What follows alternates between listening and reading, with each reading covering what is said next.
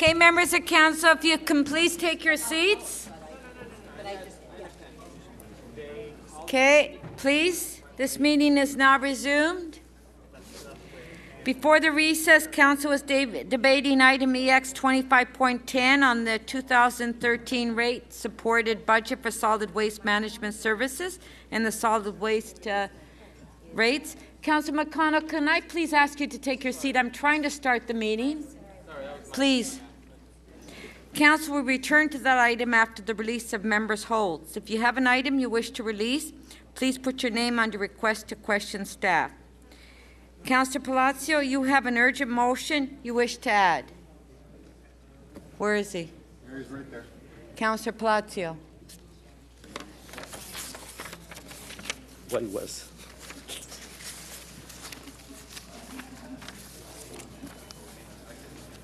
Thank you, Madam Chair.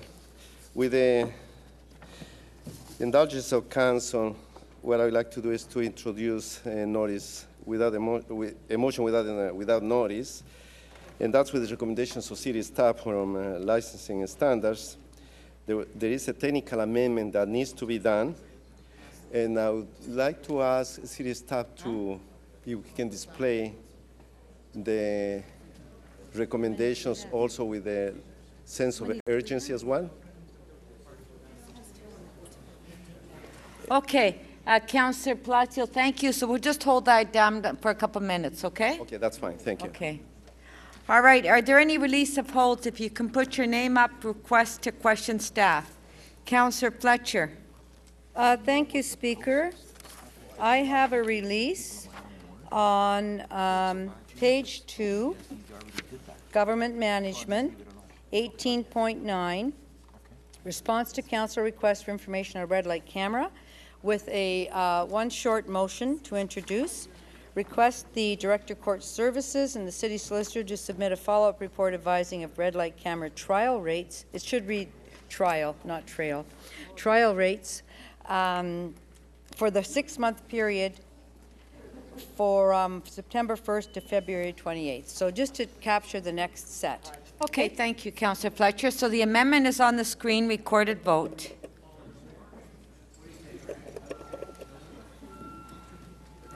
Do you have any more to release after that, Councillor Fletcher?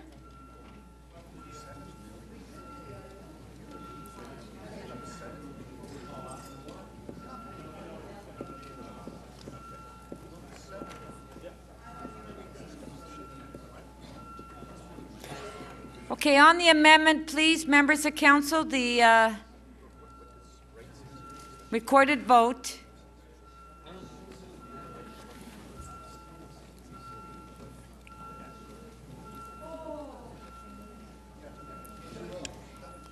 Councillor Crisanti, please. Councillor Mihevc, please, and Councillor Robinson. Councillor Wong Tam, please. Councillor Davis. Councillor Crawford, please. Councillor Duceppe, and you're seated, please.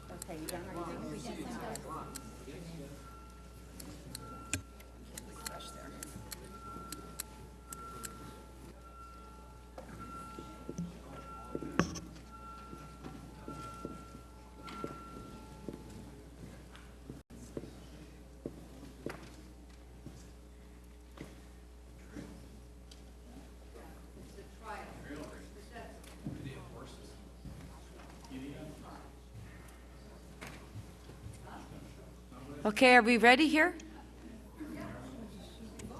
I know, I'm just waiting for the staff to... Okay. The amendment carries unanimously, 33 in favor. Okay, on the clause as amended, recorded vote.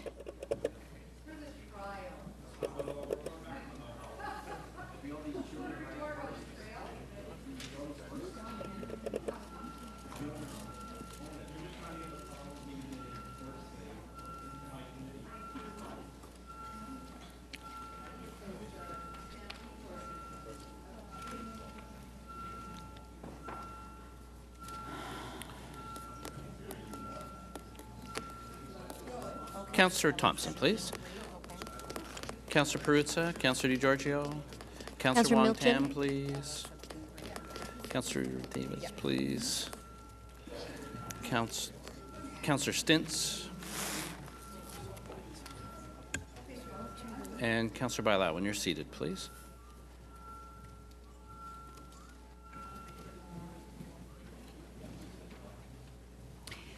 The item as amended carries unanimously, 35 in favor. Okay, Councillor Palacio, now would you like to bring forward that notice of motion so we can waive referral? Thank you, And Madam put it on the Speaker. screen? At the request of city staff, I've been asked to with the indulgence of council, if we can introduce a motion without a notice. And the purpose of the urgency is that there was a typo within the report, and that needs to be corrected. Okay, recorded vote for introduction to waive referral. Recorded vote. Counselor Kelly, please. Counselor Perruzza. Counselor McMahon. Counselor McConnell, Counselor Crawford, please. Counselor Layton, when you're seated, please. Counselor Cole, please.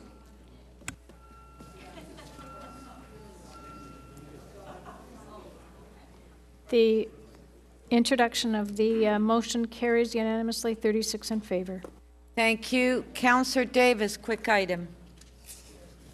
I think it's a quick item. If not, I'd release my hold. It's the Recreation Service Plan, which is page 2. Okay. Yeah, Councillor not- Ajamari, I believe that Councillor Davis wants to give you the hold. So you still want to hold it? Oh, okay. All right. So Councillor Ajamari is going to hold that item down. Councillor Mihevik. Yes, thank you very much. I think we've kind of got all the different folks who wanted to input on it to pull together motions. So it's on page 2 at the bottom, LS 17.3, regulating the use of clothing drop boxes. I worked on a motion. This is basically asking for for things to address in the upcoming report that is coming forward, and staff is prepared. Actually, staff helped to write that. And they're good with including these pieces in, you know, how do you remove the boxes if they're not appropriately there? How do you, is there an appeal process if there's a conflict over one? So these are things that basically tighten it up, and staff is good with that. Those are mine, and this is for a report back on these pieces. Then Councillor Fletcher has another motion that she can speak for herself on her part. Okay, just a sec, Councillor Fletcher. Councillor Fletcher. This is also on the clothing drop boxes, and the executive director of MLS assisted in writing this to make sure that those who have boxes are clearly a charity, religious institution, or community organization, and that's a signed declaration, and they include a charity registration number or other proof of status, so that we can quickly eliminate those who are legitimate and get after the boxes that are sitting out there illegitimately, and put the onus on the people that shouldn't have their boxes there, rather than spending a lot of time on those that do. There were 5 charities that answered the survey, and Okay, the rest Councillor of them Fletcher, didn't. this is a quick item. So. It is a quick item. Yeah. I just had to say that. Yeah, so, okay. Thank you. I feel better. Thank you. Okay, I'm glad you feel better. How's your tooth? It's fine. Thanks Okay. for asking. Okay, on the amendment by Councillor Mihevik, recorded vote.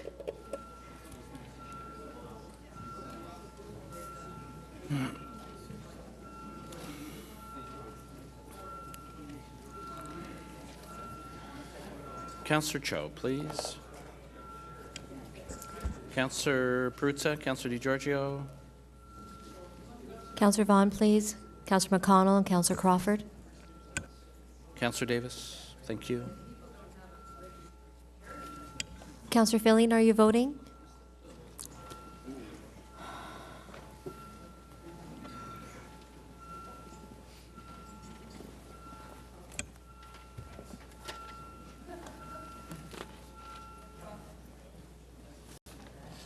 The First Amendment carries unanimously, 36 in favor. Okay, on the amendment by Councillor Fletcher, recorded vote.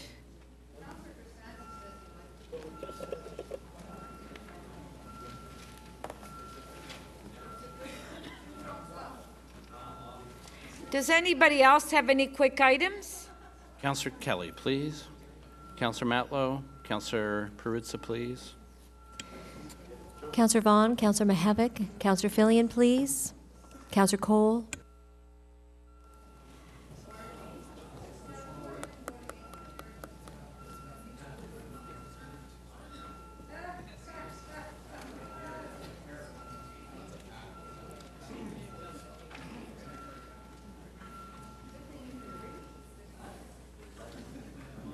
The item is amended, carries unanimously, 37 in favor. On the clause as amended, recorded vote.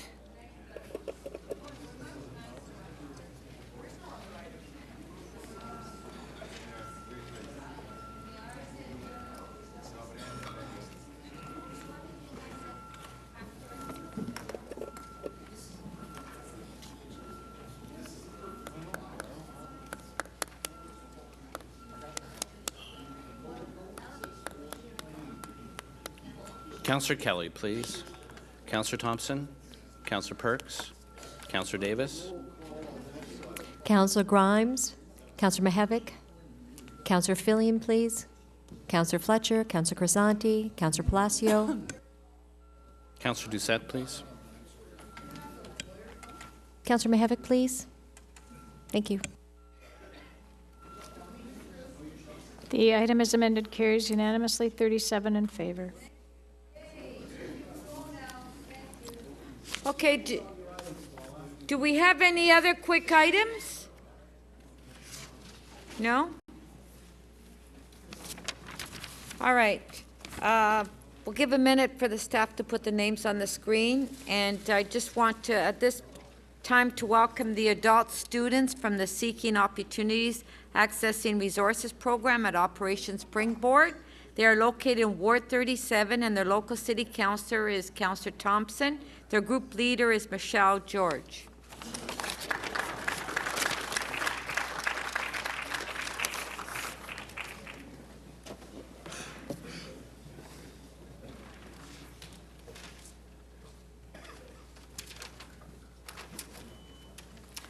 Okay, Councillor DeGrand to speak.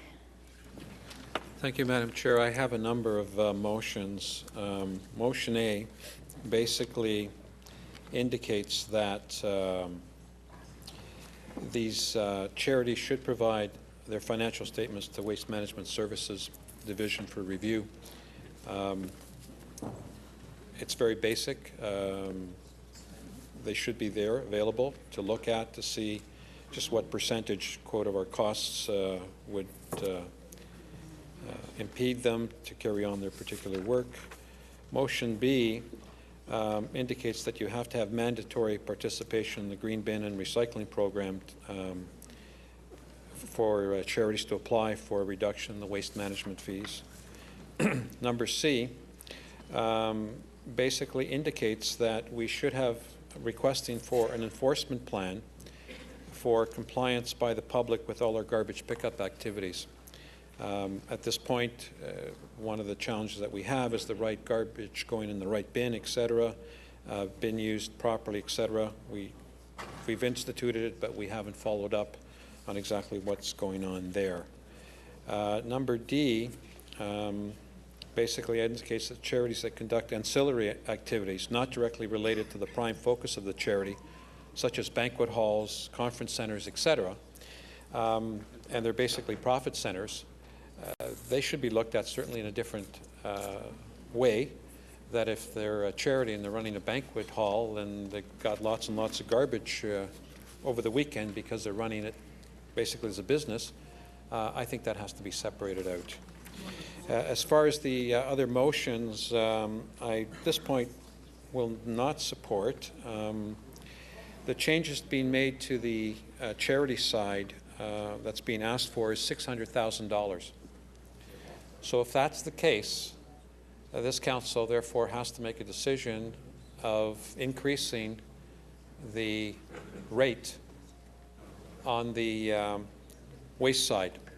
It's $600,000 that management indicated to me that's what it's worth. So you can't have one without the other. So if there's an appetite to provide the exemptions, then this council is going to have to say, and certain people are going to have to say how they're going to pay for it.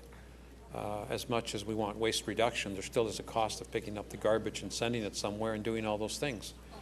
So that's all I can basically say on that. This was part of the budget launch that we've had. And I would remind councillors to be very careful as to what they do here without having to go through the appropriate committee when they want to add new services or they want to spend more money. We've presented a balanced budget with a certain number of question marks attached to that. So I would ask again for you to look at this item seriously. The item was here before us originally because there was absolutely no involvement in the green bin, blue bin program by the charities.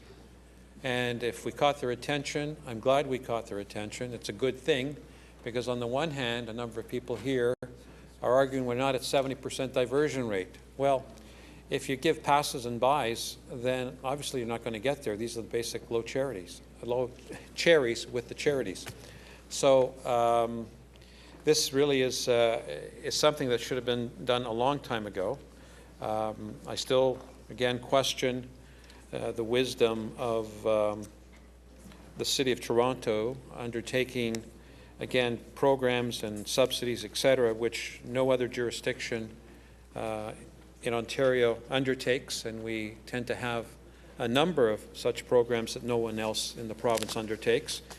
And I don't know if it's a question of leadership, but sometimes it's a question of not realizing that you have only so much and you can only do so much with it. Thank you very much, Madam Chair. Thank you. We do have questions. Councillor Layton. Yes, thank you very much. And first, I'd just like to congratulate the budget chief. I know that he has just spent his lunch hour launching the budget, and he has spent a lot of time in meetings with city staff. And so, congratulations on pulling another budget together. I know I can't imagine it's an easy endeavor, and I'll buy you a sandwich after this. Your motion A, just with respect to that, do you think it would be fair if we asked for the financial statements from private companies before we gave them a subsidy? Well, Councillor Layton, the whole fact and the whole argument is that there's supposed to be special consideration for charities. And if you're a charity, then by law requirement, and you're getting basically a subsidy, to use your words yesterday, you used the word polluters, etc. Garbage is pollution as well. And, if we went down your argument, as I tried to point out, we're subsidizing polluters. So in this particular case, if there are, depending on how the vote goes here, if they're exempt, then I think they should provide financial statements because we're providing a service that's not costing them anything if that's the way the vote goes. Then you'd be supportive of asking for the financial statements from the companies that are being offered subsidies like the polluters that we just approved earlier today. Well, yeah, if you want to make that motion. I'm talking about this particular situation right now. Are you aware that organizations such as charities already have to have their books audited? Yes, they do and have to be registered with Canada Revenue Services agencies. But I'm saying again, the process should be that when you apply, you should have your financial statement given to our people here, that if they wish to look and look at the situation when people cry hardship, etc., that should be available. So there's already a higher order of government making sure that their books are clean, and you think that we now, should... So let me tell you about nonprofits, okay? The issue of nonprofits is that you have zero at the bottom. And what that means, if you have something at the bottom, what you can really easily do, and you see this often, is the head people have salary inflation. I think that is out of line. I come from the not-for-profit industry, my friend. And that Counselor, is not the way it works. They make every dollar count. The people running organizations in this May I city answer the that help question? reduce our Okay, bottom line aren't Counselor- stealing money from the Counselor public Lane, purse. Counselor Lane, please, this is an opportunity for you to ask questions, not to get into a debate. You have time for one more question. I would like to answer the question. I'd like to answer Okay. the question. Councillor Layton, I'm just saying to you, I'm not saying every organization does that, but I have seen a number of organizations claiming to be nonprofits who don't have a bottom line and redistribute the bottom line. I'm saying to you from practice, from knowledge. I'm not saying all of them, but some do. And when you look at the one of the requirements under Canada Revenue is to look at what the top people are being paid. And you would be surprised to see, because I've done this, for example, for a number of the arts group, what they're being paid relative to the size of the organization, the amount of monies that are generated. So, you know, there is some merit in that. Okay, thank you. The time's up. Time's up. There's 4 seconds listed on. I've asked. No, Counselor Layton, it was 3.5 minutes. You only have 3 minutes. I only asked 2 questions. You didn't have the timer go. Yes, I did. I'm sorry, I did. The timer was going. I was going here on my on my desk. You have to give us some kind of indication over how much time. Okay, next time I will. Thank you. Counselor Mihevik, question. Yes, could you leave that? Look at the timer. Yes, thank you. Look at the timer. I'm not sure I'll need it for, certainly not for the question. Could you put that first motion on by Councillor Delgrand, please? If you could put the motion on the screen, please. Okay. Mr. Councillor Delgrand, as a person who values consistency, as I think you do, I'm a bit puzzled by this motion, given that you're moving it for the charities, that you want to see for every time they get a slight discount when they're providing public good through their charity. You did not ask for this in the last go-around, where you argued that basically private industry should get a subsidy to the tune of $3 million, and you didn't make this requirements. Why the apparent inconsistency? Councillor, I don't have, you know, again, I can get the statements as well too, personally. I don't have a problem if you want those statements too for the water side. I'm asking why you moved it now and didn't move it before. Because in the discussion, in the discussion and debate, as you know, timing is everything. Didn't dawn on me with respect to this particular requirement till the debate. Then in order to be fair, would you not then say either remove this or add it, that we want the financial statements? If you want to add, no problem with adding it, but the item's already been dealt with. I'm on this item right now. I see. Okay, thank you. Thank you. Thank you, Councillor Mihevik. I remind members of council to please, you have the timers on both sides of the room, please observe the timers, because I'm not trying to rip anybody off. Councillor Bylaw. Through you, Madam Chair. Councillor, you mentioned that if they are running a banquet hall, that they shouldn't be allowed. Some charities and organizations run their own activities. So how are we going to differentiate when they're doing fundraising for their own charitable organization or have them function? A lot of the churches have that to fundraise for their own purposes. Councillor, how are we going to distinguish well, that? we have staff. We have staff that does audits, et cetera. We have staff that deal with the audit with respect to helping these organizations. But I think, you know, let's not be naive. We know certain charities have a banquet hall and they generate a whole lot of money and a whole lot of garbage at the end of the day. And I don't think it's fair, okay, to say I'm a charity, but here's all my garbage from all my activity because I'm renting out the hall every week, all right? And you know it's not cheap to rent a hall. So why should we then subsidize that? But you agree that if the charity is running a program on their own, that they shouldn't be paying that? Is that what you're saying? That if it is a business, they should pay? If it's a profit center, that's the word I use, if it's a profit center, if it's identified as being a profit center, then why should they get it? Why should you and I subsidize a charity that probably might be in the black, operating in the black, and say, well, you know, we shouldn't pay because we're a charity, when they're running a profit center? Okay, and you feel confident that our staff are going to be able to distinguish between one and the other, and we're just going to leave it up to them? I have to have some confidence in staff. Thank you. Thank you, Councillor Ballin. Councillor McConnell, 3 minutes. Thank you, Madam Speaker. I think I would ask you to consider in your motion about the provision of the books upon request, because I don't think that you have staff who are going to be able to look at 1,000 of these. Secondly, I believe that you're going to be in a situation where you're re-auditing someone else's. So would you consider upon request of staff? Yeah. On request? Okay. Good. Oh, kumbaya. Yep. And then the second one, maybe not so easy, is you have suggested that we are, and I don't know if that was correct. Did I mishear you? Which one do you want? You suggested that we are not charging some for garbage when in other places they get charged for garbage. Is that correct? In other cities? I'm sorry? I didn't. Sorry. I didn't. The councillor is having a hard time hearing me, so I'll try again. Okay, so the question was asked that you mentioned other cities being charged in the 905 area. Is that correct, Councillor DeGran? I did talk about that in my Yes. speech, yes. Are you aware that none of these charities are charged for garbage because they don't pay taxes? Yes. And the cities don't charge individually for garbage? Yes. So that's incorrect statement, is that not? Well, I understand there's other jurisdictions that have bin programs as well, too. It may be part of their... It is not. Maybe part of their tax base.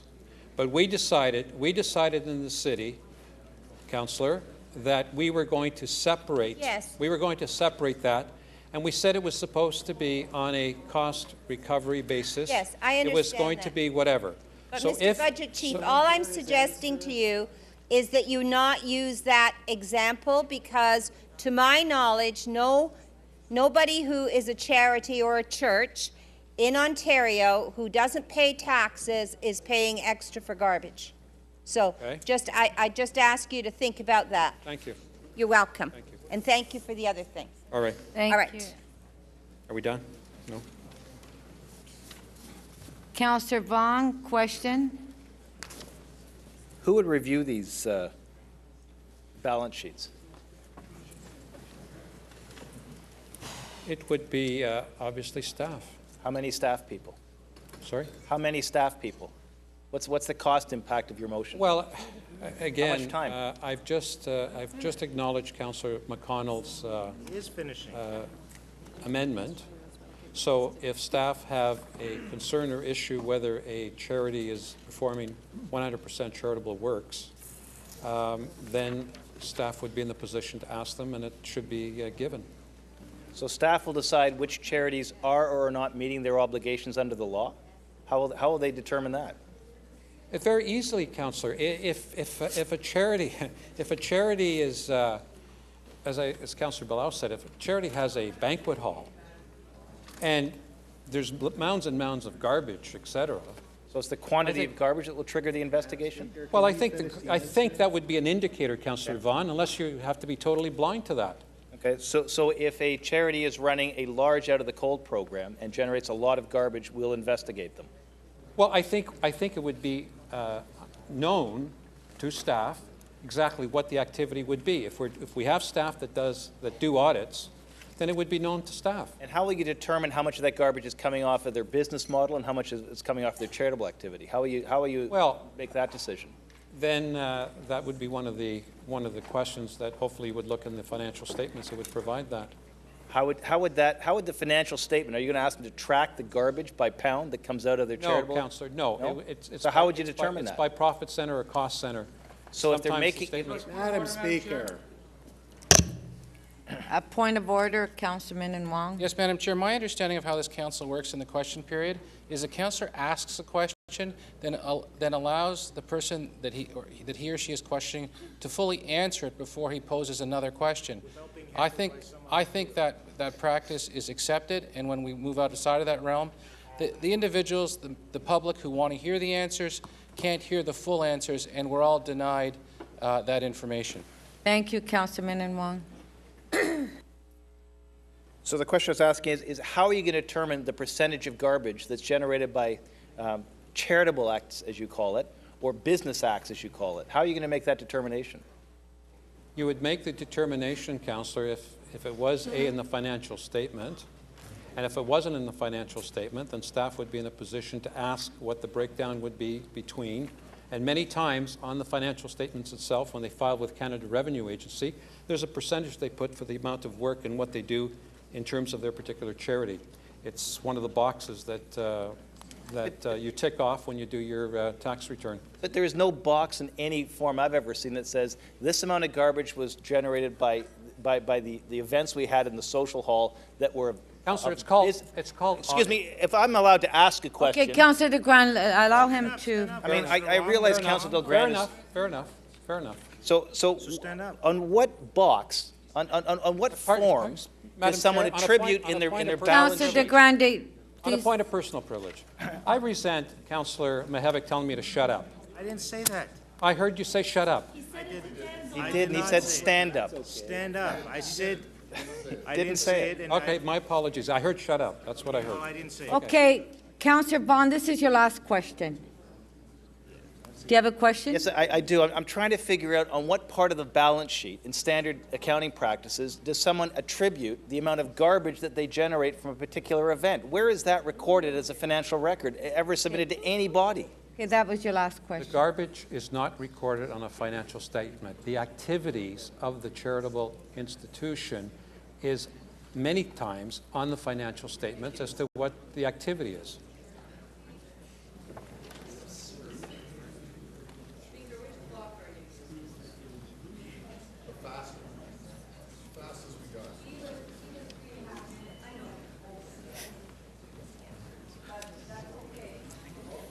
I don't think anybody's going to complain that Councillor Vaughn went over. Councillor Layton doubted that he went over.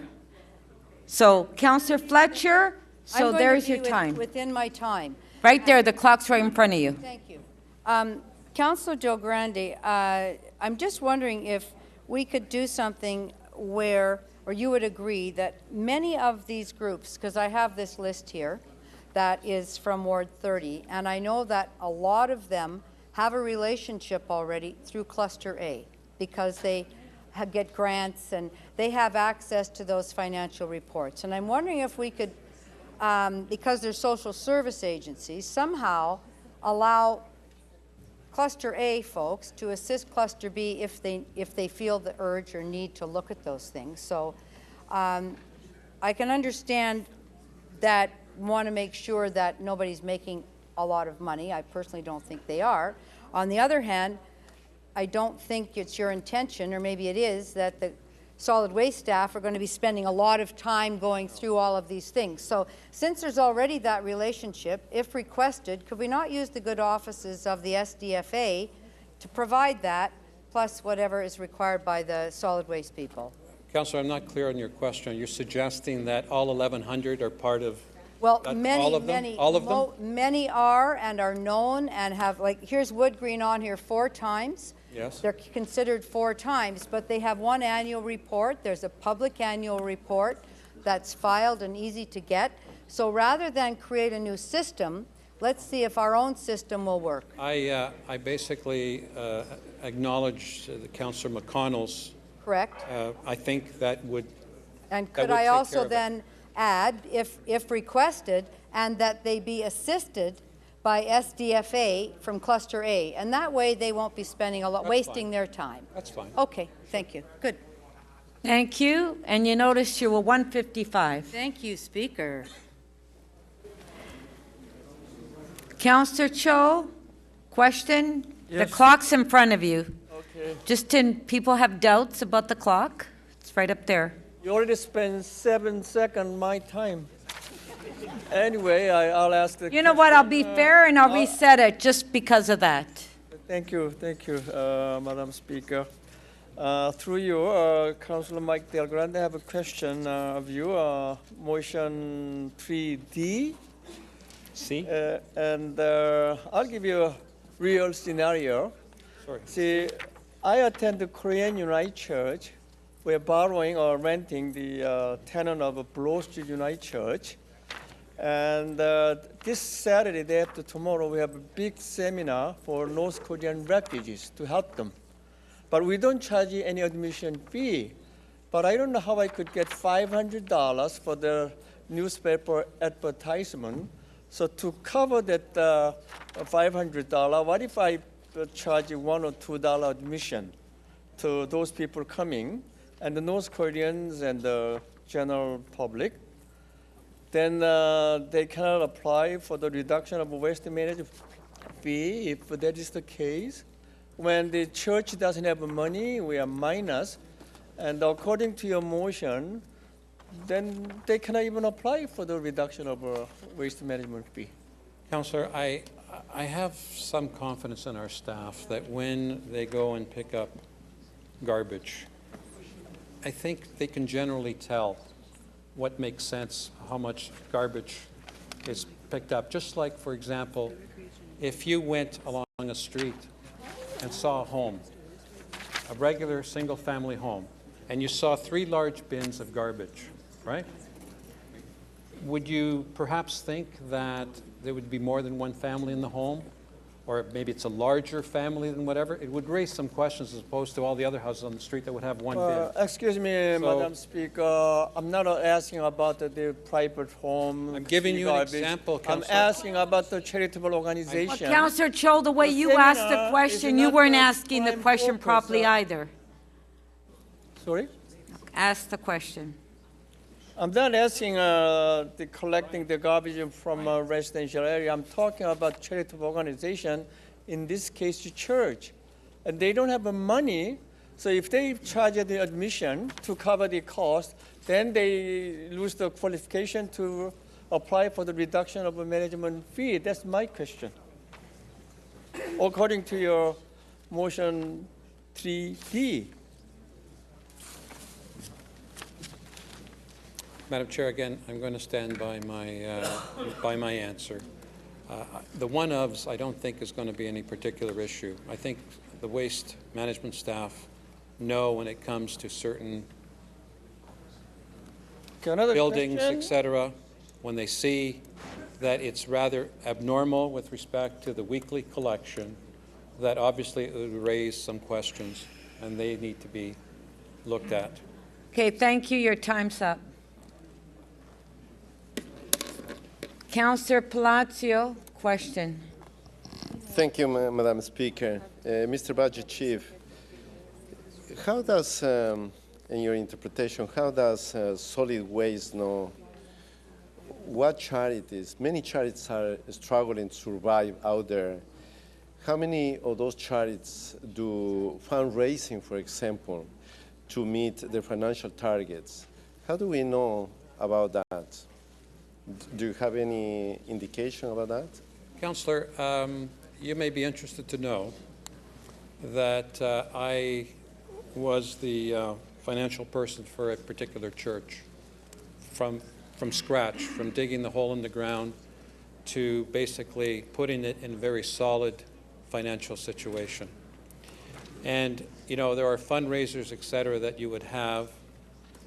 And yes, if, for example, you have a hall, and for all intents and purposes, the charity is operating in the black, for lack of a better word, and you know that every single week the hall is rented out for a wedding or what have you, every single week. The relationship of being a charity as opposed to being a business under the guise of a charity, I don't think it's fair. I don't think it's fair. If you're a charity and you produce whatever's produced in there, I do understand. it's one thing, but I don't think it's fair. If you're running basically a bingo hall every week, or you're running, you know, and you're producing excess garbage, why should you and I and the regular taxpayer subsidize and pay for that? Like, it's one thing to ask for a subsidy, a recognition if you're a regular charity. It's different if you're doing other ancillary things that. Okay, so if that's the case, Mr. Budget Chief, wouldn't it be fair perhaps for members of council, for all of us, to have a list of all those charities that, within our own words, that some, as you suggested, that probably they're operating in the black, some that I know are operating in the red as well. So wouldn't it be beneficial perhaps for members of council to have a list of those charities that so we can also provide some input with respect to what's happening out there? Councillor Palacio, Councillor McConnell asked for, and I don't know what the vote will be, but if it gets passed, she's asked for a moratorium of a year because she wants staff to go and do audits and do whatever. I think staff, when they go and do those audits, if that motion passes, they're going to be pretty well in the know as to what's going on and what's not going on, if that's part of the requirement to do that. So I don't think we should just, close our eyes and pretend things don't exist. So legitimately, those that legitimately are in the red, those that are struggling, those that are trying to manage. Thank you so much. Okay, but I think, though, Councillor DeGrande, the question that Councillor Palacio was asking you, that if members of council could have a list of those nonprofit charities in their individual wards so they can determine if they qualify for exemptions or not. That was the question by Councillor Palacio. I don't think you understood his question. Okay, that's what the question was. I will say you can make that as a motion and add that as well. Yes, okay, thank you. I just wanted to correct that because I understood what you were asking, but I don't think that Councillor DeGrande heard the question. Okay, Councillor DeGiorgio, question. Thank you, Madam Speaker. Just two very quick clarification questions, if I may. Your second motion, Councillor DelGrande, where you essentially have a condition of participation in the green bin and recycling programs be required. I just want to establish, does that mean that after they qualify for the exemption, it be a condition that they participate, or must they demonstrate participation before they can qualify for the exemption? Where's the motion? It's a matter of timing here. Adopt the item. Oh, sorry. Just a sec.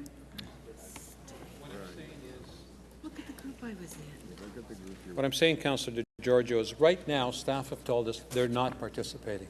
Okay, they're not. Right. This is forcing them to participate. Okay, so I'm saying to get any kind of exemption, okay, they need to be participating. They need to make a commitment, say we've applied for an exemption and we will participate in the proper program of Blue Bin and okay, so the application for the exemption comes first. It's a question of which one comes first. Well, it's okay, almost that's fine. It's almost simultaneous. Understood. Okay. The second part is the third motion, which again is looks at a report coming back with respect to the compliance by the public with all of the garbage pickup activities. So the intent there might be that if there are members of the public, including the residential properties, that are not complying fully with our policies, that there would be some penalty or... Well, Councillor, I want them to look at, because you know as well as I do, when you go driving down the street and somebody gets a small bin or whatever the size of the bin, and every time there's stuff piled on top of it because they're not, they're paying for something but they're using it more. I don't think that's fair. It's abuse. It's an abuse. Okay. So why should the citizen across the street or next door follow the rules and somebody not following them, which basically says, well, what's the point? Nobody's enforcing anything. So they're getting let's say a smaller bin when they should be getting the next size bin, or they should say, you know what, we got to do better to reduce in order to stay within the size of this bin. I think that's only fair. It's only natural. Fair enough. Thank you. Thank you. Councillor Perks to speak. No, he's not here. Councillor Fletcher to speak. She's not here. Councillor Cho to speak. You're not here. Okay, well, pay attention to the debate. Councillor Perks. Okay, Councillor Perks, you're on. Thank you very much, Speaker. I want to speak briefly today on the motion put in front of us by Councillor McMahon. Earlier, we approved the water rate. We approved a water rate increase of 9%. And the reason we approved an increase of such magnitude is that for a great many years, in better times, previous governments put through zero increase after zero increase after zero increase and failed to budget forward for when there would be big capital expenditures. And now that we are facing those big capital expenditures, we're having to ask our ratepayers to pay almost double-digit increases year after year after year after year.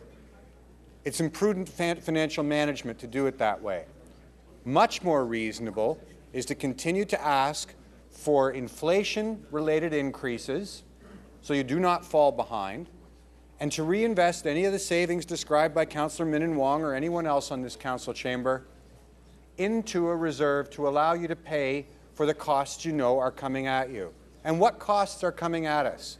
Well, if you sit down with solid waste staff, they will tell you we are just about at the point in our planning cycle where we have to start the conversation about where our next waste disposal facility goes.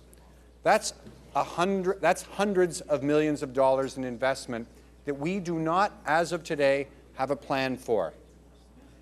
You also will know that at least $50 and possibly $100 million will be needed simply to meet the waste diversion plans that are already in place. We're going to get a report this spring that tells us where in that $50 to $100 million range we're going to land, just simply to do the work that we've already told staff we want done. So we're going to have a several million-dollar hole because of long-term disposal issues, and a $50 to $100 million hole just to do the work we have already directed staff to do. And yet, we're not prepared to even keep the rate up with inflation. That's just bad financial management. And the wear and tear on the solid waste budget is starting to show. 3 years from now, our long-term care reserve fund for the landfills that already exist and have leachate problems or natural gas problems, that reserve gets zeroed out. We've also seen that several of the facilities that we had been planning to have come online now so that we could deliver waste management services have been deferred a couple of years into the future. Mostly for reasons having nothing to do with financing, but nevertheless, there are pressures coming at us. I appreciate that it's delightful to be able to say to a constituent, I did my job so well that you don't have to have any increase this year. But it's an entirely different thing to say, well, I'm not going to tell you about the problems that are coming in the future that your kids are going to be paying for. I'm going to offer you a zero now so you think I'm a good guy. That's not doing our jobs responsibly. Doing our jobs responsibly means budgeting prudently so we don't have shocks to the system. The other thing that I think is worth bearing in mind is that we made a commitment years and years ago to the people who live in multi-residential buildings in the City of Toronto that we would provide them the same services that we provide to people who own single-family dwellings and live in them.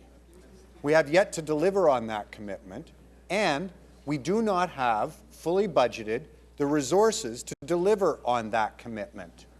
We don't have planned for, in this current budget, enough staff to fully deliver all of the things we need to do to make that work. That's the third reason why we should do the prudent thing and adopt Councillor McMahon's budget recommendation of very simply putting in the 2.1% increase, which is inflationary. Thank you very much. Thank you, Councillor Perks. Councillor Fletcher to speak. Councillor Cho to speak. Councillor Fletcher is passing. Yeah, okay. Thank you very much, Madam Speaker. Through you, I'd like to make little comments on the motions submitted by Councilor Mike Del Grande. Motion 3A. I think Councilor Mike Layton and other councilors made a good questions. I don't think, and public will appreciate, that when the multi-million-dollar companies, they pollute the water, and we give grant, and we don't ask for the financial statement, whereas when the charitable organization apply for reduction, then you have to submit all the financial statement. Maybe we are over auditing. By doing that, maybe we are wasting taxpayers' money by asking our staff to do more work. And I did ask staff, when any charitable organization apply for reduction in this waste management fee, each case they actually audit before they give permission. So it's almost like overkilling. And another thing is, these days, especially any charitable organization, they have to go through very accurate, almost impeccable audit system. And then the city government again asking for a little reduction. I think we all try to overgovern like a big brothers. So I cannot support 3A. And 3B, if we make a compulsory, like green bin and recycling programs, some of the charitable organizations, maybe they don't use a green bin. So if we make it compulsory, then they cannot apply for the reduction. See, if we try to make a too strong law, not knowing actual real situation, it could be also overkilling. The idea, the government of the idea is how we serve people, not so much we put up all kind of rules so that they cannot use our service. I don't think it's a good motion. 3C, maybe I will support that.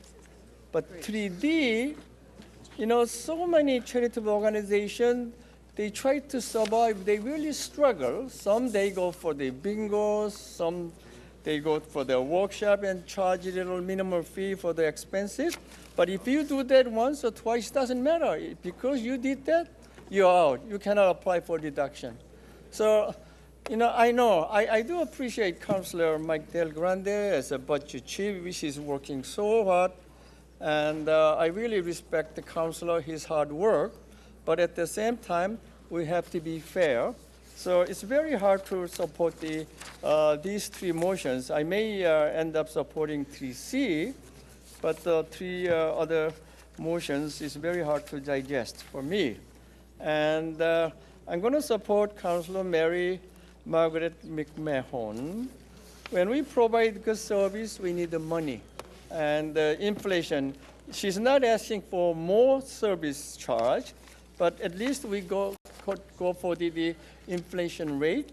And we have to go really green, especially these days when we see all this super storm, Sandy, tsunami, climate change, all that. So I don't want to see even one penny going up, but I think we have to exercise our leadership. And seems to me, this is a very good green program, good budget, so I'm going to support the Councilor Mary Margaret McMahon's motion. And I don't think any concerned public will be upset over this little tiny increase. Thank you. And thank you, Councilor Cho. Councilor Vaughn to speak. I have a motion to move that City Council request the General Manager, Solid Waste Management Services to produce a ward-by-ward breakdown of the organizations and charities facing the new fee, with the 2012, 13, 14, and 15 fees projected for these organizations, and with the status of their appeals, and also the name of the staff contact who's handling the file, and distribute that list to all the councilors. This is the list of organizations in my ward that are going to have their garbage fees massively increased. Most of them are churches. The rest are social service agencies, and there's a few schools in there as well. And I think that as responsible councillors, we're going to want to help our organizations get their appeals in and processed and through the system.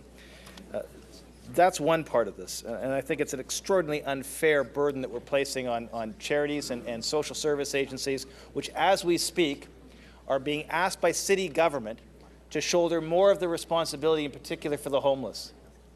The Housing Referral Centre on Peter Street is asking the local church to double its capacity for the Out of the Cold program and the feeding program because they can't manage the intake right now. And we're going to ask churches to pick up the slack, and then we're going to ding them double for garbage pickup. Unreal. That is not a program or a government strategy that I want any part of. The second thing is that I represent a ward where virtually half the ward is in high-rise. And they have been begging, demanding, and paying taxes with the expectation that someday organic collection would arrive and that someday they would be able to participate in the environmental goals of the city and participate in the green bag program, if not the green bin program. But when you ask this division who doesn't want an increase to keep pace with inflation, would rather just keep finding efficiencies by cutting programs and by dumping onto the charities of the city. When you ask the department, they say, we can't spend any money to increase capacity because we don't have the cash to do the diversion program. And we can't spend money on the diversion program because if we did, we wouldn't have the cash to build the capacity to process it. So we can't raise money to do these things because we don't have any money to do these things because we're not raising money to do these things. That kind of circular logic is not recycling. That kind of circular logic is what's holding back us achieving what we've promised taxpayers that we were going to do, get diversion into the tall towers, and what we've promised taxpayers we're going to do, stop landfilling. And if we don't achieve on the landfill front, if we decide to keep dumping garbage into the landfill and not separate it, we're going to end up with huge costs in just a matter of years. And yet you heard the Chair of Public Works talk about this phenomena, and his logic on this was equally disturbing and equally circular in the way in which he described it. What he talked about was the fact that if we collect this stuff and we don't have a way to process it, it's going to go into the landfill, and that's really bad. That's where it's going now because we're not diverting it. So if he considers that a bad thing, why isn't he prepared to step up and invest in the right thing? Why won't he?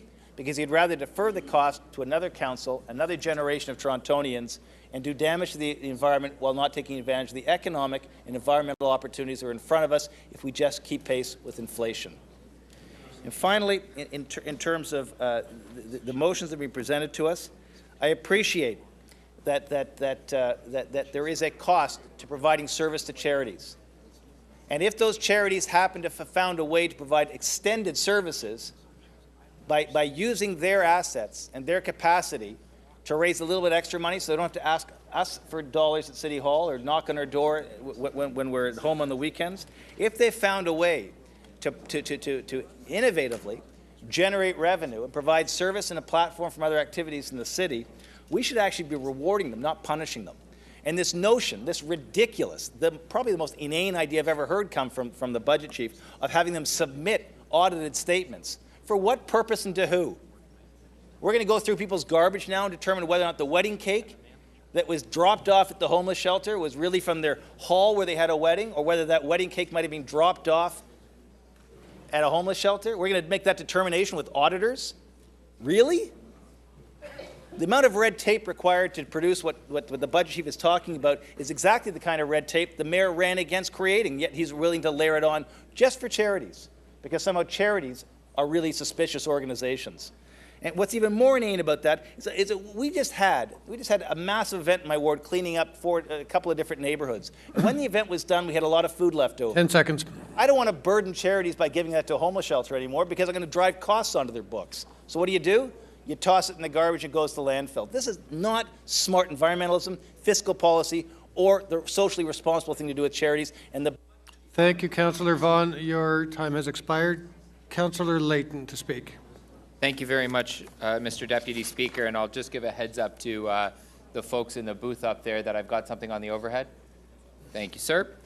You can put that up whenever. I don't get to it for a little while, though. As a Torontonian and as a councillor, I've taken a lot of pride in the recycling and the use of the blue and green bins that our city provides. One of my first memories actually growing up involved in political activism was taking a stand against the incinerator down on the waterfront and fighting for Toronto to move on to the blue box. And I took great pride back then, and I won't tell you how old I was for fear that I might offend some in the room. But I was quite young, and we won that fight. And that incinerator was shut down. And you know what? We didn't. People then were saying, "Oh wow, no one's going to want to sort through their garbage and put some of it over here and some of it in the other bin." But you know what? They did it, and you know why they did it? It's because kids got involved, and kids got involved policing their parents and say, "You know what? It's bad for the environment to throw that in that bin. It's bad for the environment. It can go in this, and it can get reused and recycled and da da da da da." And then we brought the green bin on, and everyone said, "Oh, we're going to make people carry out their bag of waste out there." But then, like everything, the youth got involved, and they started moving us towards that more sustainable future. I don't know if it's that they're learning it in school the right way, or if it's that they understand something we don't. And that's that these types of programs, this type of diversion, actually serves them. It's something maybe a little bit more obnoxious to us or uncomfortable for us to do, to put our garbage in 3 different bins and have to remember what day is what on the calendar and have to spend a little bit more of our money on diversion. But the kids get it. They understand that it's actually for their future why we're doing it. We're doing it not only so we can provide a better and cleaner city and planet, but also so they won't have to spend all the money and all the time trying to find another place to put our garbage. Because I know I wasn't, I was a little bit older, but I wasn't here in this chamber. But I know what you guys had to go through. I know because those in my family bring their work home with them. I know that it was a lot of work to find a new place to put their garbage. Now, we're proud of our ability to divert waste, but it's not just pride. It's about being able to save money and time in the future. There are thousands of people across Toronto who are not able to feel this pride. Hundreds of thousands. They're not given the chance to divert their waste. And our tenants and residents, as we heard earlier from Councillor Perks, were promised that they'd be extended this franchise, that they'd be given all of the same privileges as others who live in Toronto. Our tenants and residents in multi-unit dwellings and even in our low-rise buildings, they haven't been given a chance to divert their waste. They haven't been given the green bin franchise.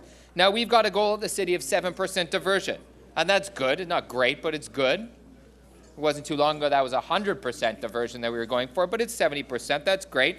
But we've stagnated, and this is what I've got up on the screen there. We've stagnated at 15% because our tenants in our multi-unit residential haven't been given this opportunity to divert their waste. The 2012 rates are expected to achieve by year end 50% overall, 65% in single-family residence, and 25% in multi-res.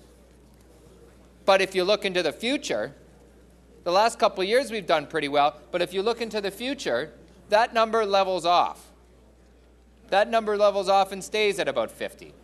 We don't get the gains that we should be getting in diversion. And we know that this is going to come with a cost. The cost of expanding Green Lane is hundreds of millions of dollars.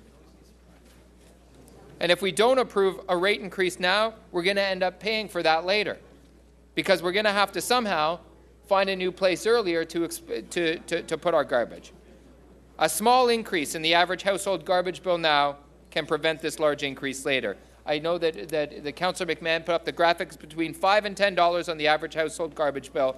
We'll take a positive step now to deal with our waste responsibly and reduce the enormous cost of something that'll happen if nothing's done.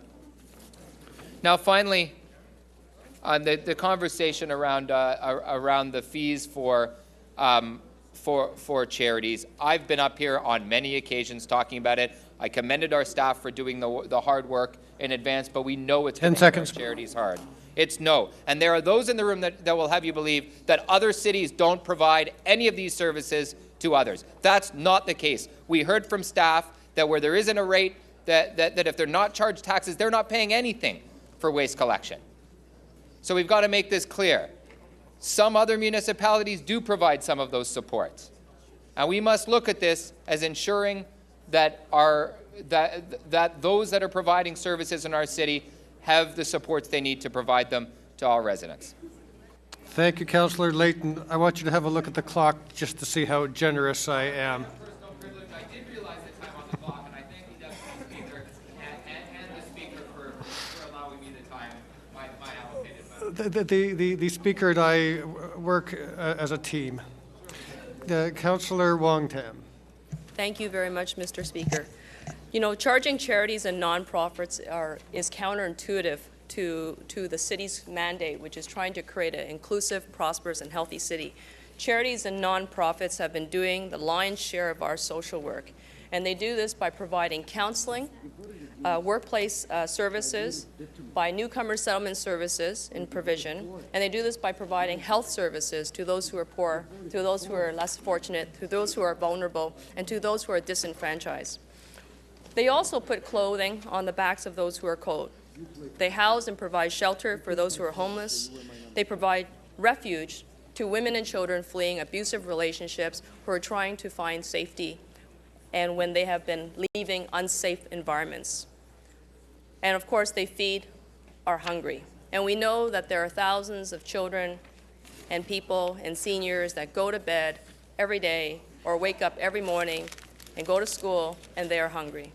This is what charities, nonprofits, and our churches do for us in our places of worship. As the provincial government downloads their legislative obligations to the city, we are now effectively doing exactly the same thing to those charities, those nonprofits, and those places of worship. This is grossly unfair. Charities do what the city cannot do, or perhaps what we won't do, but I think there's something that we can't do. They recruit, train, and retain hundreds of thousands of volunteers that they're able to mobilize at any given time to help them to do their work. And I've had the chance and the opportunity to speak to many of those volunteers, and they give up a lot of their time and energy to support their charities. Now, if we take away some of the potential of those charities by diverting their resources and their attention elsewhere, I can assure you that it's going to have greater financial and social impact in another direction, in another way that you will not be able to evaluate on a balance statement. Charities can stretch a dime into a dollar as something that the city has not been able to do. And I was speaking to my friend and a former mayor, one of the longest serving mayors in Toronto. Earlier this week, he said, Kristen, good luck with the last council meeting of this year. You know, I wish you and city council well. You know, the former mayor is Art Eggleton, who's now our senator, Canadian senator. And he also gave me one final piece of advice as we were getting off the phone. He said, Kristen, it is time that the City of Toronto stop balancing its books on the backs of the poor. And I think that's pretty sage advice for a man who I think ran the city in a very, very efficient way, who was very compassionate. And I think that with that insight, if I can share that piece of advice to those who are sitting in the council chambers today, especially as we launch the budget. In the context of everything we do at City Council, we have to never lose sight on who we are serving. There are those of us who are fortunate, who have houses, who have real estate, who are able to take care of ourselves, and there are those who cannot. And we have partners out there in the community, many of them, that we have to be able to help and enable so that they can do the work that we cannot do. And by charging the charities, the nonprofits, the churches, and our places of worship a fee that we now want to be able to add another layer of bureaucracy and red tape to by vetting their financial documents, go ahead. There's over 1,000 of them. Review every single one of them if you like.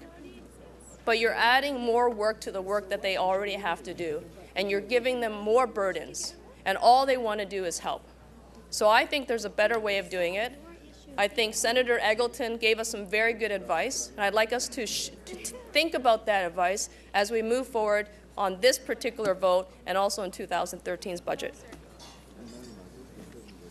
Thank you, Councillor Wong Tam. Councillor Palacio to speak. Thank you, Mr. Deputy Speaker. I was going to move a motion, and actually Councillor Bong has already touched base on that one. One of the comments that I wanted to make is that during the administration of Mayor Lasman, by then is the former chair of the Works Committee, my former boss, Councillor Dicero. She was the chair of the committee, and by then she was also the chair of the Waste Diversion Task Force that they recommended a number of recommendations. And that's actually when the first prototype referring to the green bin was conceived actually in my office at that point.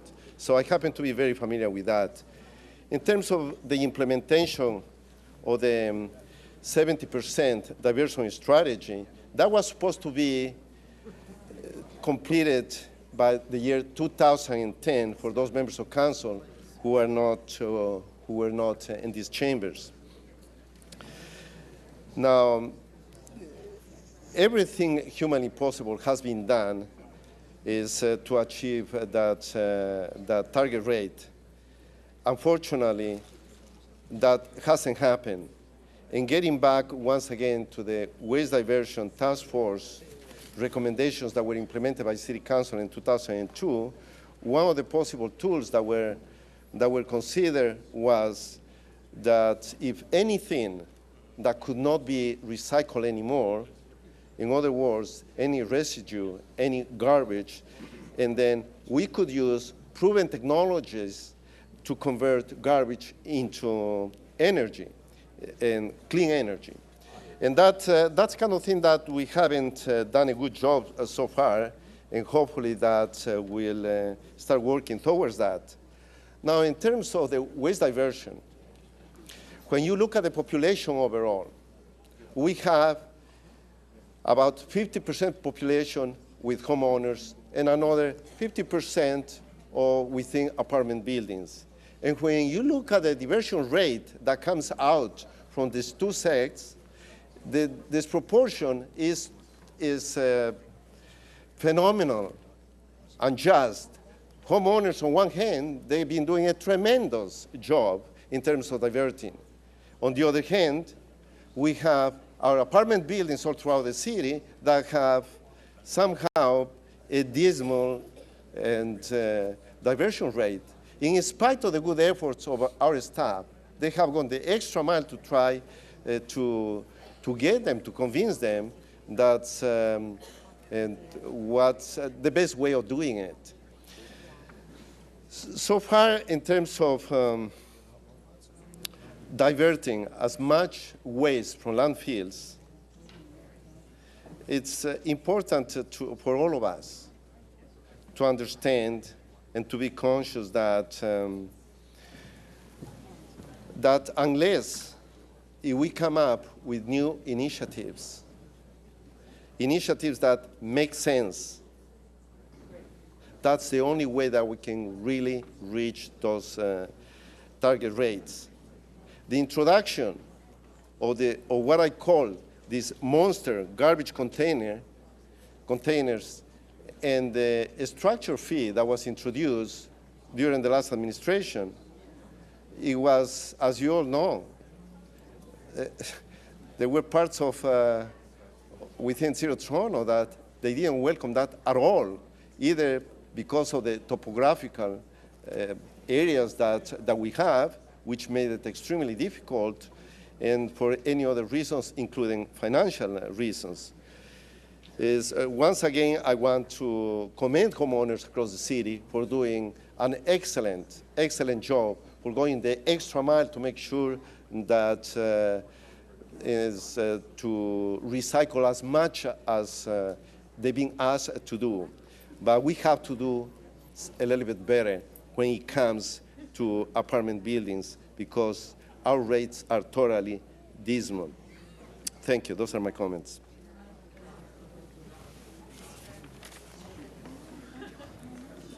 Thank you, Councillor Palacio. That completes the list of speakers. Let's get our motions in order, and bring things to a conclusion. Okay.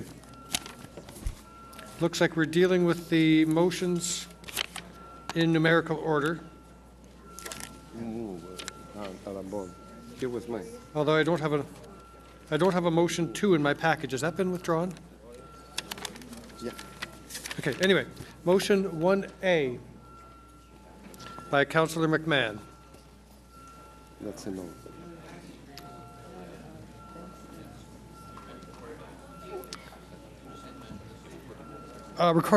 Recorded vote.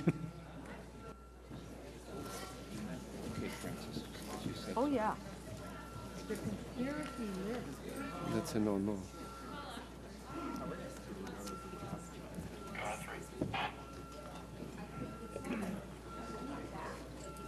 This is already in the file. That's just Caesar's ward. Where's mine? Probably in there. Councillor Layton, please. Councillor Fillion, please. Councillor Davis, please. And Councillor de Baeremaker, please. Paula. Councillor Pasternak and Councillor Kelly, please. Anna. What's that? Thank you, but this is Councillor Bailados. Look for yours then. I don't Councillor have any. Councillor Pasternak, please. What's that?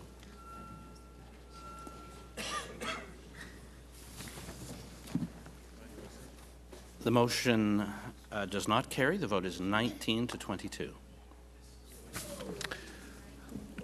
Motion 1B by Councillor McMahon.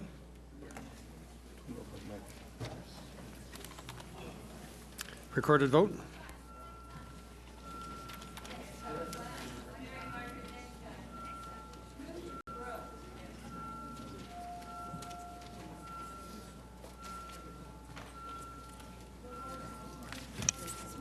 Voting panel is now open.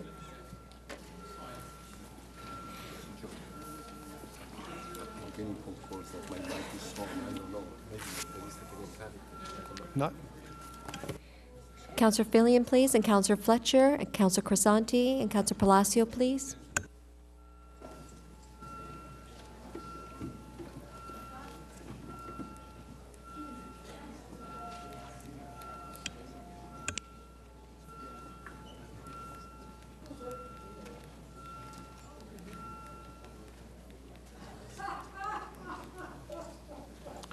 The motion carries. The vote is 33 to 8.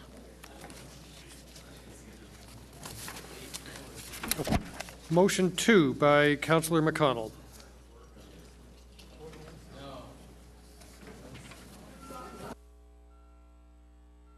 Recorded vote.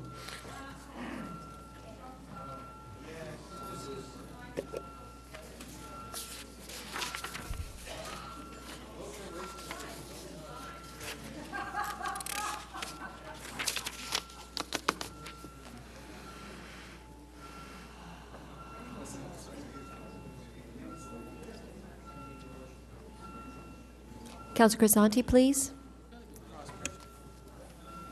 Councillor DiGiorgio, please.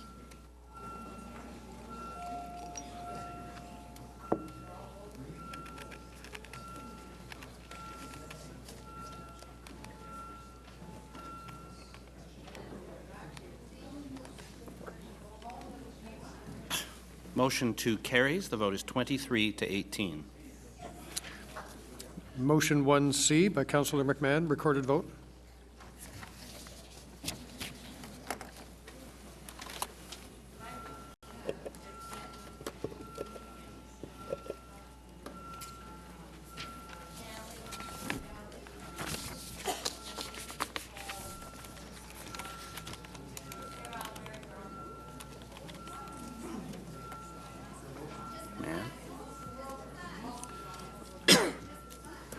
Councillor Milchin, please. Thank you.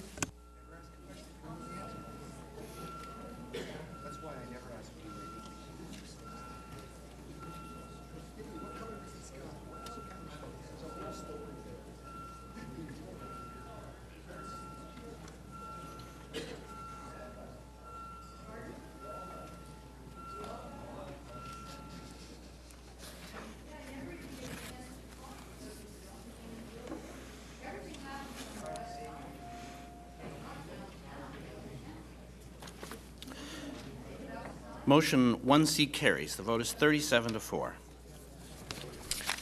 Motion 3A.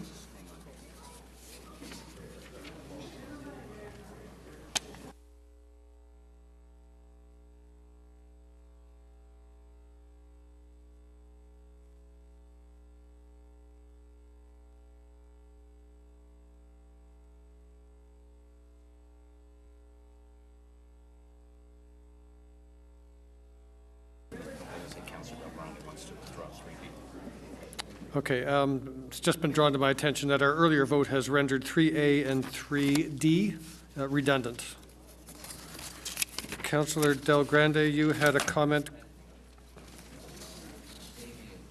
A, B, and D, redundant. Is that fair enough? Which takes us to 3C, recorded vote.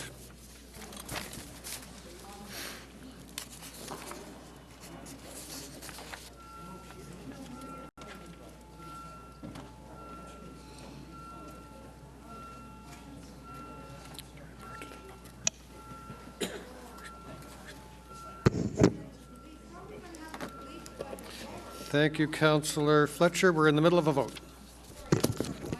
Councillor Perruzza, please. Councillor Doucette. Councillor Palacio, Councillor Crisanti, please. Councillor Crisanti, may we have your vote, please? Thank you.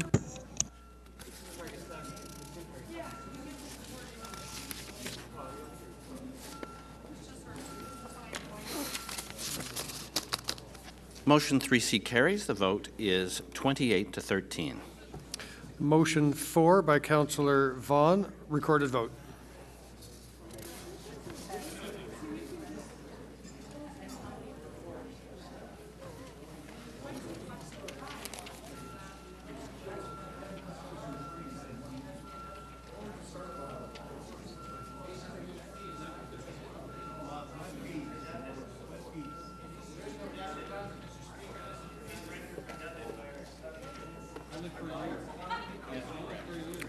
Oh, okay. Councillor Minnan-Wong is quite right. Motion 4 is redundant, and that would appear to conclude the motions. So the item as amended, recorded vote. Okay.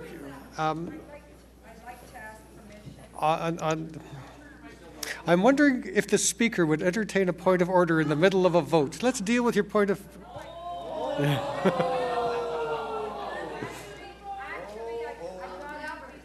Let's... You said recorded vote.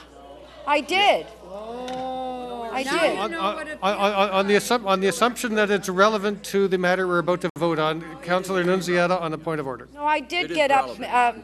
Okay, hold on. Too many people are speaking. I did get up before you said recorded vote, and I'm asking for members of council for consideration on motion 1B, if we can reopen the item, please. We voted the wrong way on this one. It was Councillor McMahon. By Councillor McMahon.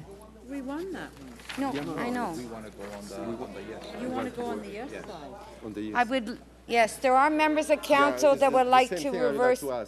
There was an error made. Yes, a couple of us made that error.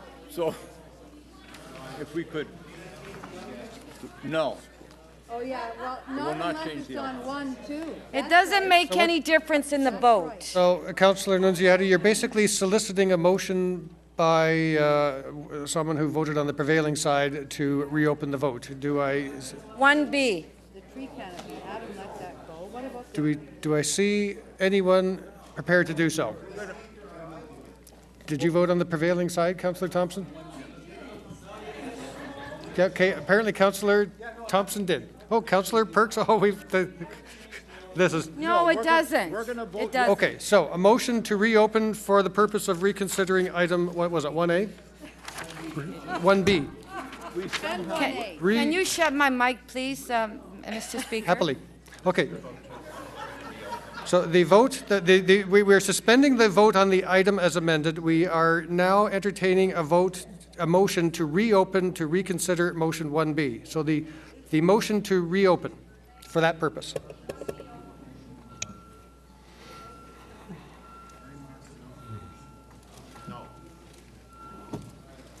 Councillor Del Grande, please. Councillor Carroll. Councillor Cole, please, and Councillor Crisanti. Councillor Wong Tam. Councillor McMahon.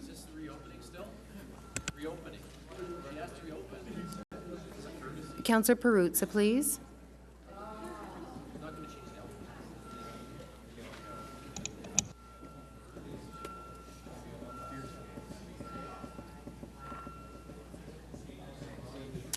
The motion to reopen the vote on motion 1B carries. The vote is 35-6. Okay, so the vote on motion 1B, recorded vote.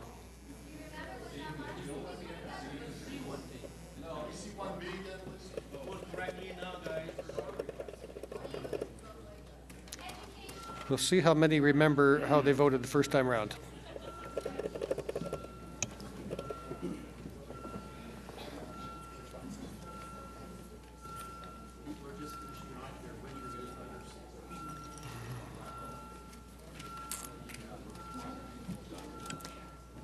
Councillor McConnell and Councillor Fillion, please.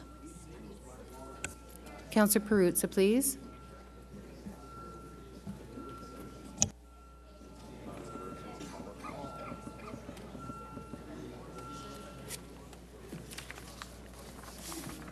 Motion 1B, the revote on motion 1B carries 38-4.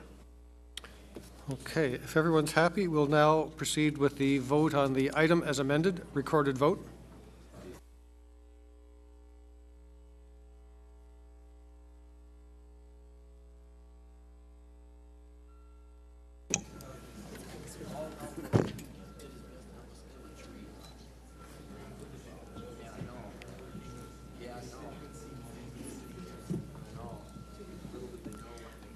Councillor Perks, please. Councillor Del Grande. And Councillor McMahon, please. Councillor Fletcher, are you voting, please?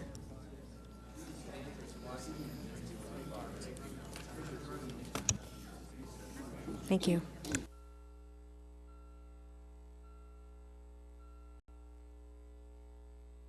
The item as amended carries. The vote is 39-3. Okay, we're rocketing just right along on our third day of our two-day council session. Next, if I'm not mistaken, it's item CD. Oh, is this the time for quick releases? No, it is not. Item CD 17.2, the 2013-2017 Recreation Service Plan. Councillor Davis, you held the item. Correct. Actually, Councillor Ojimeri now has the hold on the item. Even better, Councillor Ojimeri. Oh. It's a low bar. It's a very low bar. Thank you, Mr. Speaker. I have two motions. The first is that the committee report be amended. Councillor Ojimeri, I wonder if you have a question for, Councillor Shiner with a question. So. Oh, there are questions. Yeah, sorry about that. I just noticed it on the board. Okay. Councillor Shiner with a question for staff. Sure. Love to. Councillor DeBeermaker, can I? Thank you. So, Mr. General Manager, you made some recommendations. One is the priority centers implementation plan on the fall of 2014, and there's some suggestions here that go to the spring. What's the cost implication? Look, through the Speaker to the Councillor, the cost implication of going to the spring of 2014, if I assume spring is April the 1st, would be $3.375 million versus $1.5 million if we go in the fall. And you recommended the fall, so where are you going to get the difference from? The difference will be subject of deliberation in the 2014 budget process, regardless of whether we go in the spring or the fall. So why did you recommend the fall over the spring? Through the Speaker to the Councillor, I recommended the fall to give plenty of time for implementation. When the spring was raised with us, we went back to staff to determine whether or not we could implement by April 1st. and we determined that would be the absolute earliest date we could implement. So it's doable. So it's doable. So you support moving it back to the spring? I support it in general, Councillor. The question of timing is one of money, but I support the recommendation fully. Okay, and then the adult programs, which I believe is the other area, to continue to make them free, the cost is what? The cost to make them free depends, again, on timing and what you're doing specifically, Councillor. If it was for all 39 priority centers, and if it was an annualized cost, it'd be $1.1 million. If you were going to do it for the existing priority centers, and if you're doing it mid-next year, it'd be $200,000 in 2013. So it depends on timing. And what's being proposed now that you've heard is when? I haven't heard a motion on that yet, Councillor, but if there was a motion for July the 1st, 2013, which there has been some discussion on that, if that was tabled, then the cost for 2013 would be $200,000. So if there's a motion for July of 13 for adults, it's $200,000, and if there's a motion for the spring of 2013, it's for the priority centers, it's just under $2 million? Through the Speaker to the Councillor, if there's a motion for priority centers for the spring of 2014, and if spring is defined as April of 1st, 2014, it's $3.375 million versus 1.5 in the report. Right, so the difference is what? 1.8. That's what I was asking. So 1.8 right, and change plus 200,000 is a $2 million additional cost. Through the Speaker to the Councillor, the 1.8 is a 2014 number. Right. The $200,000 is a 2013 number. And the adults in 2014 would cost what for a whole year? Depends on when the if it was implemented in 2013. Depends when the priority centers are implemented. If their full year cost is $1.1 million, if it was for April the 1st, it would be roughly 3/4 of that number. So call it about $750,000 to $800,000. So in total, the impact of the motions that are floating are about $200,000 in 2013 and about $2.5 million in 2014. That's about right, Councillor. Thank you. Thank you, Councillor Shiner. Councillor Ainsley to question. Thank you. Through Mr. Deputy Speaker, Mr. Hart. I was just trying to understand in recommendation 2A, the criteria for selecting priority centers, and I'm, I guess, a little more concerned at this point about Scarborough, where community centers in the old city of Scarborough, traditionally, we didn't pick them on a ward-by-ward basis. It was more on, they were done on an area-wide basis. So I'm trying to understand how this criteria would be put into place in Scarborough. Through the Speaker to the Councillor, the old basis was the priority center had to be within the census tract. Now it's within 1.5 kilometers of a census tract. So you would have had priority centers had they been funded in Scarborough now, but they haven't been funded. So you'll be moving from one priority center in Scarborough, which is in the southwest corner, to 10 priority centers across Scarborough. Right. And when we look at it citywide, there will be no census tract in the city that would be more than 3 kilometers from a priority center citywide. Okay, so then and I'd like to ask about Scarborough again. What criteria are you using in terms of the size of the building? And like, for example, Scarborough Village is at Markham and Kingston Road. It's currently a community center. The next one moving east is in the south end is Heron Park. I've got a priority neighborhood in the middle of my ward, which basically splits the difference between the two. The only real community center I have in my ward is Curran Hall, which, you know, if I tripled the size of my office is what that building is. So how would, if you were looking for a priority center in Kings Road, Galloway, Orton Park, what would you use as a criteria? To the Speaker, to the Councillor, we're looking for broad-based programming where we would get the most impact to the community. So we're looking, there's no specific size, but we're looking for a broad range of programming.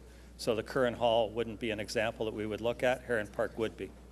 Okay, even though it's not, it's, you know, some distance from the actual Kings Road, Galloway, Orton Park neighborhood.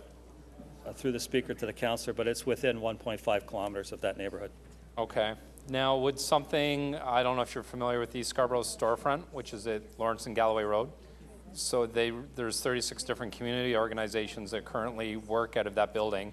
So is that something, and it is a city-owned building, so is that something you would look at in terms of a partnership for a priority center?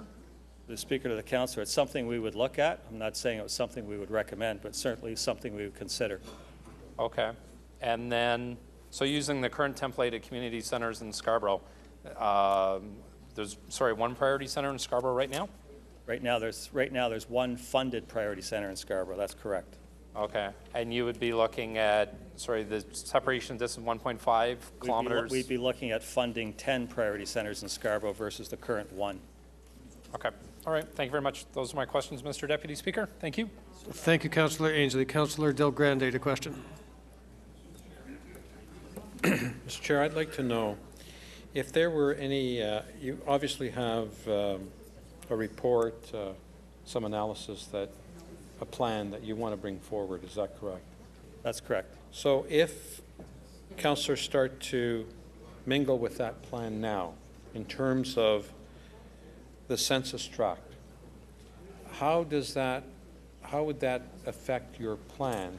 Perhaps I don't think it's clear the importance of having the census tract in terms of your plan and timing of your plan versus some arbitrary planning or plan that might come out of a member's motion. Through the Speaker to the Councillor, it's important to us to be equitable across the City of Toronto.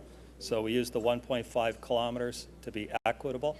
And you'll see the recommendations, regardless of where you look in the city, there's a wide dispersal of priority centers across the city, 3 areas having 10 and one having 9. So if there were any changes to that, it would be important to look at how those changes applied citywide, not on an isolated basis. So would it be premature to bump forward or bump behind the timing of your plan on the fly? To the Speaker to the Councillor, any changes to the plan, I have to report back in June of 2013 to the Community Development and Recreation Committee on implementation regardless. So any changes, I would report back on the impact of that citywide. So if you report back in June, that's after the 2013 budget. To the Speaker to the Councillor, if there was any budgetary impact in 2013, that would be correct. Thank you. Thank you, Councillor Del Grande. Councillor Bailo to question. Just following up on... When I find your name here. There we are. Just following up on how much impact this would have on the 2014 budget, and somebody mentioned 2.5, but that's not the net, right? Because the welcome policy would also vary once this gets into place, right? Through the Speaker to the Councillor, the welcome policy is something that we would have to report back on through the 2014 budget process, and the impact of having priority centers and the relief it would have on the welcome policy. We also have a new system for welcome policy this year with a cap. So we want to get at least a year under our belt to see whether or not the welcome policy is serving us as well as we thought it would. So we're still very early on in that to be able to But it's fair to say that it might not even be as high as we're contemplating right here. It's fair to say that we would anticipate some savings. Yeah. And can you tell me just the reductions on the participation rate of people in the priority centers once we introduced the adult fees? The adult fees, through the Speaker to the Councillor, when we introduced adult fees in priority centers citywide, our most recent information is that you'll see in the report it talks about 62% drop, but when our most recent information is that for all of those individuals who were registered in adult programs in priority centers, 75% of those individuals never came back to any program in any center across the city, priority center or otherwise. And that's 75% of people that never came back to any program in the city. It's not people that were just registered for being registered. There were actually people that were going to these programs, frequent the programs, were fully enrolled in the programs. Through the Speaker to the Councillor, our enrollment rates, whether it's a priority center or not, is about 80%. So you're correct. These are people that were enrolled in programs and attending programs and stopped coming. Okay. And if this the plan is implemented in the spring of 2014, you do have enough time to take in consideration the new census that is coming out. So we'll be up to date and up to speed on everything. To the Speaker to the Council, we've been advised that we'll have that information in September 2013. If that's the case, then we'll know which priority centers are affected within days. Okay. Thank you. Thank you. Thank you, Councillor Bailão. Councillor Ajamari to question. Thank you. Through you to Mr. Hart, Mr. Speaker, Do you have any idea, sir, who in the city uses the welcome policy more than anyone else? Is there a particular region of the city that is a major user? Through the Speaker to the Councillor, I guess the easiest way to answer that, Councillor, would be areas that don't have priority centers use the welcome policy the most. Thank you. Thank you, Councillor Rajamari. Councillor Kelly to question. These questions are based on the experience by the Rec and Parks Department of the former city of Scarborough. And they found that in programs that were offered without cost, that you would start out with a very high enrollment, but over time, because there was no, in essence, a buy-in by the participants in the program, that the numbers would drop off dramatically and quite quickly. Any experience of that sort in any of the programs run by the Amalgamated City of Toronto? Through the Speaker to the Councillor, I understand that it was similar issues in the former City of Toronto as well, but we're not experiencing that in the Amalgamated City. Our uptake and enrollment is around 80%, whether it's a priority center or not, and the dropout rate, if you want to call it that, our experience is that it's similar. So we're not seeing people not showing up just because it's a free program. Now, when people sign up, do you ever check not on their identity or on their income, but do you ever check on their residency to see where you're pulling people from? Through the Speaker, whether they're coming from, in fact, a priority postal code or not? Through the Speaker to the Councillor, when they sign up, they give us their addresses, so we know their postal code. And you'll see on page 63 of the report, you'll see that 90%, you'll see catchment areas where there are priority centers, and 90% of the individuals that are signed up for programs are coming from those catchment areas. So you'll see that we are serving the people that we should be serving. And did you track the dropout rate from one policy to the other across the city to see if it varied? For example, you might get a higher dropout, or, and I don't know whether I'm using the word dropout accurately or not, but re-sign-up rate. Any difference between the City of Toronto proper and the former suburban municipalities? Nothing that seems to be measurable, Councillor. No measurable difference. Staff are advising me. And this policy is designed for the policy as it now stands is designed for children and adolescents. This will be for them and adults as well? Two separate issues, Councillor. The one issue is for children and youth, the priority centers. The separate issue is the funding for adults, which was reversed through the budget process. So there's two separate issues, but you're right, when you put them both together, it's to increase access for children, youth, and adults in priority centers citywide. Is there any limit to the number of recreational programs they can sign up for?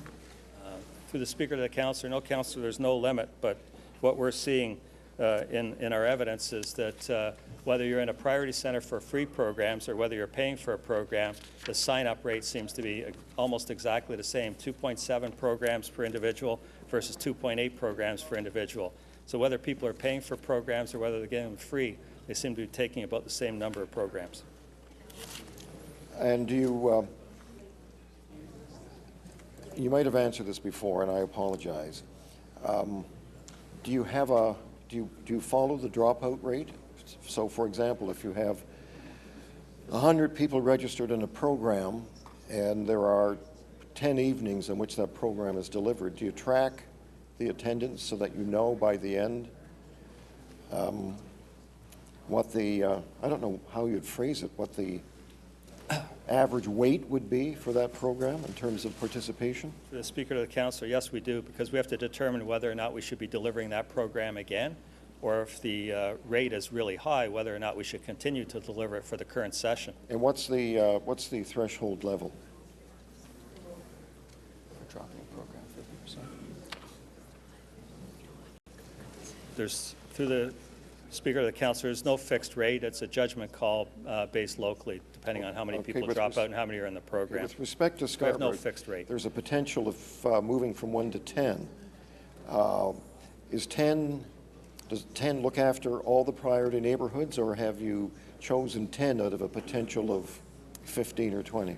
If we choose 10, that takes care of all of the priority neighborhoods or the census tracts that qualify. So every census tract that qualifies would have a priority center within 1.5 kilometers in Scarborough. Okay, thank you. Thank you.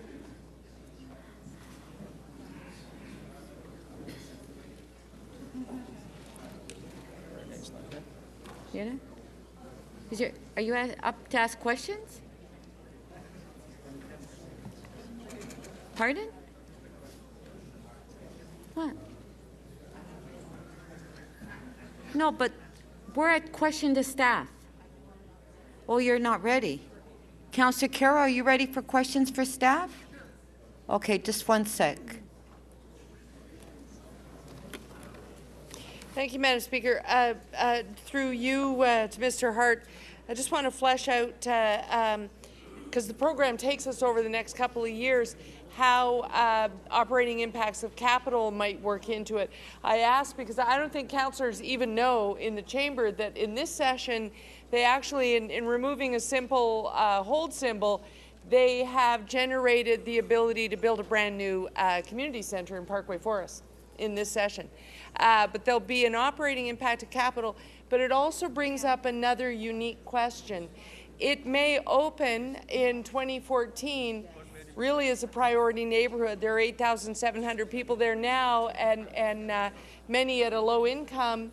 Over time, it would develop into a neighborhood with a great mixture of rent at moderate incomes and perhaps like low incomes with ownership side by side. Should it become a priority centre on opening, what would be the criteria for taking away that status, or would we give it some stability?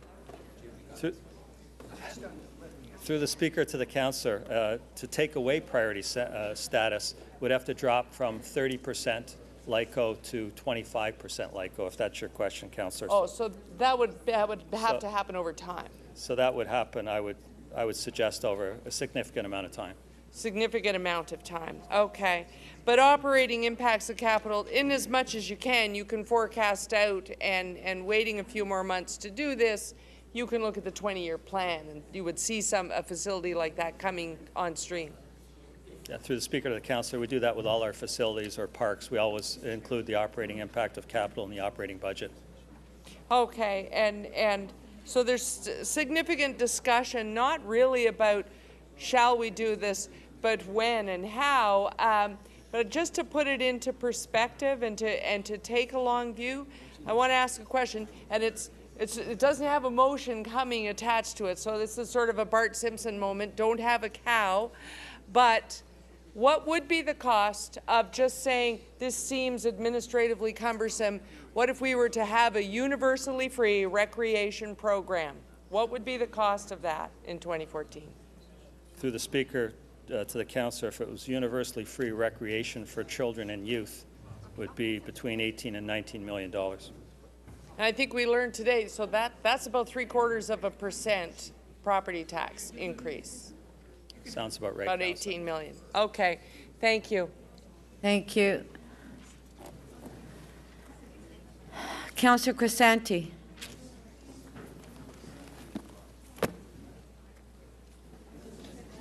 Thank you, Madam Speaker.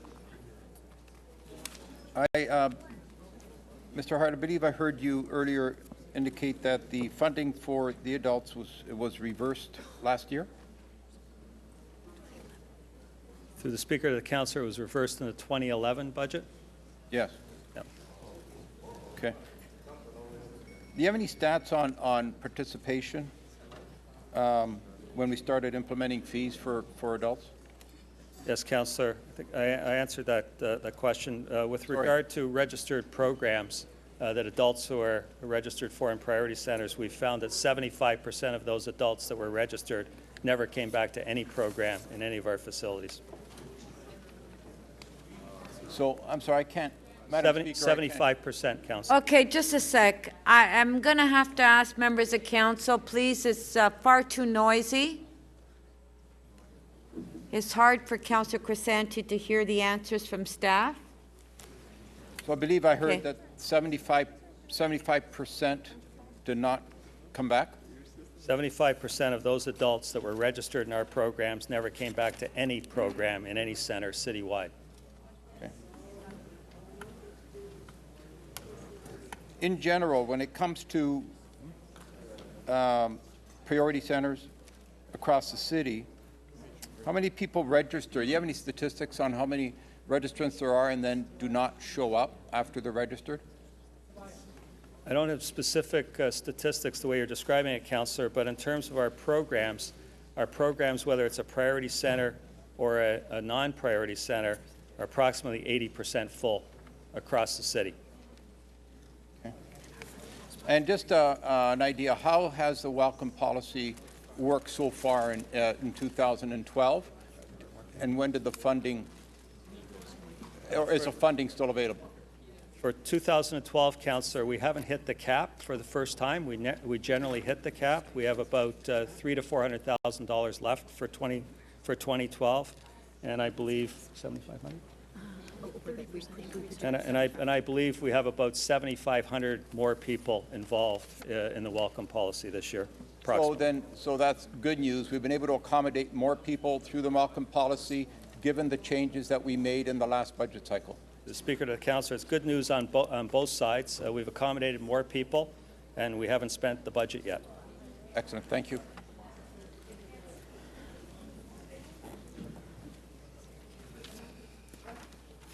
Councillor McConnell? Thank you. I just wanted to ask the General Manager, with regards to revitalizations, we did fall into a glitch around Regent Park, which we've resolved. But I'm putting forward a motion that would have you look at a framework for any of these revitalizations. And I just wanted you to assure Council that you've been involved in that discussion and are supportive of it. Is that right? The Speaker to the Councillor, yes, I've discussed that extensively with staff, and we agree that it's something we have to explore. And just one more short question. If the Stats Canada information comes to you in September, would you be able, how long would it take you to analyze it, and would you be able to report to the October meeting? The Speaker to the Councillor, it's my intention, if we get the information in September, that we'll report to the October 28th committee meeting. Perfect. Thank you very much, and thank you for your work. Councillor Pasternak? Thank you, Madam Speaker, and thank you, staff, for this excellent report. Two very quick questions, and I know I run the risk of duplication, but are there any provisions for portability in the future of this plan, where you can run priority-styled programs, but it doesn't have to be in the physical City of Toronto building? It can be in a third-party site, it can be in a school, it could be in a religious institution or so forth. Is portability a future vision, or really it has to be in a bricks and mortar City of Toronto site? Through the Speaker to the Councillor, we're trying to pick sites where we can deliver broad-based programs. Our recreation centers tend to offer us the best opportunity to deliver the most programs to the most people. So at this point in time, I would say our recreation centers are our focus. Whether we delivered something as a satellite out of a church basement or something like that, as you suggest, I would highly recommend we look at our own facilities first, and then if that's not delivering the kinds of services we think make real changes in communities, then we take a second look. But when it comes to proximity to programs, it's sometimes transit and getting to and fro is always tricky. If a model is created where programs can be in these sites and work as satellites or offshoots of, let's say, priority centers that are within a certain number of kilometers, is that something that we can incorporate into this plan at a future date? Thanks. To the Speaker, to the Councillor, keep in mind that we used the census tract information, so we picked a priority center within 1.5 kilometers of that census tract. Where we couldn't find a center to designate, and there are 8 situations like that across the city, individuals would have to travel up to 3 kilometers to get to a priority center. So there'd be nobody in the City of Toronto that's in a census tract that qualifies that would have to travel more than 3 kilometers.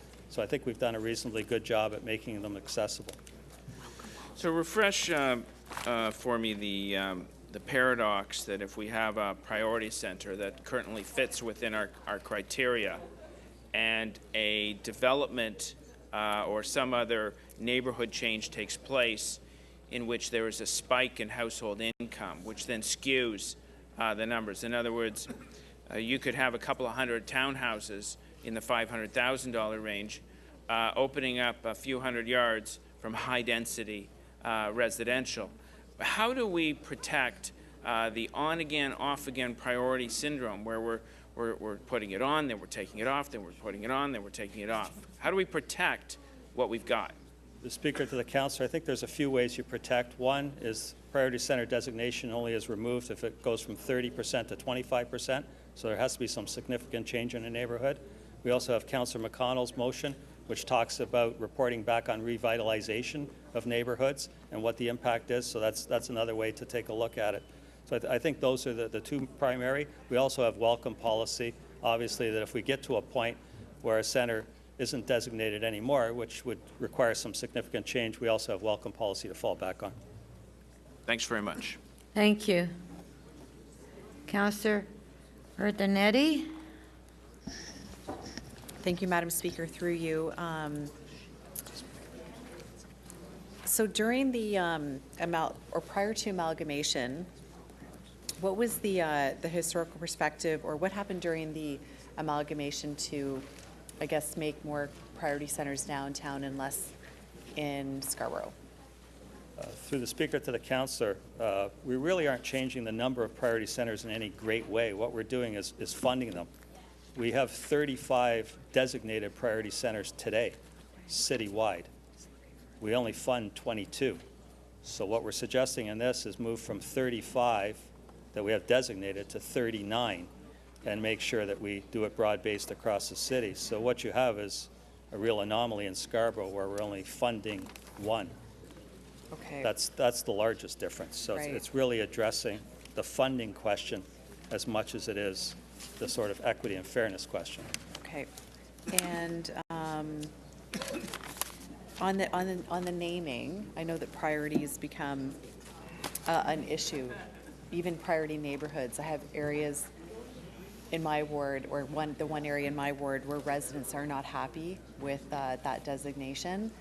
Any thoughts on that, or is that just is the process? Are you looking for community consultation? What will be the process on that?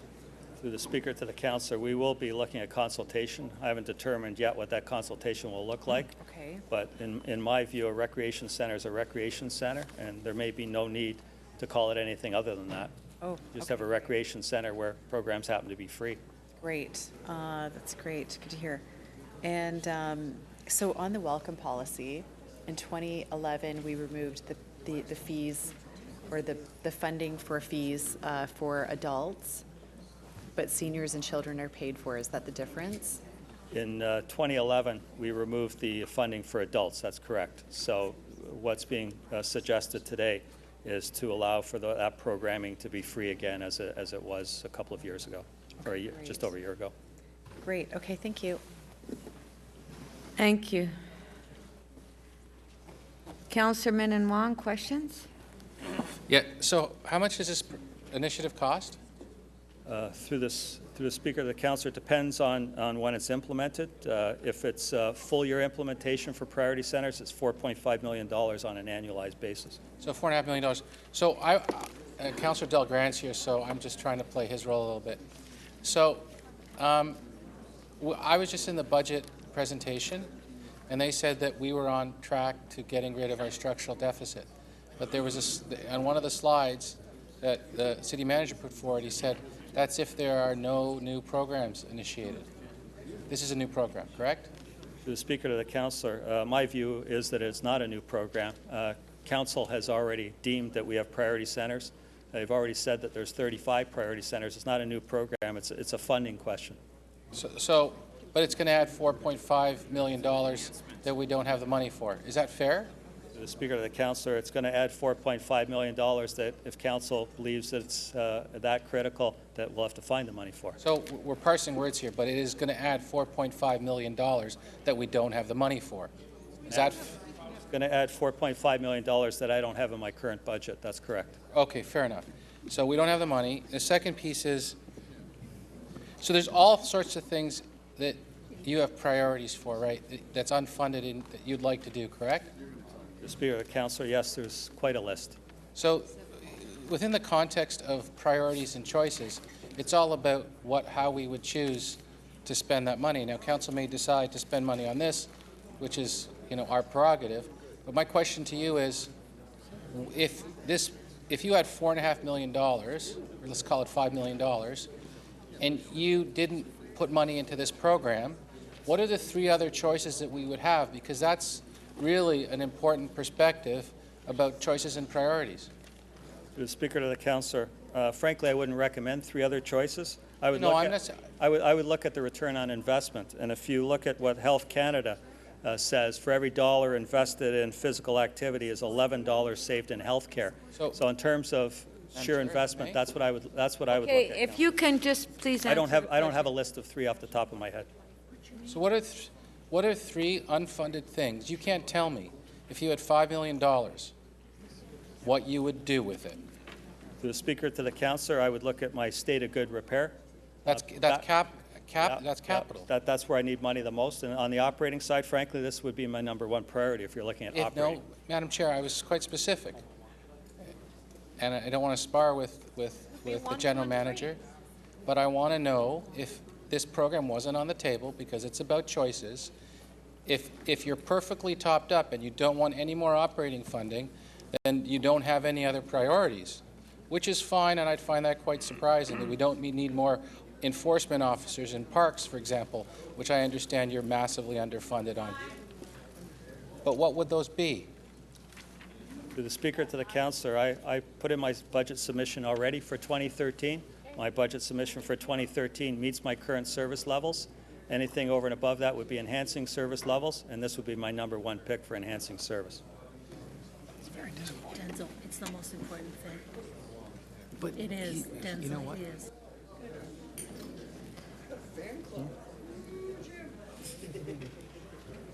All right, speakers. Councillor Jamari, you held the item down. I have two motions, Madam Speaker. No, it's not. I'm going to tell them. The first one is to basically change the date by a few months so that we can get the priority centers off and running in the spring instead of the fall. The second one is to correct the wrong that we did last year, admit that it was a huge mistake, and reinstate the fee-exempt adult programs and priority centers. You've heard, Madam Speaker, that you've heard the General Manager say that this is the #1 priority. This is the #1 priority because 7 out of 10 people in this city have been left behind. Our Toronto, our city, must include everyone. 7 out of 10 adults have been left behind because of the huge mistake that we made last year. We tried to balance our budget on the backs of those least able, of those who are least able to pay for our programs. We know, and the General Manager told us, and the Medical Officer of Health told us, that recreation services are vital for the health of any well-being, human well-being in any neighborhood. Families across our city, across Toronto, want more community spaces. They want increased recreational activities. Okay, Councillor Jamari, hold on. I have to stop your time. Okay, there's far too much noise in the council chambers. Councillor Davis, McConnell, Mihevik, please. It's hard to hear.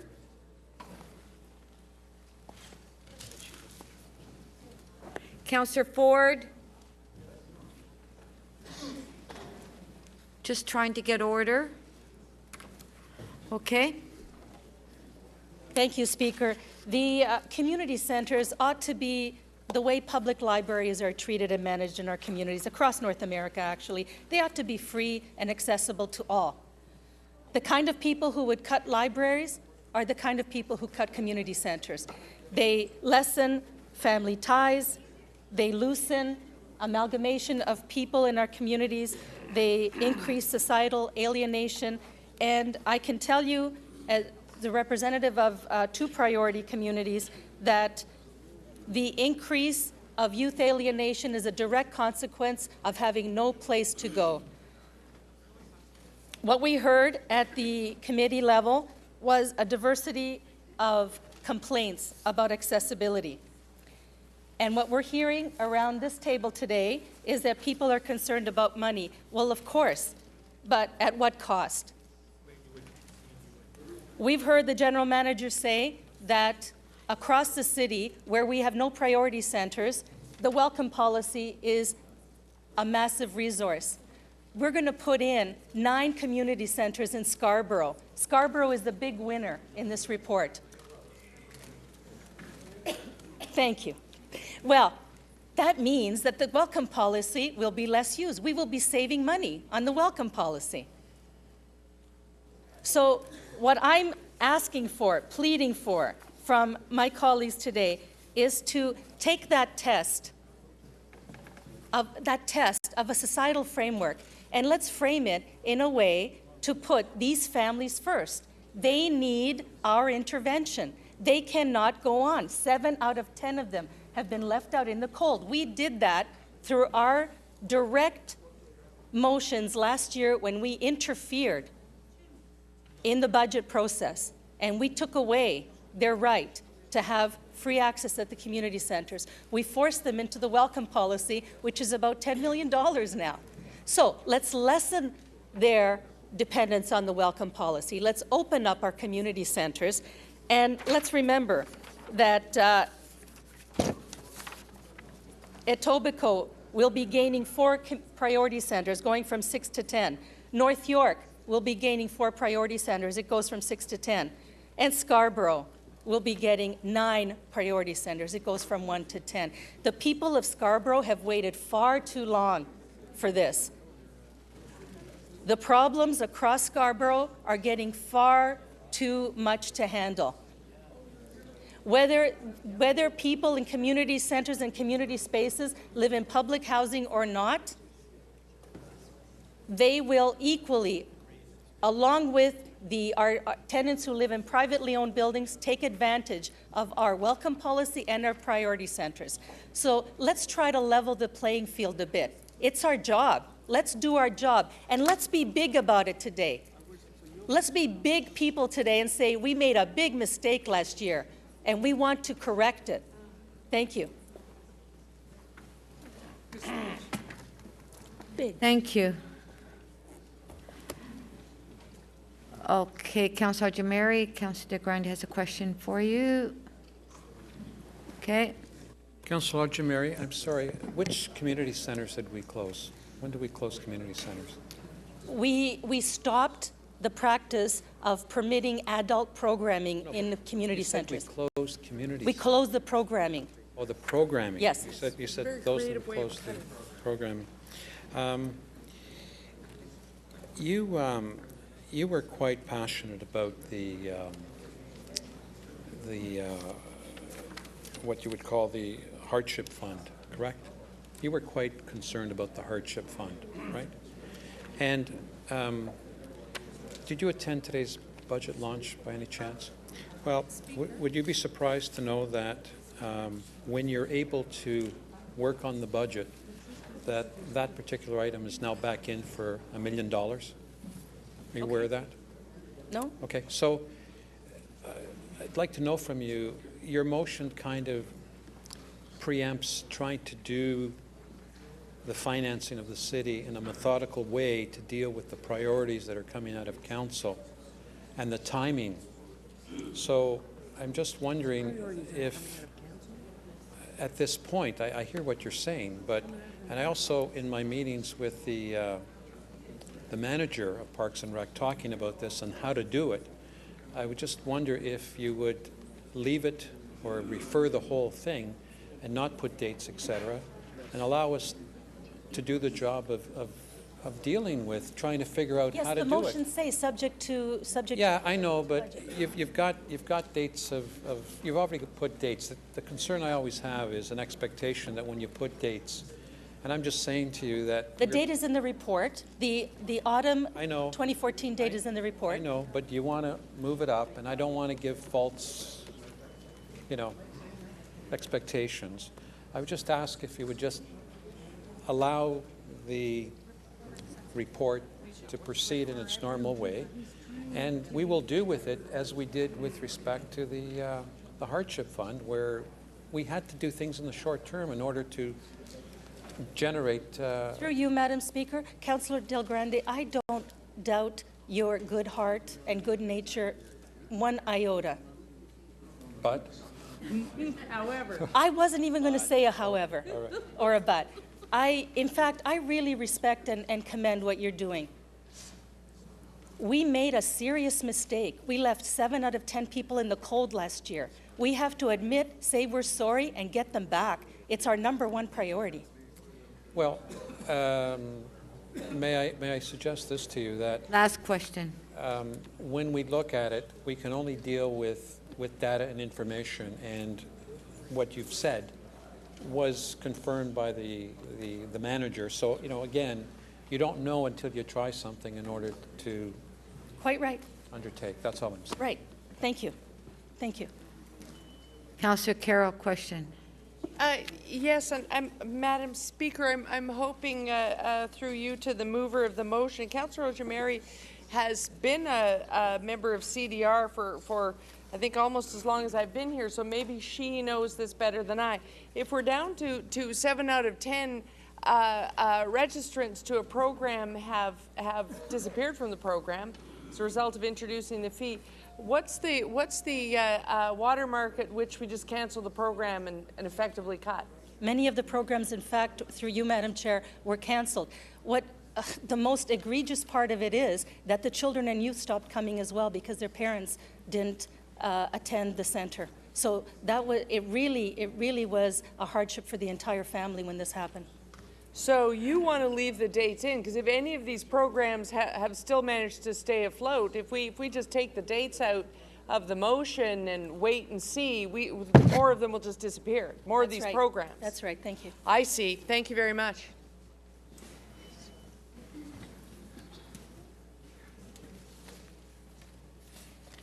Okay, Councillor DeGrande, do you have a point of personal privilege? Yeah, Madam Chair, I'm holding various items. I'm going to release them. I have a personal family matter in terms of illness to deal with. So I regret that I've held the items for as long as I have, but other responsibilities and duties call me to leave at this point. Thank you. Hope your mother's well. Yeah, we'll deal with them when we get there. Thank you. Councillor McConnell to speak. Oh. You're speaking. Yes, thank you. Sorry, I'm sorry for Councillor Del Grande. We all wish your mum and you the best. So I want to just re-emphasize what Councillor Ojameri. Oh, I have to put my motion. Whew. Mr. Hart would have. All right, there we are. So the council requests the general manager of Parks, Forestry and Recreation to include in the implementation plan a framework for retaining priority center designation for facilities in neighborhoods that are revitalized into mixed income communities and where the percentage of low income families is reduced by the introduction of new residents. So you heard Mr. Hart said that this was a companion piece in a sense for Go Forward, so that we do have an idea of what we're doing in a revitalized situation. One of the lucky things about Regent Park was that we had a social development plan. It went along with our planning document that planned the bricks and mortar. But we also had a planning document that council approved, that you all approved, that stated where we would have facilities and what those facilities would look like, so that we had a social infrastructure for the new community that would mirror and the old community, that would have, and in fact, might in some cases enhance it. So, for example, an employment center is coming in attached to the new community center, and that will really help. The job creation that we have done is now up to 555 of the original Regent Park residents now have jobs as a result of the revitalization. They either work in the community or they're helping to build the community. Similarly, we will have these discussions over Lawrence Heights. We will have these discussions over other areas where we take the old MTHA quality buildings and reinvigorate them and revitalize them by mixing those incomes. And so it's a very good idea for council to have that framework, and for Parks and Recreation, because sometimes, and this has been my experience, you lose that corporate memory. So, for example, these were the recommendations that Councillor Corin Kaczynski, Mamalidi, and McConnell made to us almost 18 years ago when we first were amalgamated, and now, or maybe it's not quite that long ago, and now they're coming to fruition. And I want to say I am very proud of the work that staff have done, because it mirrors what I have been feeling, which is the horseshoe of poverty, which it was in the suburban areas, did not have services. And when you looked at the children's report card all of those years ago, you saw the lack of services in Scarborough, in Etobicoke, in York. Councillor Nunziata, I can remember Speaker Nunziata saying, you know, that she didn't have anything in York for her kids. There will be an additional 4 in York, Etobicoke, additional 4 in North York, and as we've heard over and over again, an additional 9 in Scarborough. This will really help to ensure that our kids and their families have a future, because recreation brings everybody together. It is a magnet, and it is the cement that holds a community intact. It enables people to get out of their isolation, to find new friends, to build new skills, and to get back to better health. And I can tell you that the Regent Park Aquatic Centre has never been empty. In fact, we have a women's swim with the shades pulled down for the Muslim women. We can't get everybody in. So, you know, I think that these are important infrastructures in our neighborhoods. That's what makes our neighborhoods safe. And our investment in our community should be in those infrastructures. It should be in that social network. It should not be just in building with bricks and mortars. Communities are about people. And when you build for people, you build around the social interactions, and recreation is the center of that piece. So for me, this is a social service that is essential in all of our communities, and I want to thank the staff for doing that. Thank you. Thank you.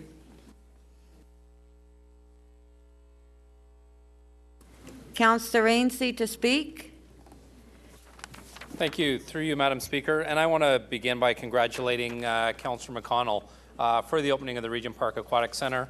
I took it upon my own initiative. I was at the opening there a couple of weeks ago, and it's a wonderful building. You know, there's so many programs. There was such a divergent group of people there. And yeah, I've got a motion that I have to move in a moment that's on the screen. But I also want to thank Councillor McConnell and congratulate her and her community for bringing so many people to the table to work on that community center. I know that it was 18 years in the making, which, you know, is quite shocking. It took that long in the City of Toronto, a city this large, to build a community center. I know it really took off in the past, I think it was 9 years. But, you know, 18 years in the making. It's a wonderful building. You know, I thank Councillor McConnell at the time and her community, and I invite everybody as well to go there and visit. and see what a wonderful model it is. One of the things that struck me in my own community, we have a number of community swims, which are in our local pools in the high schools. One of those was for our Muslim community. The women in our Muslim community that worked so hard to get a community swim, and we have a perfect example of one working in downtown Toronto at the Aquatic Center. Saying all of that, I have a motion that I have on the screen that City Council requests the General Manager, Parks, Forestry, and Recreation to examine and report back to Council through the Community Development and Recreation Committee in the spring of 2013 as part of the implementation phase of the 2013 to 2017 Recreation Service Plan on the potential for a joint partnership with East Scarborough Storefront in the creation of a priority center. And we've read here that they're looking at 9 to 10 priority centers in the former city of Scarborough, what's now Scarborough. And through my questioning earlier, when we looked at building community centers in the former city of Scarborough, we did it on a regional basis. We didn't look at doing it on a census tract basis as we're looking in the Recreation Services Plan. One of the issues that came to the forefront because of that is we have a center at the Scarborough Recreation Center at Kingston Road in Markham. You go to the next one over, it's at Heron Park. In the center of that, you have the Kingston Road, Galloway, Orton Park priority neighborhood. It's one that has seen a lot of work done in it. It's in the middle of my ward, Ward 43. It's also one that we have a neighborhood action partnership that's been used as a template for the other priority neighborhoods across the city. It's working so well. The residents on one level would be happy if we weren't designated a priority neighborhood anymore. We're not very fond of the designation of a priority neighborhood. The community center that I'm discussing, or the storefront community hub, it has 36 different organizations working out of it. It has a 10-year history. Just recently, they had a book put into print called The Little Community That Could, which describes the 10-year collaborative effort that the East Scarborough storefront has gone through, from being on the 3rd floor of one of our local malls to having a parade as we move to a former police substation where the East Scarborough storefront has a current home.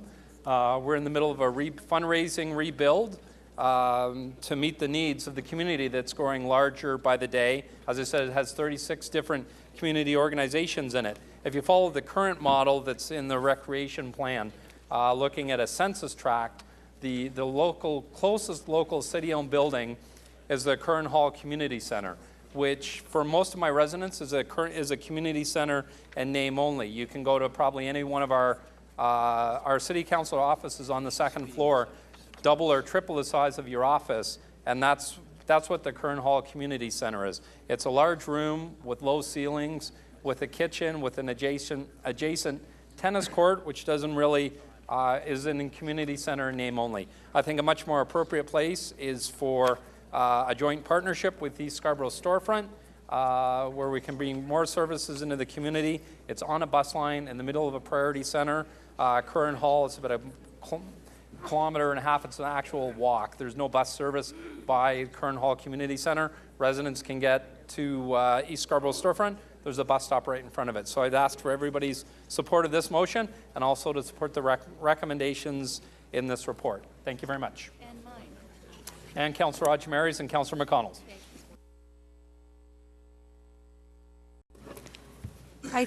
If I'd like to have a quorum call, please.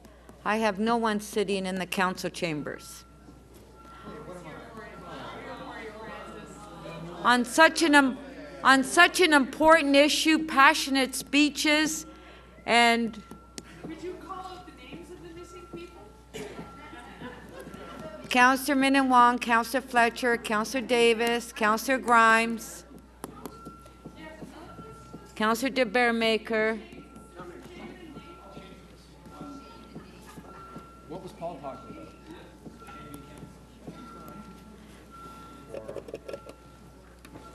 Councillor Mihevik, please. Thank you.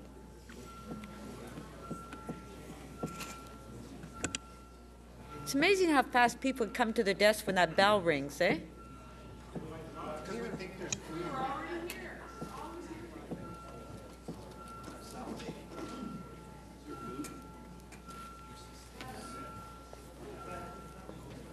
Councillor Ford, please. Thank you.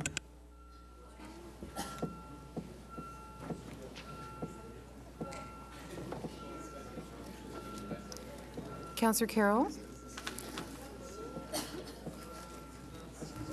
Councillor Doucette, please.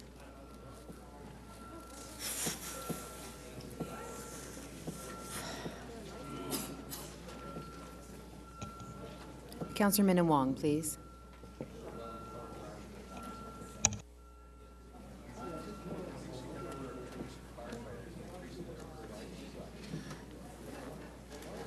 Madam Speaker, there is quorum present in the chamber. There are 36 members here. Okay, thank you. That doesn't mean that you can walk away, Councillor de Bearmaker. Councillor Pasternak. Thank you. Thank you, Madam Speaker. And I just wanted to thank the senior staff at Parks, Forestry, and Recreation for putting together a fantastic plan here, some great ideas. And I also wanted to thank many of the recreation and park staff that work in Ward 10 that service our community centers, that deliver our programs, and of course the great team at Antibes that was declared a priority center earlier this year. From that experience, not so much on the political side, but on the implementation side, we have seen remarkable things in the Antibes Center. We have seen people who could not access crucial programs in aquatics, dance, the arts, and athletics, now be able to afford them. The northern part of Ward 10 has a very high concentration of seniors, a very high concentration of those who are new to our community and new to our shores. And it is our responsibility to make sure that they have unfettered access to the great programs that we offer, and that economic limitations should never be a barrier to access those programs. We have seen families that were not active in the local community, that were not getting off the couch, away from the computer and out into the community, now doing so. We had a fantastic opening of the Antibes Priority Center on September the 9th, where dozens of people came out in recognition that this was a vital program, an essential resource, and something that should be rolled out in many other communities across the city. I realize that this comes with a financial cost, but I assure you, as a member of the Budget Committee, I will certainly advocate to find the funding for this program at the earliest possible date. Now, I urge you not to be discouraged that every single one of my motions at Budget Committee over the last 5 months has been defeated, but I'm sure that one of these days a motion will pass, and I hope it would be this one. But in essence, I think that the value that we have received in Ward 10, and I certainly greatly appreciate and am indebted to the other 16 councillors that supported Antibes. I believe that the benefits of this program should be shared citywide. And I realize there are some who, in January of 2012, wanted to cancel the program. There are some of those who didn't want Ward 10 to have it. But I urge you to come forward now and think anew and support the document in front of us, the great plan that we see, and the benefits that it can derive in different communities. I do have some concern about how we qualify areas. Statistics and census data is a moving target. We no longer have the long form. We have a very high concentration of new immigrants in Ward 10, with a low participation rate in census compilation. At the same time, I worry about development within the catchment area, high-end development, which could skew the household income. So we have to monitor that very closely. We don't want to have a patchwork system where we're 1 minute we've got a priority center, then we're off, then we're back on. We argue about the statistics and the response rates. So we need a statistical formula that we can rely on, that we can trust, and that we can guarantee to our local communities that their priority centers are grandfathered and they won't be yanked off if there's a slight slippage in statistics. So with that, I want to once again pledge my support to the roadmap that's before us, rolling out the priority centers. I urge you all to support it, and I once again thank staff for their great work on this file. Okay, I thought that we were getting to the end of the list, and it looks like we're not, and it looks like we're going to have to come back tomorrow because people keep adding their names onto this list. I would suggest, unless you have something new to say, like, let's vote on the item, because there are members of council that can't come back tomorrow or don't want to stay tonight. So think about the agenda that we have before us. So I want to remind members of council what we're doing here. We have a lot of items still on the agenda. So does everybody still want to speak that's on the... Councillor Doucette, do you need to speak? Okay, well, then be prepared to come back tomorrow. Councillor Doucette. Am I next? Yes, your name's on the list. Thank you very much, Madam Speaker. I will be quick. I do just want to thank the General Manager and his staff. This is a great report. We're moving in the right direction. I do support all these motions. Again, we're moving in the right direction. We need to get our adults, our children, off those couches and into doing exercise. By doing exercise, we're going to be cutting down on our health budgets. So it's a big vicious circle. It's a domino effect. This is brilliant. Thank you, everyone, very much. Okay, it looks like we have more names added onto the list. Councillor Cho. Hold the question. Oh, thank you. Recorded vote.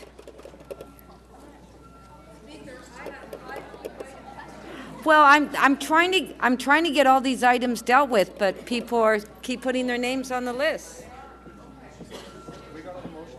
The question's been called.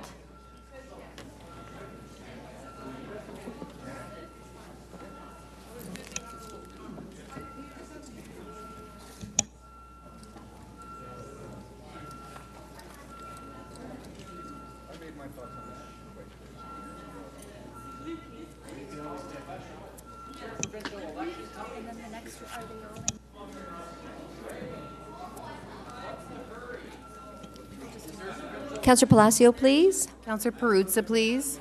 And Councillor Ford, please. Councillor Perruzza, please.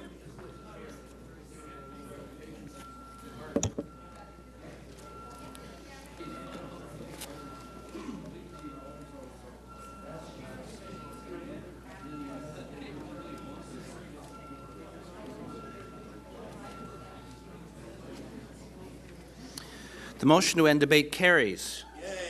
The vote is 34-5. Okay.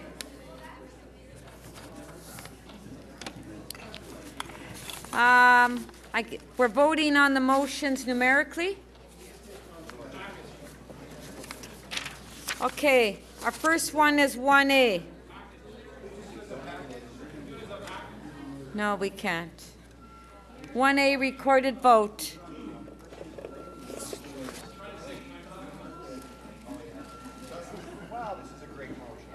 You can't.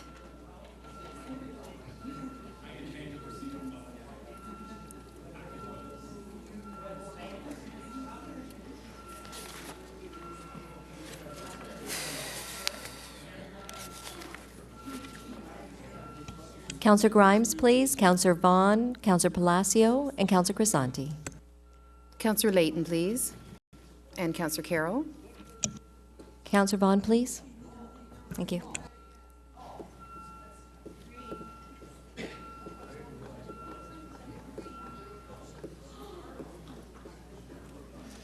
Motion 1A carries. The vote is 37-2. 1B. 1B. Recorded vote.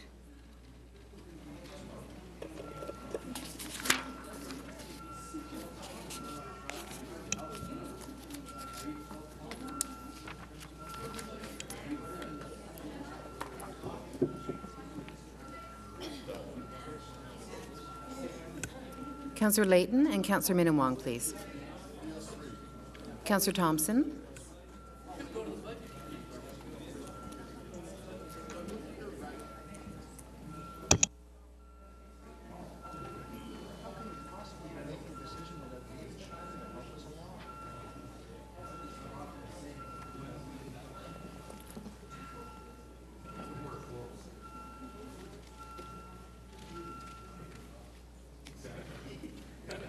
Motion 1B carries. The vote is 36 to 5. Motion 2, recorded vote.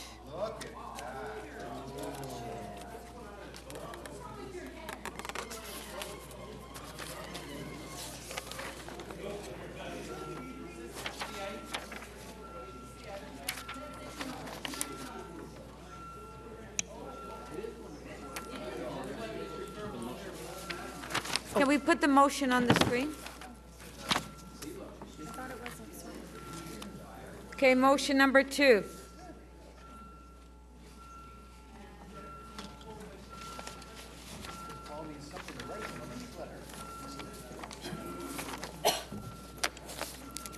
Councillor Fillion, please, and Councillor Crisanti, and Councillor Ford, please.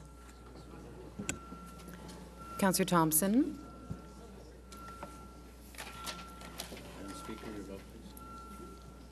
Councillor McMahon. Oh, sorry. Councillor Matlow, please. And Councillor Shiner.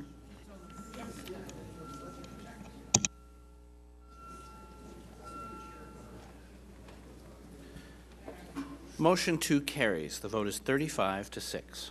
Motion number 3.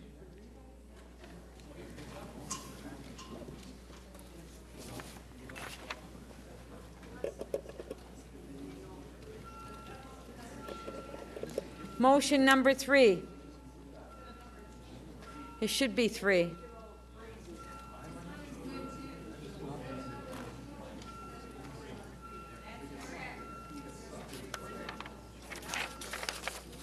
I'm too fast, that's why.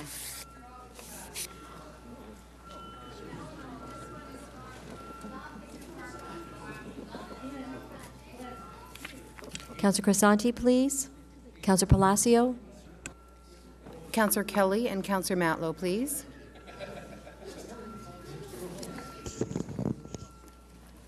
Councillor Kelly. Councillor Matlow and Councillor Perruzza, please.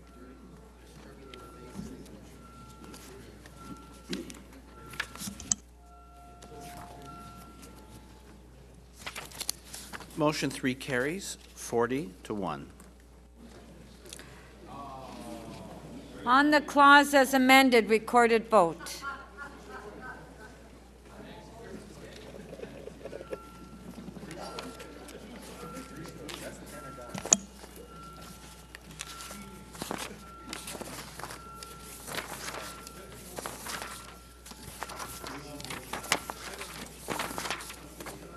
Councillor Perruzza. Councillor McMahon, please. Councillor Robinson, Councillor Milchin, please. Councillor Matlow.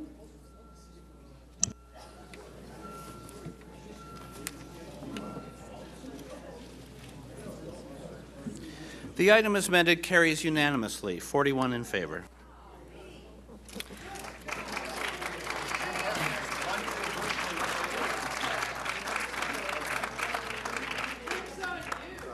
Thank you very much for the applause.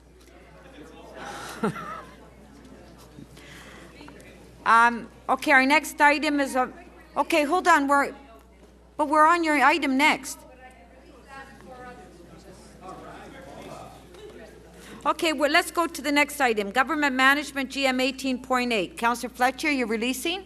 Yes, that would have, I'm releasing it with one motion, and that is City Council requests Chief Corporate Officer to provide briefings to City Councilors before February 2013, outlining the declare, surplus, and transfer process, including the methodology for deciding what properties should be transferred to Build Toronto. Can we put the motion on the screen? Okay, the motion is on the screen, the amendment. There is a declare surplus and transfer process, city staff process, and I'd simply asking councillors get briefed on that. Okay, recorded vote on the amendment.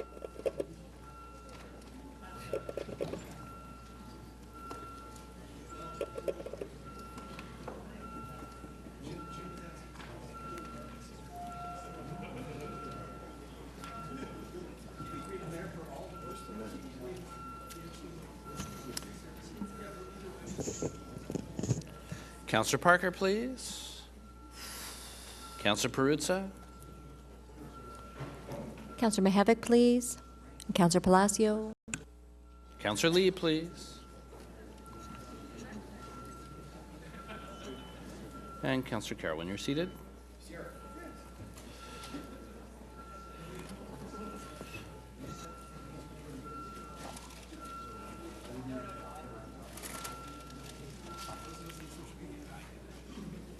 The amendment carries 33 to 1. Okay, clause is amended.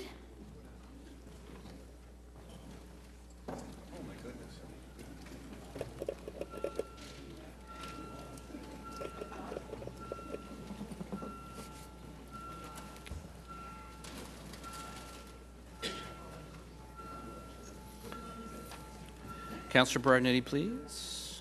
Councillor McMahon, thank you. Councillor Davis, when you're seated, please. Councillor Vaughn, Councillor Mihevc, please. Councillor Fletcher and Councillor Palacio, please.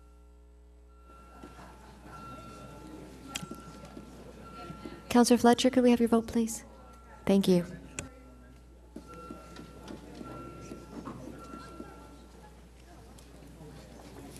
The item as amended carries unanimously, 38 in favor.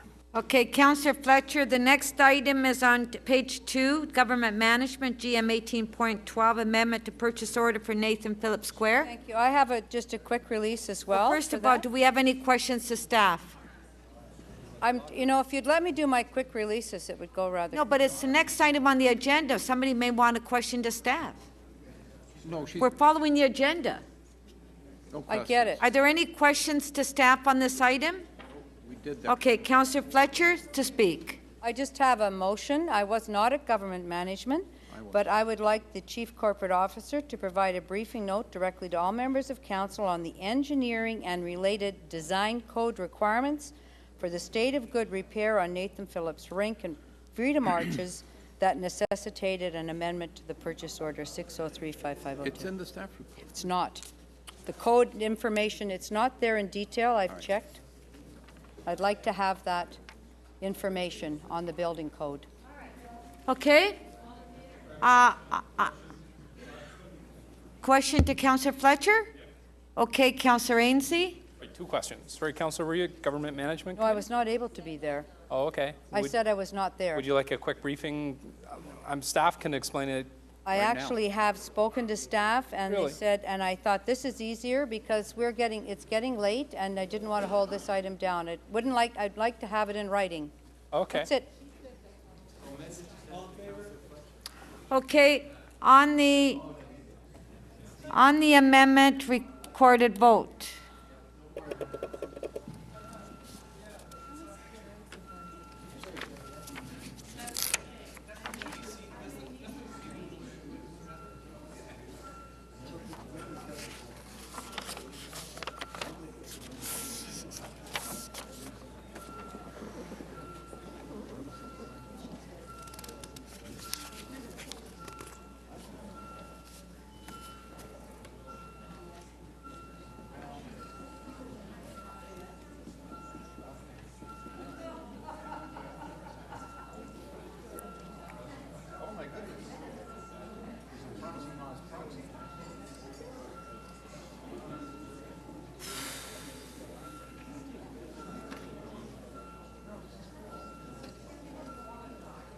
Councillor Mihevc, please. And Mayor Ford, please.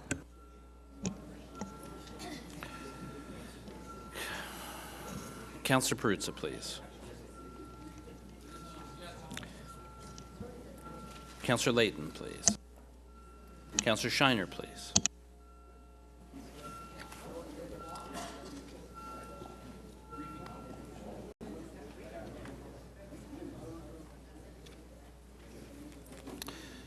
The amendment carries 32 to 5. Okay, we'll continue on the agenda, page 3. Oh, sorry, clause is amended.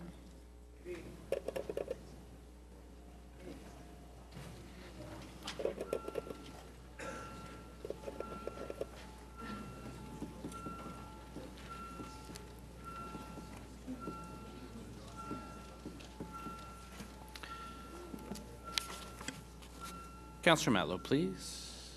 Councillor Cole, please. And Councillor Fillion, please.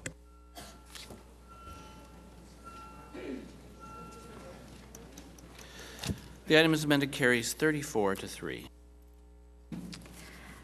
All right. So we'll go to the next item, which is planning and growth, which Councillor de Bearmaker, you held down. Are you? Well, the thing is, we weren't at quick releases. We were just following the agenda. No, I know, but we need to follow the Councillor de Bearmaker, Planning and Growth, PG 19.3, Rouge National Urban Park. Do you have questions to staff? Does anybody have any questions to staff? Can you erase those names on the screen? I think that was from the item before. I think it's basically a quick release, essentially a quick release, Madam Speaker. Okay, does anybody have any questions? No? Okay, Councillor de Bearmaker? Councillor de Bearmaker. Thank you, Madam Speaker. I'm just moving a motion, if the staff can put it up, that the city thank Prime Minister Stephen Harper and the federal government for committing to create a national park in the Rouge Valley area, and further encourage the government to ensure basically that the legislation supports the current City of Toronto official plan and the city-approved Rouge Park plans, including a statement that the park will be a sanctuary for nature and the human spirit. That's what the city has already approved. Respect conservation and science by including the certain study area. And then finally, including First Nations and other respected conservation NGOs on the Rouge National Urban Park Advisory Board. Thank you, and it comes with a $175 million commitment from the federal government. It is indeed a good time to thank the federal government for doing something really spectacular in the City of Toronto. Thank you. Okay, so on the amendment, recorded vote? Okay, so that's PG 19.3.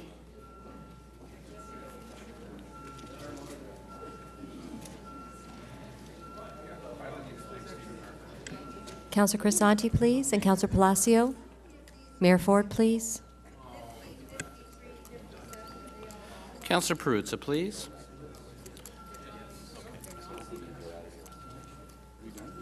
Mayor Ford, please.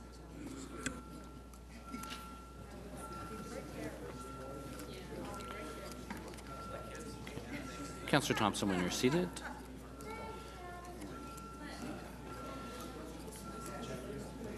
Councillor Mahout, don't leave if you voted, please. Yeah, I got me in a lot of trouble. Yes, I was quoted saying how wrong you were about that. Remember? No, I'm not. The amendment carries unanimously, 33 in favor. Okay, clauses amended, recorded vote.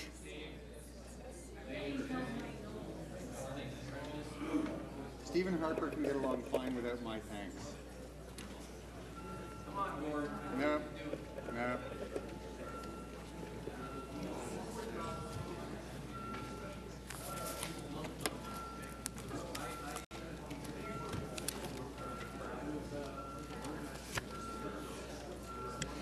Councillor Robinson, Councillor Crawford, Councillor Milchin, please. Councillor Perruzza, please. Councillor Fillion, please. Councillor Fletcher. Councillor Lee, please, your vote. Mayor Ford and Councillor Fillion, please. Councillor Thompson, please. Thank you. Councillor Fillion, may we have your vote, please? Councillor Fillion. Thank you.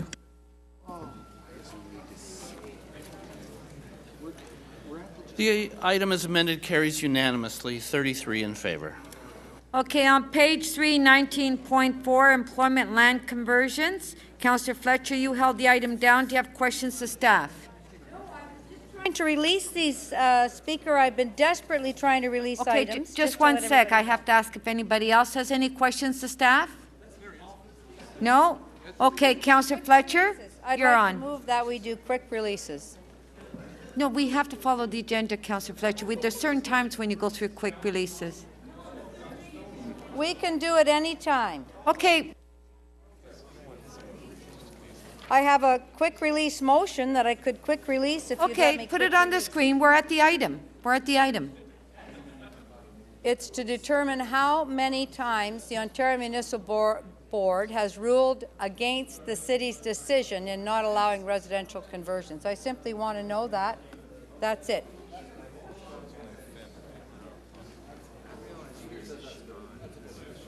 And I'd like to release some more. I'm checking with the Just a clerk. sec. Okay, please. Okay, Councillor Fletcher has the amendment on the screen. Does any? Okay, so there's that amendment. Now, Councillor Minawong, you have an amendment as well? Okay. I gave it to staff. Is it in 5? 3. 2. 1. Oh, is it on 5? It's 19.4. Oh, I'm sorry, it's not. It's 5. It's 5. Okay. All right, so on the amendment by Councillor Fletcher, recorded vote.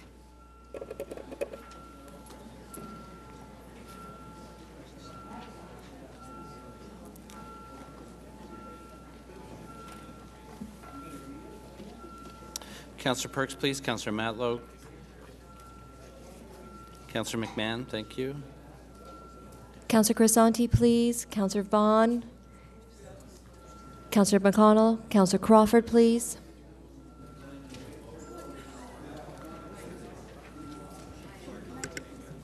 Oh, just a second. Councillor Carroll, thank you very much.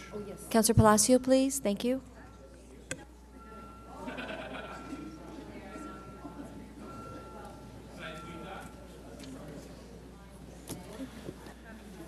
The amendment carries 31 to 2.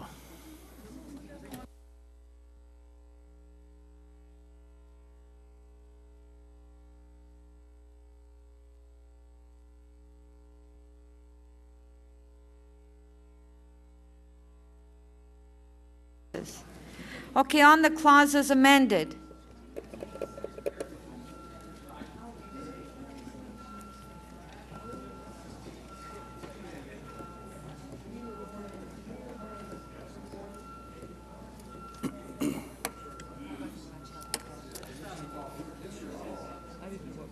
We're following we're doing Councillor it. McConnell, please.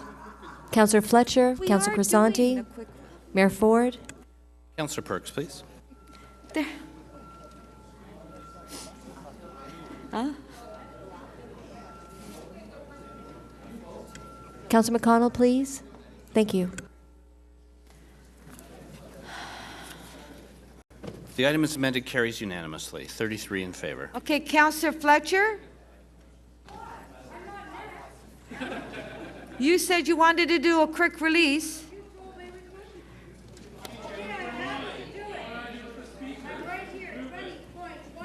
I mean, you just... I'm doing it. I am doing it. 20.16, Toronto and East York Community Council, meeting 20. I am asking council to please refer this item back to Toronto and East York Community Council for further consideration. So simple.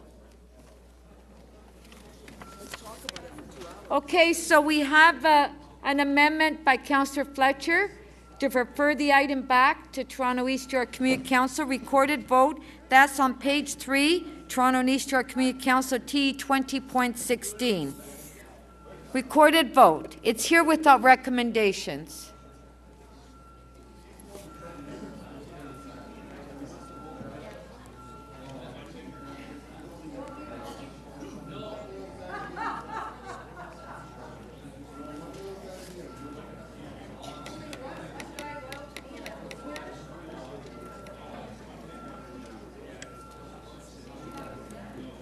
Councillor Fillion, please. Councillor Fletcher, did you have another one after this? Councillor Crisanti.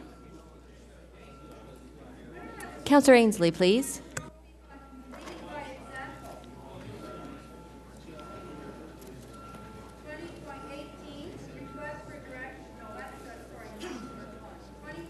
Okay, hold on. We're in the middle of a vote now. No.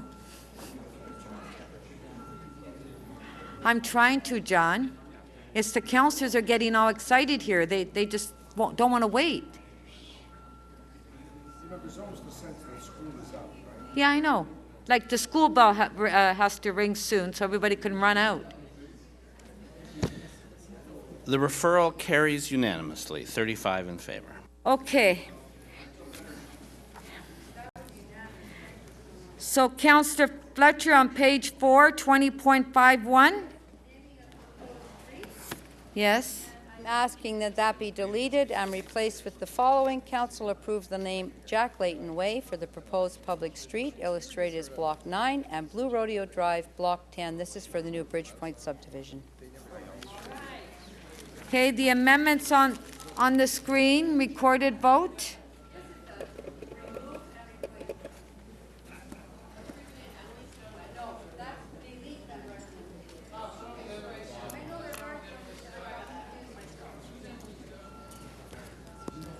So you're deleting Emily? Yes.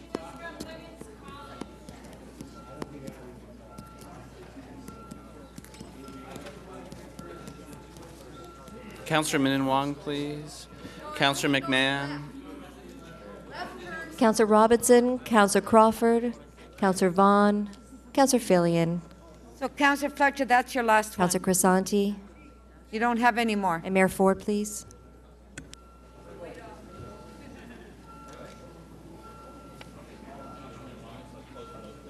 You carry on. Don't let me get in your way. Councillor Mihevc, please.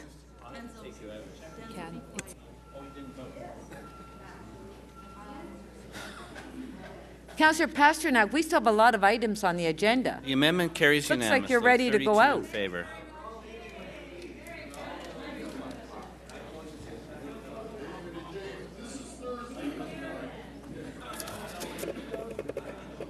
Clause as amended, recorded vote.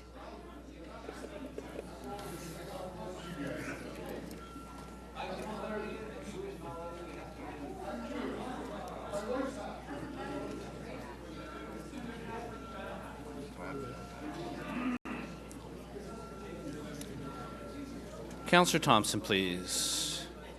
Councillor McMahon, please. Councillor Mihevc, please. Councillor Matlow. Councillor Ainsley and Councillor Ford, please. Yeah, because they gave it to me. Great, perfect. Please, Councillor Fletcher, we're in the middle of a vote.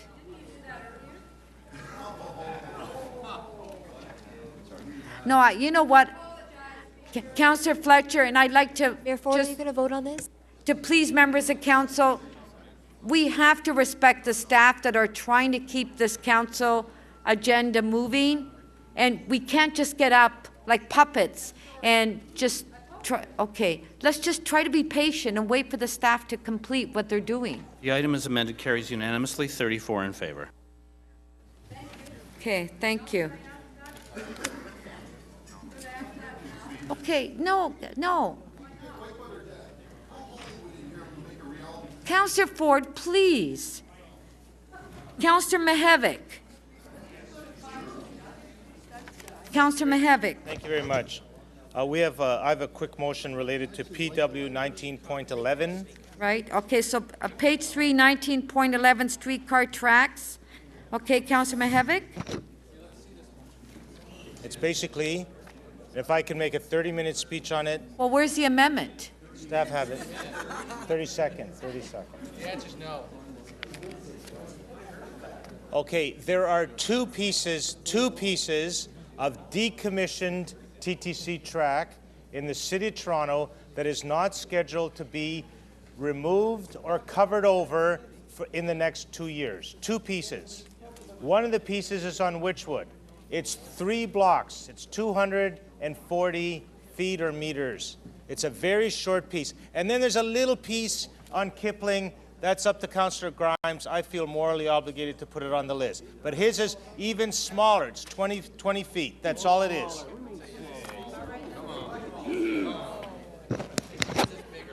This piece here, and if I could speak personally, the fellow who died by hitting the decommissioned track, it's Wychwood south of St. Clair.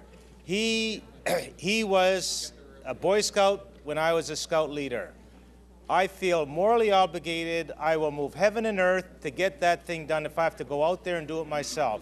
So I would ask that that we just ask staff in the next 2 years, get it done. That's all.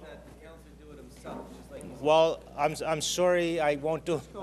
Okay, Councillor Mihevc. Councillor Layton, did you, Councillor Layton? I also have a motion that for some of you it'll be, you've seen this before, it was at Public Works. It's not really a budget item, but it's to ensure that Council requests the Acting General Manager of Transportation Services to include as part of the streetcar tracks and cycling strategy that this report recommends, a strategy for communicating safety concerns with motor vehicle drivers, and 2, that City Council requests the Acting General Manager of Transportation Services have the online data collection platform operational by spring 2013 and launch the pilot project by the summer of 2013 in consultation with the Toronto Cycling Advisory Committee. I think they're pretty self-explanatory. This is just to make sure we have some kind of timeline on the release of this platform and strategy. As well, we want to make sure that transportation not only communicate with or design a strategy that's to communicate with cyclists and pedestrians, but also with drivers, as they're part of the equation out on the roads there. I think that transportation would have likely done that already. I was bringing forward these recommendations as part of my work with the unofficial and often overlooked Toronto Cycling Advisory Committee, but it's incumbent upon me to bring their recommendations forward, and I'll be supporting them because I think it's the least we can do for this issue.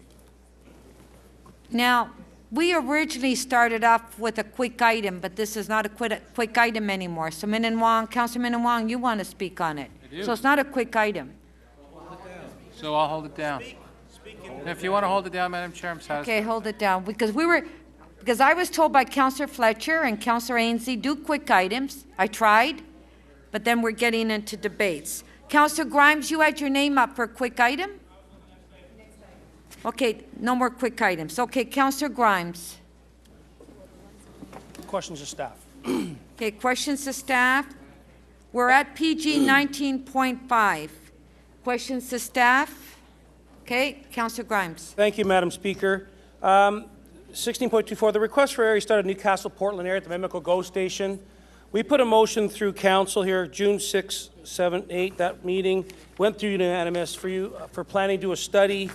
And it says the study to be done within the context of the 5-year official plan and municipal comprehensive review.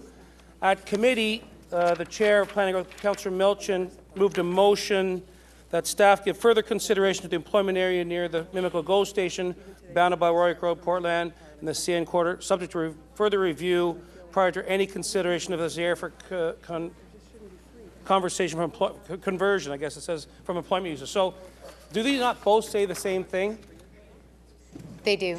So they do. So, Councillor Milton's amendment really is going to cloud things. We really don't need it. We're doing the same thing. I had both former directors, Lynn Turn and Keith out. I've had the deputy city manager out asking for help. Staff for telling me this is the way to go to study it. This will all happen through the consultation process. So they're both saying the same thing, so we really don't need that amendment that came from P&G. We are going to study it. But they're both the same, but we really don't need the one that came from committee. But An additional one? they're the same thing, correct? I believe the committee one also identifies additional properties as well, but they do say the same thing. That was the Judson. No, I think it's all the same. So, okay, but they say the same thing. Thank you. Okay, thank you. So any further questions? No? Okay, so Councillor Grimes to speak. Thank you, Madam Speaker. So I just, not to cloud the waters, this went through in June. It was supported unanimous. Councillor Milchin did vote for this. I don't know if he forgot that we did this. So I just like to take out the amendment that Councillor Milchin moved. Our chief planner says the same thing. This will happen through the study, and I'd like to pass that. Thank you. Now, Councilor Wong, did you say you had an amendment on this one? Pardon? Yes, okay. Councilor Wong, your amendment? Yeah, Madam Chair, I have an amendment. I did have an amendment until it was on the screen just a second ago, and then they took it off. 19.5. 37, 38, 39.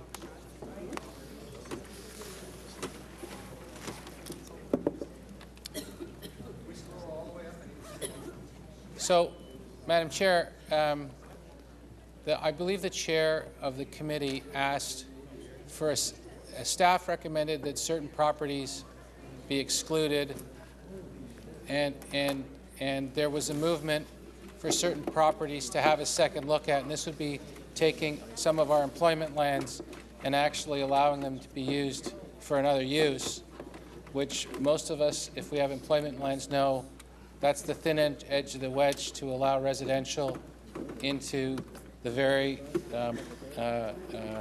the very few lands that we have for employment lands. And the chair of the committee, I asked, so where did that come from? And he said, somebody asked me, I think member of council asked me to do that. So he did that as a courtesy. I don't know which member of council may have asked that. But for 865 York Mills Road, that's it. If you don't know that piece of land, that's around York Mills and York Mills between Don Mills and Leslie Street. It's a very healthy, vibrant industrial commercial area with a lot of healthy employment uses. And my worry, Madam Chair, is if you allow for this property to go, and it's not on the corner, it's right in the middle. And so if you allow that to go to allow for a different use, then you actually are, as many people know, many members of council know, you are basically setting an arrangement where all the surrounding properties are going to be in the very next day for an application to change the use of their properties. So I'd like to delete that particular property. To keep it employment, that's correct. Okay. So Councillor Vaughn, did you have a question to Councillor Min Wong? Clarification. So the study you want done is to study alternative uses on these sites? No, I don't want. The staff don't want to allow for the change in use.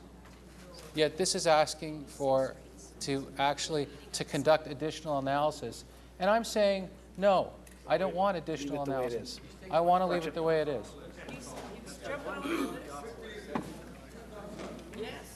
All right. So Councillor Milchin would like to speak.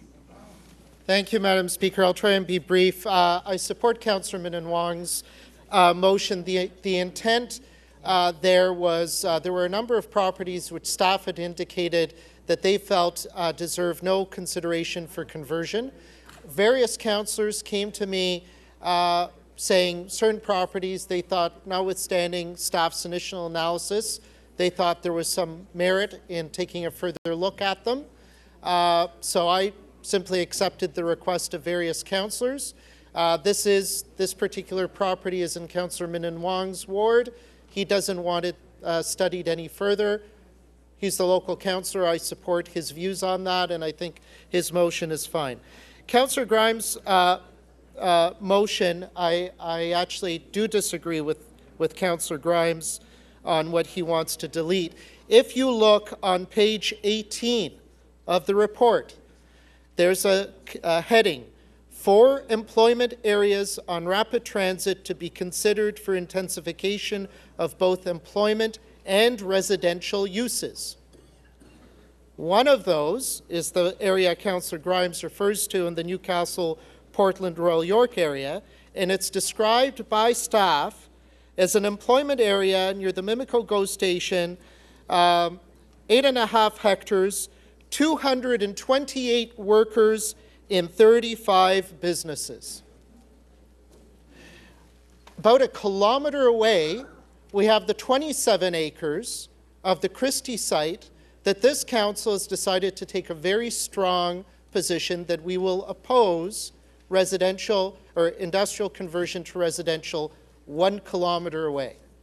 Yet here, where there isn't a single request for conversion from any property owner, staff up front are saying, let's consider 8.5 hectares with 35 businesses and 228 workers.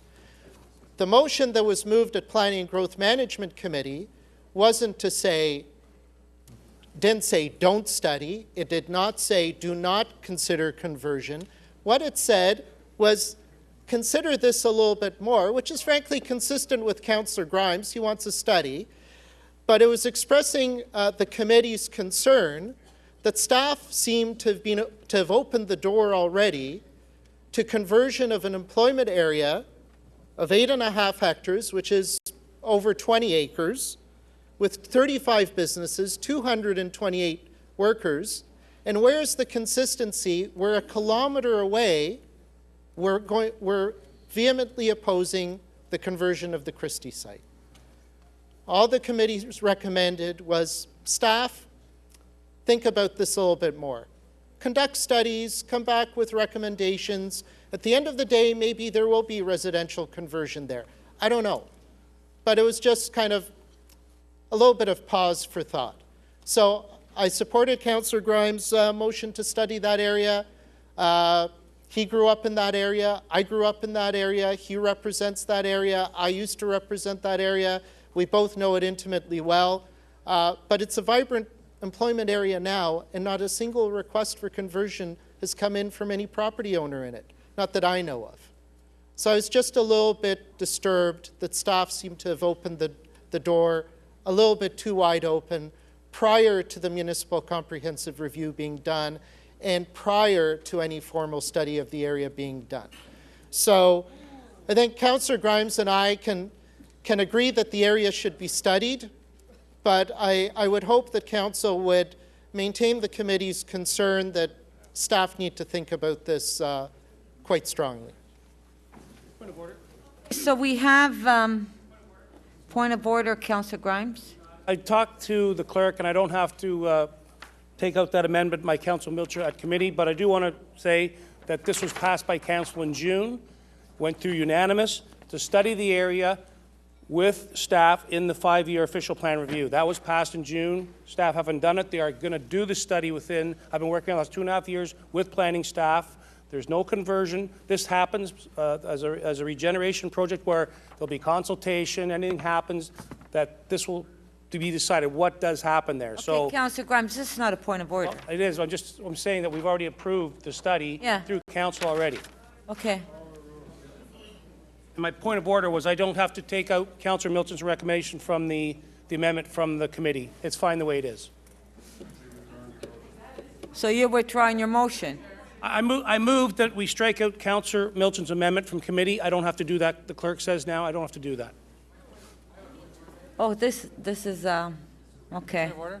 Yes, Councilman It Awang. seems to me if there's a study involved and one councillor's moving a motion not to have the study, yet as I understand it, Councillor Grimes says it's already been approved. If we're reconsidering it within the last 12 months, that would require 2/3, would it not? Is it part of, I'm asking the staff, is this part of If it's already been the approved. report? Yuli? Somebody? The question that Councilman Wong asked, if it's already in the report and we're reconsidering it, and it was previously approved, are we reopening the item? Do we need 2/3?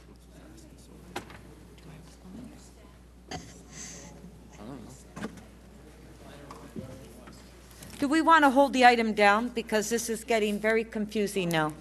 Well, through you, yes, Madam Speaker, it's our understanding that we have been previously directed to study the area as per the June motion. So it's not a reopening. It's not, Councilman Wong. In June. Okay, you know what? let's hold the item down because the staff are, everybody's confused here. Just let us straighten this all out, okay? And we'll get back to it. Because everybody is saying different things, the staff, the clerk's staff, so let's hold on. Okay, Councilman Wong, you wanted to make a comment on Public Works, PW 19.11?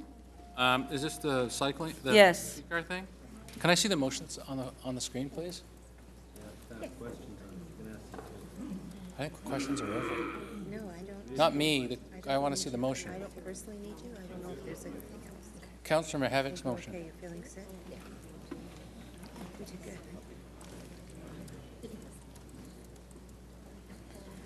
PW 1911.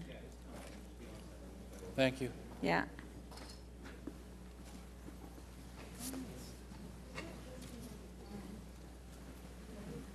So Councillor Mahavic's motion is that City Council requests the Acting General Manager report in first quarter of 2013 on a plan to remove or cover decommissioned streetcar tracks on Witchwood Avenue and Kipling Avenue by 2014. So I want to say two things about this. Firstly, staff have made recommendations, if you haven't read the report, and their recommendations are to communicate safety tips to cyclists, collecting and analyzing data, which Councillor Layton wants to speed up with. I think staff nodded to me and said that they can do that, which is fine. And conducting a pilot project to evaluate the effectiveness of pavement markings and or signage, which is great. The reality is that we do have streetcars in the city. I think many of the people who are pro-cycling are also pro-streetcars, but for different reasons. Streetcars are a reality on many streets in the city, and they're used in many streets in the city. So the question is about the decommissioned areas. My interpretation is it's just a report and we wouldn't approve anything. But the staff have already considered this on page 4 of the report. It says that there are two options for Witchwood. One is an overlay, but the staff say a direct overlay does not adhere to the concrete track allowance and steel rails as effectively as standard resurfacing over an asphalt roadway because the concrete track allowance and steel roads cannot be ground to prepare the surface. As a result, the direct overlay has a limited lifespan and may have to be repeated. An alternative permanent solution could be a partial reconstruction, which involves removal of the concrete track. Estimated cost, and I'm paraphrasing here, the estimated cost is $1.85 million. Okay? So that's your money cost. With regard to the idea of a report in general, you can vote for that if you want, but the material is here for your consideration today, and I don't know what other information is available that they could tell you. So you're looking at a street that is in perfect condition. They are looking at as in their capital budget, as roads that need to be fixed, that have decommissioned streetcars, they're going to pull out and they're going to fix them. And for this arrangement, because this was what in front of the Witchwood car barns where we spent, like everybody knows on this council, lots of money on. We didn't spend any money on it. So, Madam Chair, I didn't interrupt Councillor Mahavik. So, Yes, Councillor Mahavik. So this is an please arrangement don't where we're going to spend $1.85 million per kilometer to fix. And so there's going to be a significant cost associated with this. I just want to bring up the fact, as I've been working on this transportation file for the last 2 years, you learn more and more things. And one of the things that I learned was there's something in the transportation budget that staff have. It's called, I call it Category 7, something like Status 7. So Status 7 projects are projects that are approved in this council that we don't have any money for. And that number of Status 7 projects is close to $700 million. 30 seconds. Right? And so we have to be very careful of all these projects that we approve because it's taken away from your projects, right? And it's taking away from the city's priorities. So you can vote for it or not vote for it. I'm not voting for it because I don't want to add to status 7. And I think staff are taking the right approach with the recommendations that they're proposing here today. Thank you. Okay. Can we put the amendments on the screen?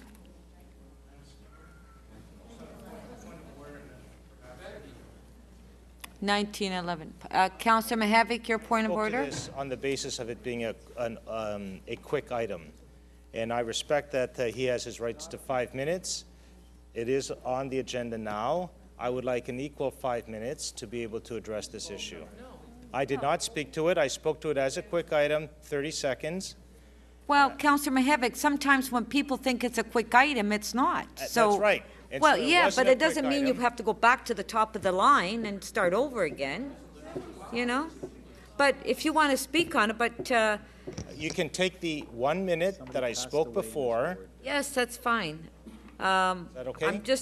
But I'm going to hold that item down now.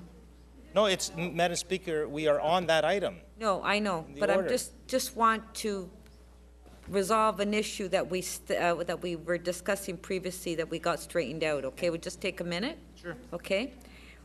To the PG 19.5. We've got that all straightened out. Councillor Grimes, you're going to withdraw your motion, right? Yes. Okay. It's out of order. Yes, so he didn't place it. The motion that Councillor Milchin moved, the amendment at P and G is out of order because we already voted this on in June to do the study. Yes, I know.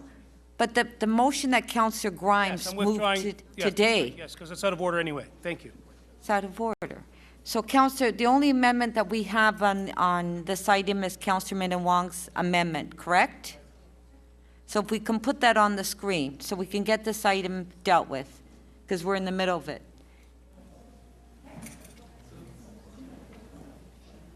This is on PG 19.5. 64 Evans, I asked to vote on that separately, please.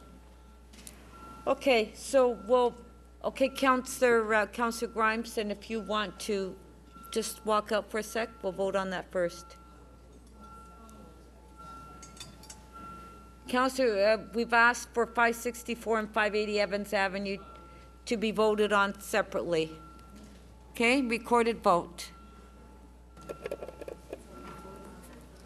Yes. You're just voting on just that one, and then you'll vote on all the rest.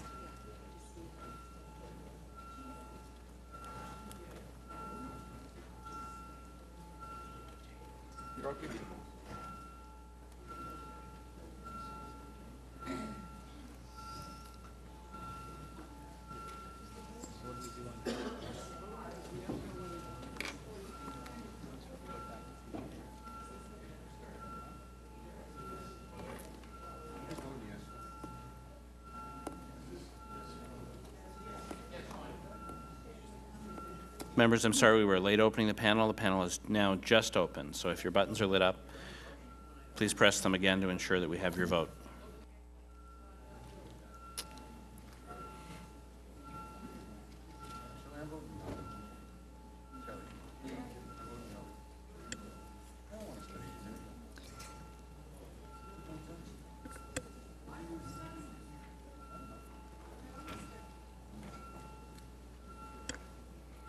Councillor Palacio, please. Councillor Crisanti, Councillor Fletcher, Councillor Milchin, Councillor Crawford, Councillor Vaughan, Councillor Lee, please. Deputy Mayor Holliday, Councillor Ford. No, they had to redo the, Councillor Lee, your vote, please. Councillor Cho, please.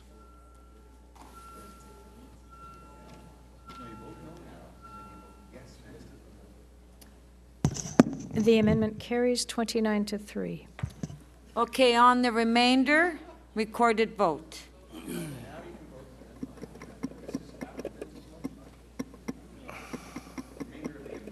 That's what I meant, the remainder of the amendment. We separated that because Councillor Grimes had a conflict.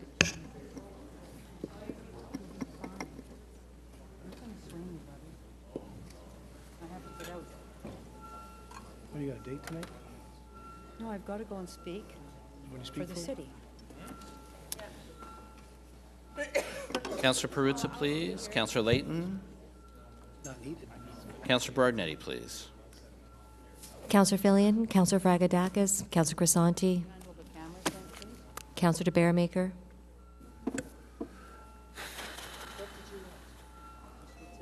Adam, can I have my phone, buddy, please? Adam? The balance of the amendment carries unanimously, 34 in favor. All right. Clause is amended.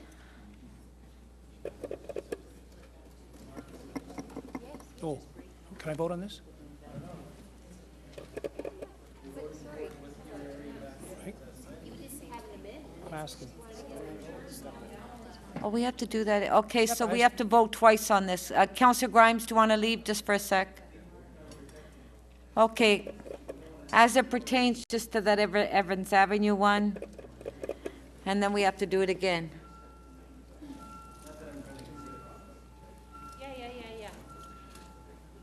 Councillor Bailão, please. Councillor Perruzza, Councillor DiGiorgio, Councillor McMahon, Councillor Layton, Councillor Berardinetti, please. Councillor Mihevc, Councillor Cole, Councillor Crisanti, Councillor de Barrowmaker, Somehow I thought you were talking about red light. Councillor Perruzza, please. Right? Yeah, I got it. Yeah. I'm on it. The portion of the amendment or the item as amended carries 30-3.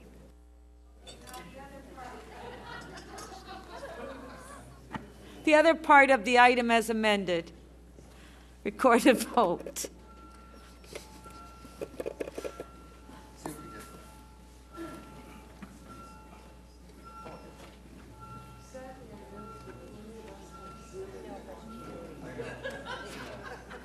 Councillor Perruzza, please. Councillor Stintz, Councillor Berardinetti, please. Councillor Cole, Councillor Fletcher, Councillor Berardinetti.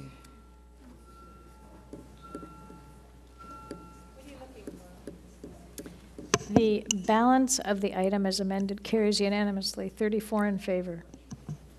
Okay. Okay, since the streetcar tracks is not a quick item, are there any quick items? No, I know, but but there are some members, that need to leave, so they want to release items. Does somebody truly have a quick item where they're just going to release? Okay. Mayor Ford. Oh, Councillor Davis. Councillor Davis? Yes, it is.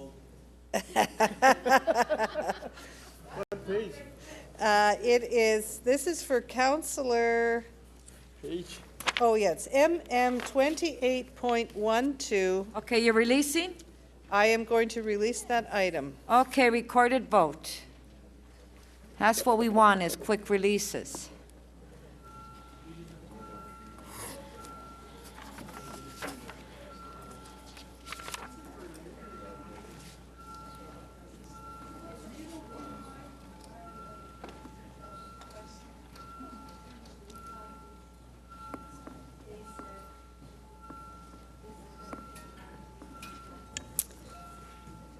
Councillor Palacio, please.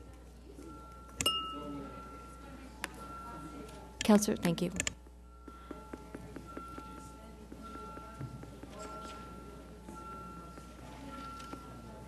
It's just that there's some members of council that have to go to Perruzza. events, so we may as well get them, yeah?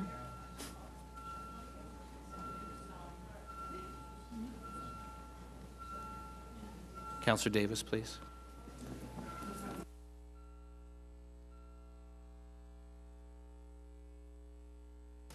The motion carries unanimously, 33 in favor. Okay, Mayor Ford. Quick releases. Thank you, Madam Speaker. I have a motion here on page 4, TE 20.18. Mm-hmm. Okay, can we put the motion on the screen, please? Not a quick item. It's not a quick item. Okay, Okay, what about the other one? won't be a quick item either. Staff doesn't support it, so anyways. 2017? No, Okay, forget it. all right. Counselor Fletcher? And the MM 28.10 on the cameras, I'd just like to have a vote on that one, if I could, please. Okay, so Counselor Fletcher's releasing on page 4, MM 28.10, recorded vote.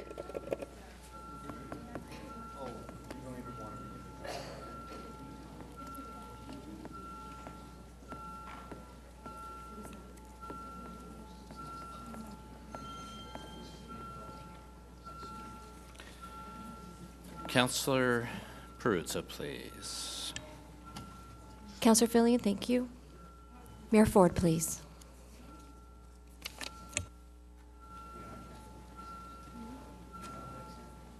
What about the next one, Counselor Councillor Vaughn, Fletcher? please. Councillor Vaughn. Thank you. The motion carries 29-4. Okay, and Counselor Fletcher, you're releasing MM 28.14? Okay, recorded vote. That's on page 4, 2814.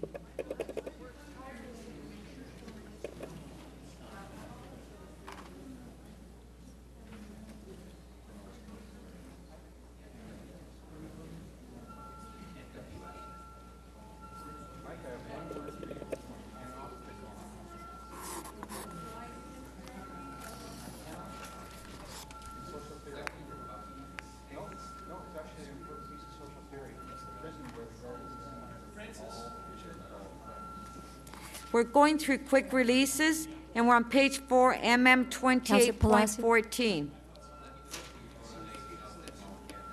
Councillor Palacio. Councillor Crisanti, please. School closures. It's just been released. Councillor Ford, please. Councillor Fletcher, thank you.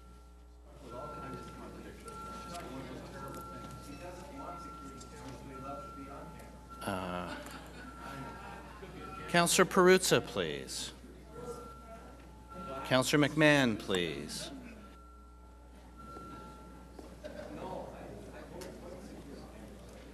The item carries 30-3. Councillor Perks, quick item. Yes, Speaker. After a lot of soul searching, I realized that I'm just going to have to accept on MM 28.20 that Toronto City staff have done an excellent job of holding off the evil banks from getting out from under their tax assessments. So I'm going to have to release it as is. Okay, recorded vote. This is on page 4, MM 28.20, Bank Towers Assessment Appeals.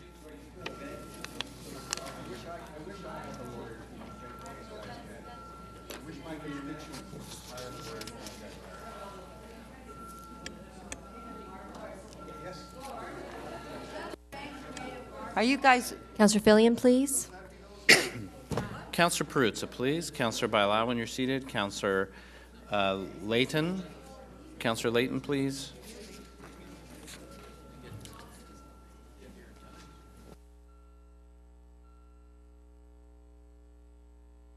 The item carries unanimously, 34 in favor. Councillor Milchin. Yes, Madam Speaker, I hope this will be quick. This is the reopening of Members' Motion 28-6, Uranium Processing Facility at 1025 Lansdowne. Okay, so recorded vote to waive referral. I thought we had done that. No. Oh, okay. Okay. We just reopened it. Councillor Recorded Carroll, vote. please. Councillor Perruzza. Councillor McMahon, please. Councillor Layton. Councillor Lee. Councillor Bardnetti. Councillor Robinson, please.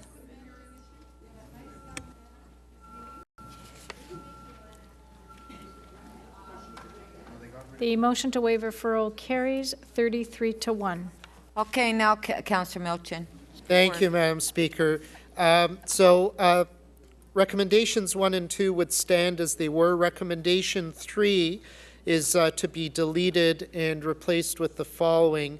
City Council requests the Medical Officer of Health to monitor the GE Hitachi facility with respect to uranium use levels and air and soil tests and report these to the community on a regular basis, including the public health website, and to delete recommendation 4, which was the recommendation that was about kicking the plant out and trying to find a different employer to come in.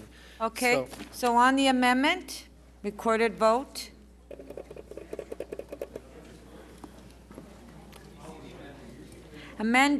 Deleting Members, 4 and amending 3. Members, we're going to display the amendment. It has Councillor Palacio's name on it. We have not had time to change it, so it should be taken as moved by Councillor Milchin.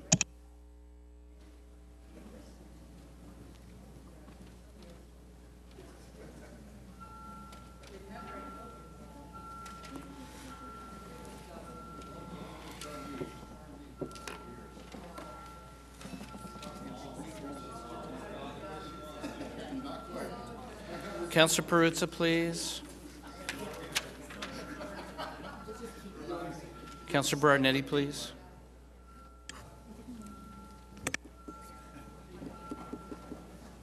The amendment carries 32-2. Okay, on the clauses amended, recorded vote. Oh, the other amendment now to delete 4. Recorded vote.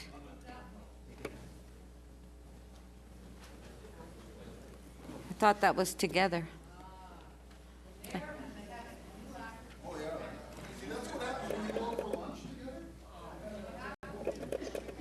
Recorded vote.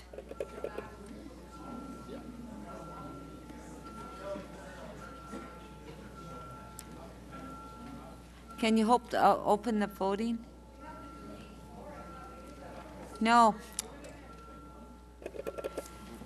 There were 2 amendments, Councillor Fletcher. One was for the Board of Health, and the other one was delete 4. Thank you, Councillor Fletcher. Councillor Perruzza, please. Councillor Cho. Councillor Matlow. Oh, sorry. Councillor Berardinetti. Thank you. Deputy Mayor Holliday, Councillor Fillion, and Councillor Fillion, may we have your vote, please? Yeah. The amendment carries unanimously, 31 in favor. Okay, thank you. Councillor Palacio, quick item. Thank you, Madam Speaker. I just... Oh, sorry. Jeez. It's late. Item as amended.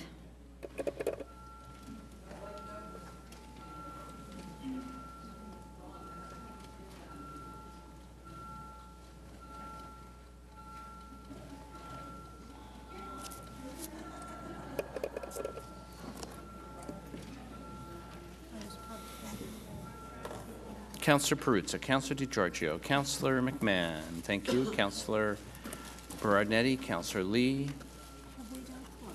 Councillor Robinson, please.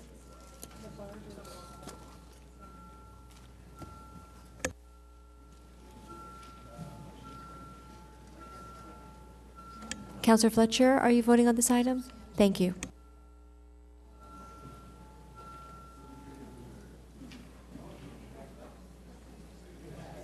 The item as amended carries unanimously, 32 in favor. Councillor Palacio. Thank you, Madam Speaker. I just want to take this opportunity to thank Councillor Peter Milchin for reopening, also for tabling these changes, and members of Council for your support. Also, I want to thank the Public Health Department and Councillor Fillion for assisting me as well in working recommendation number 3 that actually addresses the real concerns of the community. And thank you all. Those are my Okay, quick but comments. aren't you going to do this quick release? It's a quick release, the item, as a whole. MM 28.31. We're not talking about the other one. We're talking about your notice of motion that you reopened. Technical amendment of the license. MM 28.31 that you had reopened for licensing. Thanks, Madam Speaker. Yes, the technical amendment. The technical amendment is if we can just display on the screen, in essence, is that recommendation number 1 that City Council amend Part 12 of Appendix A containing item LS 2.3 to now read as follows. Hey, yeah, you don't have to read it. Okay, recorded vote. It's already been circulated, we waived it, we did everything to it. It was a typo, thank you.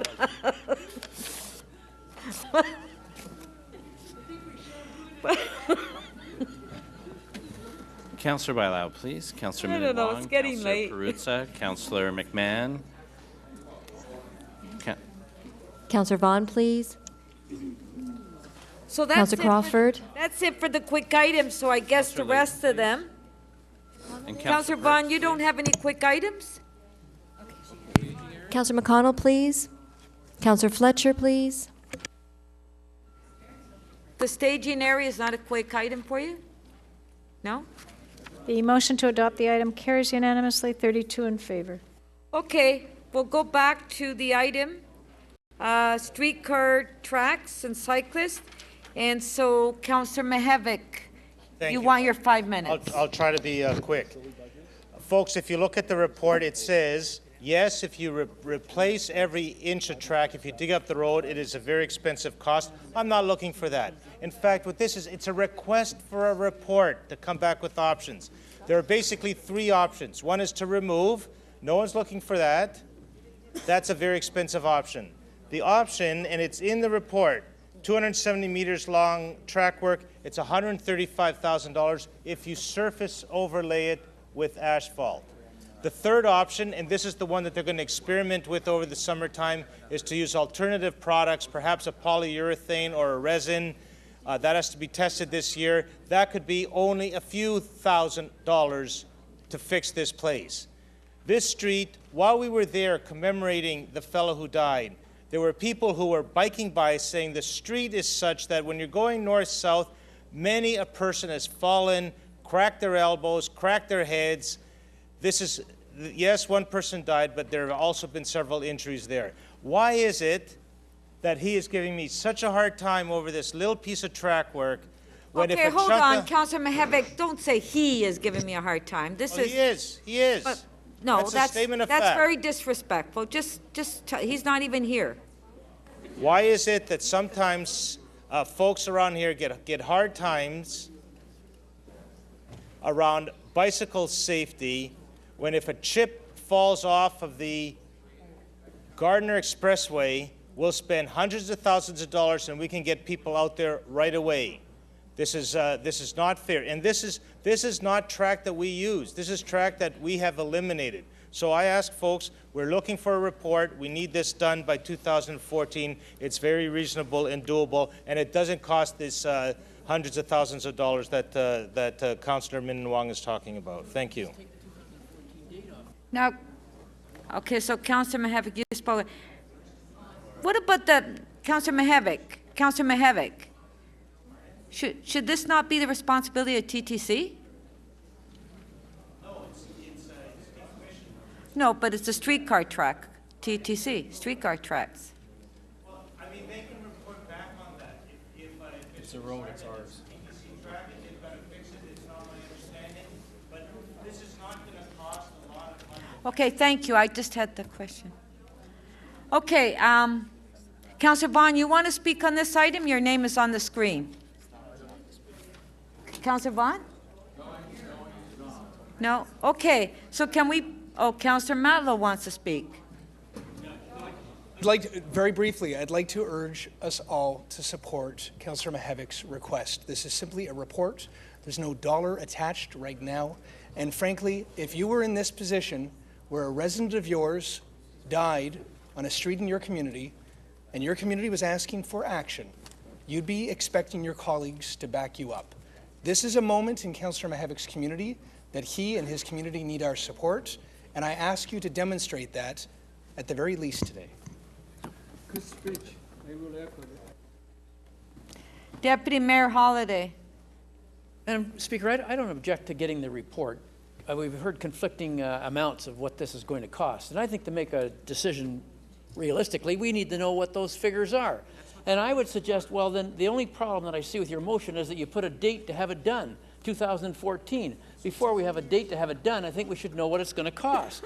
So why don't you just take the 2014 out of it and let them come back with a report on what it's going to cost, and then we can decide if we're going to do it. If it's like you say, it's a few $1,000s, no problem. But if it's like Denzel says, and it's $1.5 million, and it's going to take money away from somebody else's roads, then maybe we do have a problem. But we don't know that right now. Councillor Mihevc, Deputy Mayor Holliday is speaking. Don't interrupt. We just don't know that. So I don't see the harm in just taking that off the report, the completion date, and just get the report, and then we can decide when we're going to do it. Why don't you agree to that? I mean, we're not saying no. We're just saying we want to know what the amount is. Is it $1.5 million or is it 100,000? Councillor Mihevc. But we've heard differently. That's the only problem here. So why don't we get the report and find out? It's in the report. Anyway, we're just going to vote. Just vote. That's all. Just vote. It's right here. Councillor Palacio to speak. I will support the report. I think that it makes a lot of sense to ask for a report, but I'm also concerned about the cost. Deputy Mayor Holliday, were you not finished? I don't know what's going on tonight. Okay, just a sec. The Deputy Mayor wasn't finished. Okay. But what Councillor Mihevc was saying is that in the report, it does say that an overlay is $170,000. $130,000, okay. But what Councillor Minnan-Wong said was that the overlay might not work, and we don't know if it will or if it won't. And if it won't, then we're down to the next scenario, which is ripping them out for $1.5 million. Let's get a report and know what the heck we're talking about. Okay, are you finished now? I am. Okay. Doug Holliday. Councillor Palacio. Thank you, Madam Speaker. I'll be extremely brief. I will support the report request, but overall, when I listen to the cost of $1.8 million or more than that, that reminds me also when I brought a humble request for the environmental assessment on St. Clair, which was creating a tremendous bottleneck, and for $200,000, I was given such a hard time by my colleague as well. And I think that there shouldn't be any preferential treatment when we are dealing with the same street. And I'm all for improvements, but especially when we have a tremendous backlog in terms of capital reconstruction, I think that it would be wise to have a report, to look at the numbers, and if we have to prioritize for whatever purpose, I'll be all for it, but I would like to see a report first. Thank you. Okay, so can we see the, yeah, let's look at Councillor Mihevc's motion. So it sounds like we may have to vote on it separately.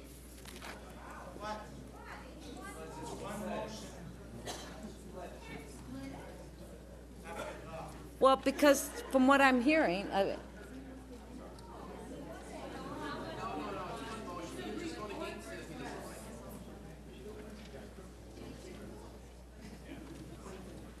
so there's the amendment on the screen.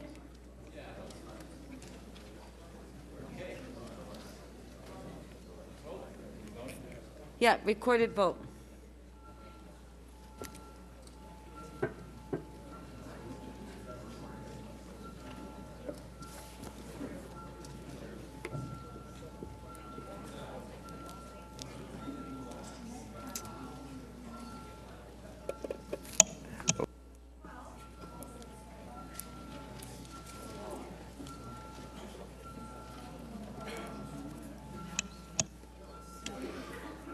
Councillor Robinson, please. Councillor Palacio. Councillor Perruzza, please. May we have your vote? Councillor Crisanti, please.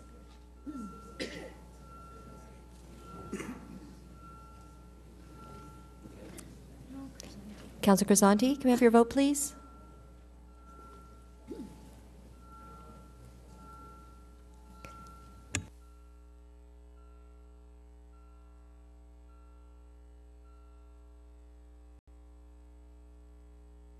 The amendment carries 27 to 5.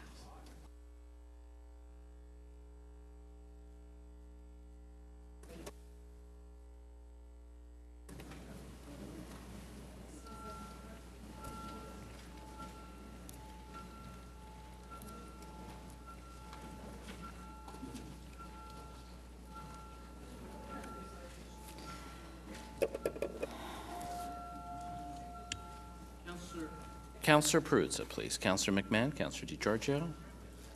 Councillor Palacio, please. Councillor Crisanti.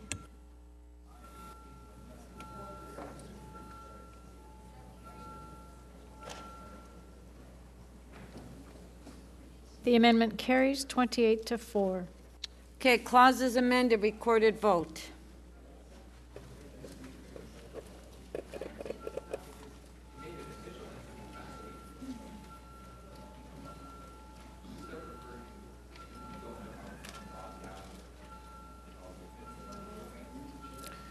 Councillor Minnan-Wong, please. Councillor Bailão, Councillor Perruzza, Councillor DiGiorgio. Councillor Lee, please. Councillor Mihevc, please. Councillor Palacio.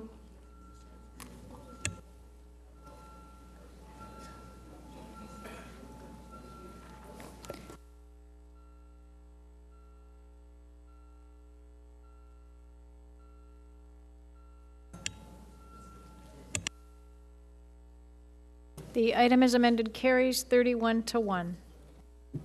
Okay, our next item is on page 3. T 20.17, refusal report for 219 Queen Street West. Mayor Ford held the item down. Do you have questions to staff? Mayor Ford? Have questions to staff? Yeah, I'd like to know why staff is refusing this, but Councillor Vaughn had a motion, and I want to know if you support that motion or not. No, he had it up, and then I held it, so I'd like to see the motion that he's put forward. Do you support what the local councillor is presenting here? Through you, Madam Chair, the staff recommended a refusal of this application, and that was considered at Toronto East York Community Council at the last meeting. Subsequently, I understand the councillor has had meetings with the community and with the applicant and has reached a settlement, and that's the nature of this motion that's before council. So you don't support this? The staff recommended refusal of the application. The motion in its substance is put forward in a correct manner. We've been consulted on its contents. We did not recommend this application. Okay, can you give me some reasons why you didn't, why you don't support this that's in front of us here today? Councillor Vaughan motion. Well, with respect to the application, we did our analysis, and we feel that it's overdevelopment of the site. The site is a very small site. The proposal does not meet the separation distances that are called for in this type of development. It's adjacent to the Queen Street Heritage Conservation District, and the site or the development doesn't present any transition to that. A smaller scale development would have been more appropriate in staff's opinion, and that is why we recommended refusal. Okay, thank you very much.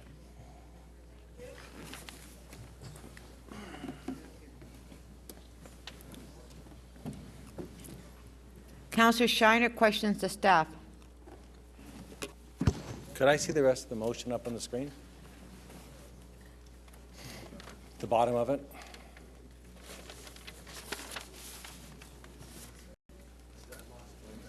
So Section F is $1 million Section 37 agreement. Was that part of your negotiations? No, the local councillor's office, as I indicated, had discussions with the applicant in order to pursue a settlement. So is the $1 million then the real big change from what was at Community Council? Well, the motion, as I understand it, reviews certain changes to the development. Like what? The podium, for example, has been modified to include non-residential land uses. As I read it, the setbacks have been adjusted slightly. It's also introduced, as we try to achieve in this area, 3-bedroom units, and it includes the standard provisions that we would use for Section 37. It's cost escalation and things like that. So those elements of it are in order. But otherwise, your recommendation to refuse would continue even with these small modifications?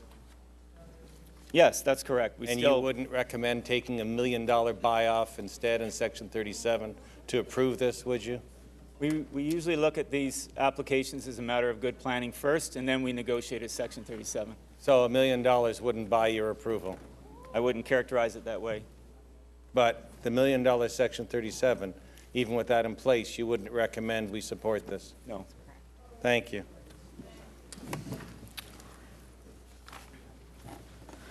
Councillor Vaughn, questions to staff.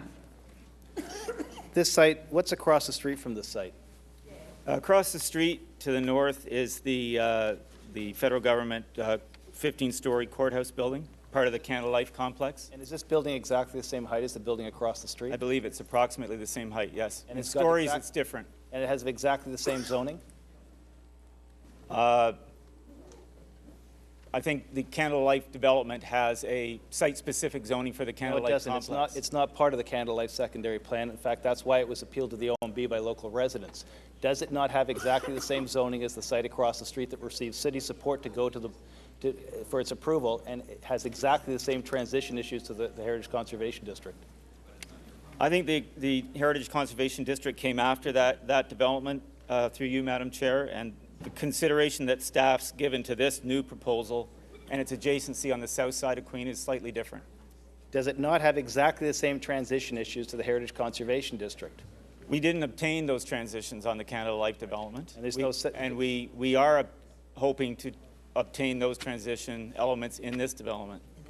The Canada Life building was appealed to the OMB despite a city approval. Was that appeal successful?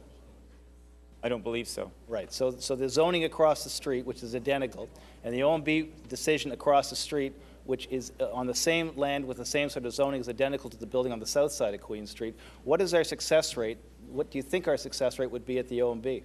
I don't want to speculate on our success rate at the OMB in public through you, Madam Chair. I think the zoning, the underlying zoning in this case, the base zoning is identical. It achieved a site-specific zoning to realize the office development, which then gave rise to the HCD after that. I understand that.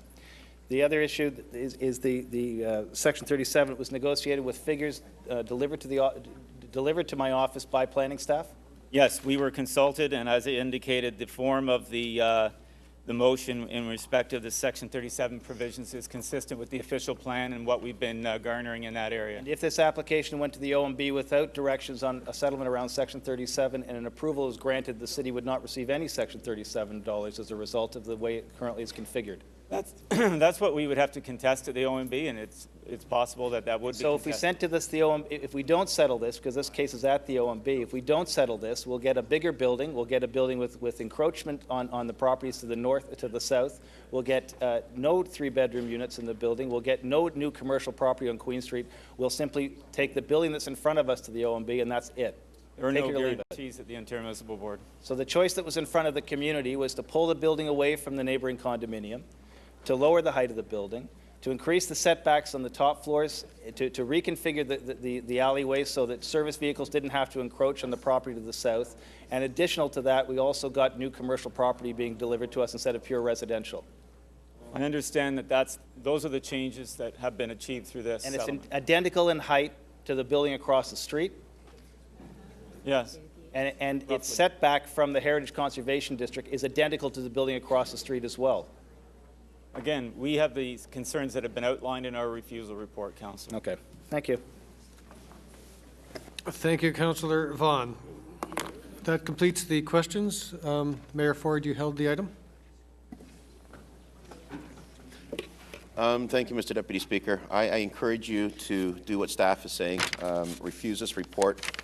I'd be more than happy to support that. If you're going to go against staff and ask for $1 million, there's something wrong with this picture here. Staff said absolutely not. $1 million, do they accept it? No. No, this is like, it's black or white. The local council just can't coming in and going against what staff believes and say, well, we're getting $1 million. This is absolutely wrong. This is terrible. I have questions of the mayor. Councillor Vaughn with questions.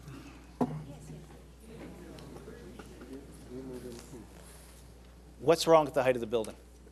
It's not about it. It's doing what staff wants. What's it has wrong with nothing the to height- do with the height of the building, the zoning. You know what? This almost looks like a shakedown. With the Section 37 money, it looks like a shakedown. They say no, you're going up and saying, well, I want $1 million, and then we'll do what you want to do. You're not listening to what staff says. Staff has been quite adamant and straightforward about this. What is wrong with this building? I've just answered your question. Is it the height? I just answered your question. No, It's you about haven't $1 million, Councillor Vaughn. So it's the You Section can't 37 go agreement. and shake down developers for $1 million. It's the Section 37 agreement. It has nothing to do with the $1 million or the Section 37. The staff said no. I'd probably give. It's still saying it's not the amount of the money. And they're refusing the report. That's what they're saying. They don't want to deal with it. They'll accept something else, but they're not going to accept what you're putting forward. So what instructions should we give to staff regarding? Send it back to staff, or send it back to send it over to planning. You and let them deal understand with that a it. hearing has been scheduled at the OMB. You know what? I completely understand that. Does Councillor Milchin, the head of the planning committee, support this?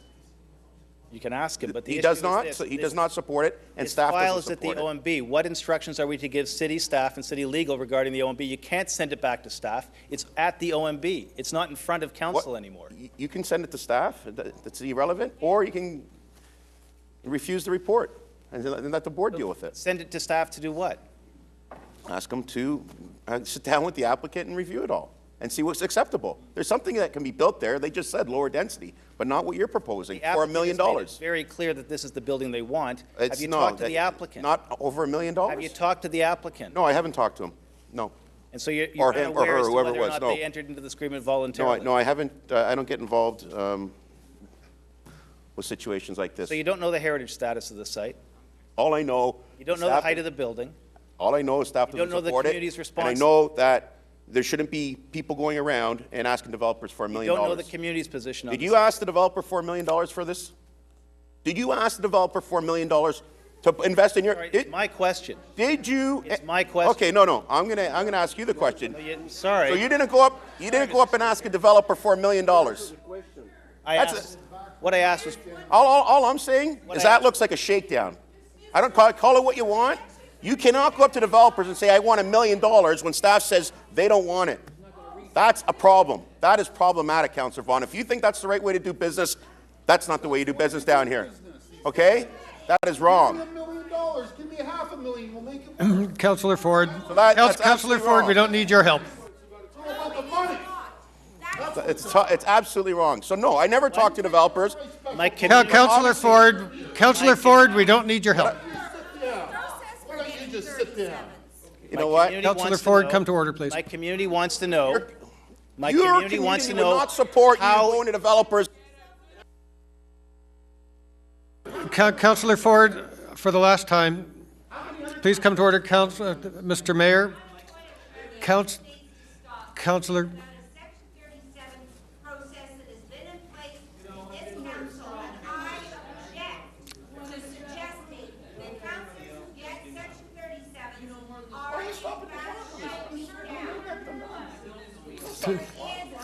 Three minutes. Okay, thank you. Councillor McConnell, okay.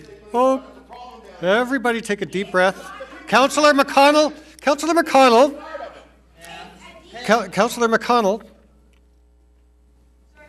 would you like me to recognize you? Do you have a point you'd like to make? Now, I saw the name of Councillor Perks, but it has vaporized, so that's...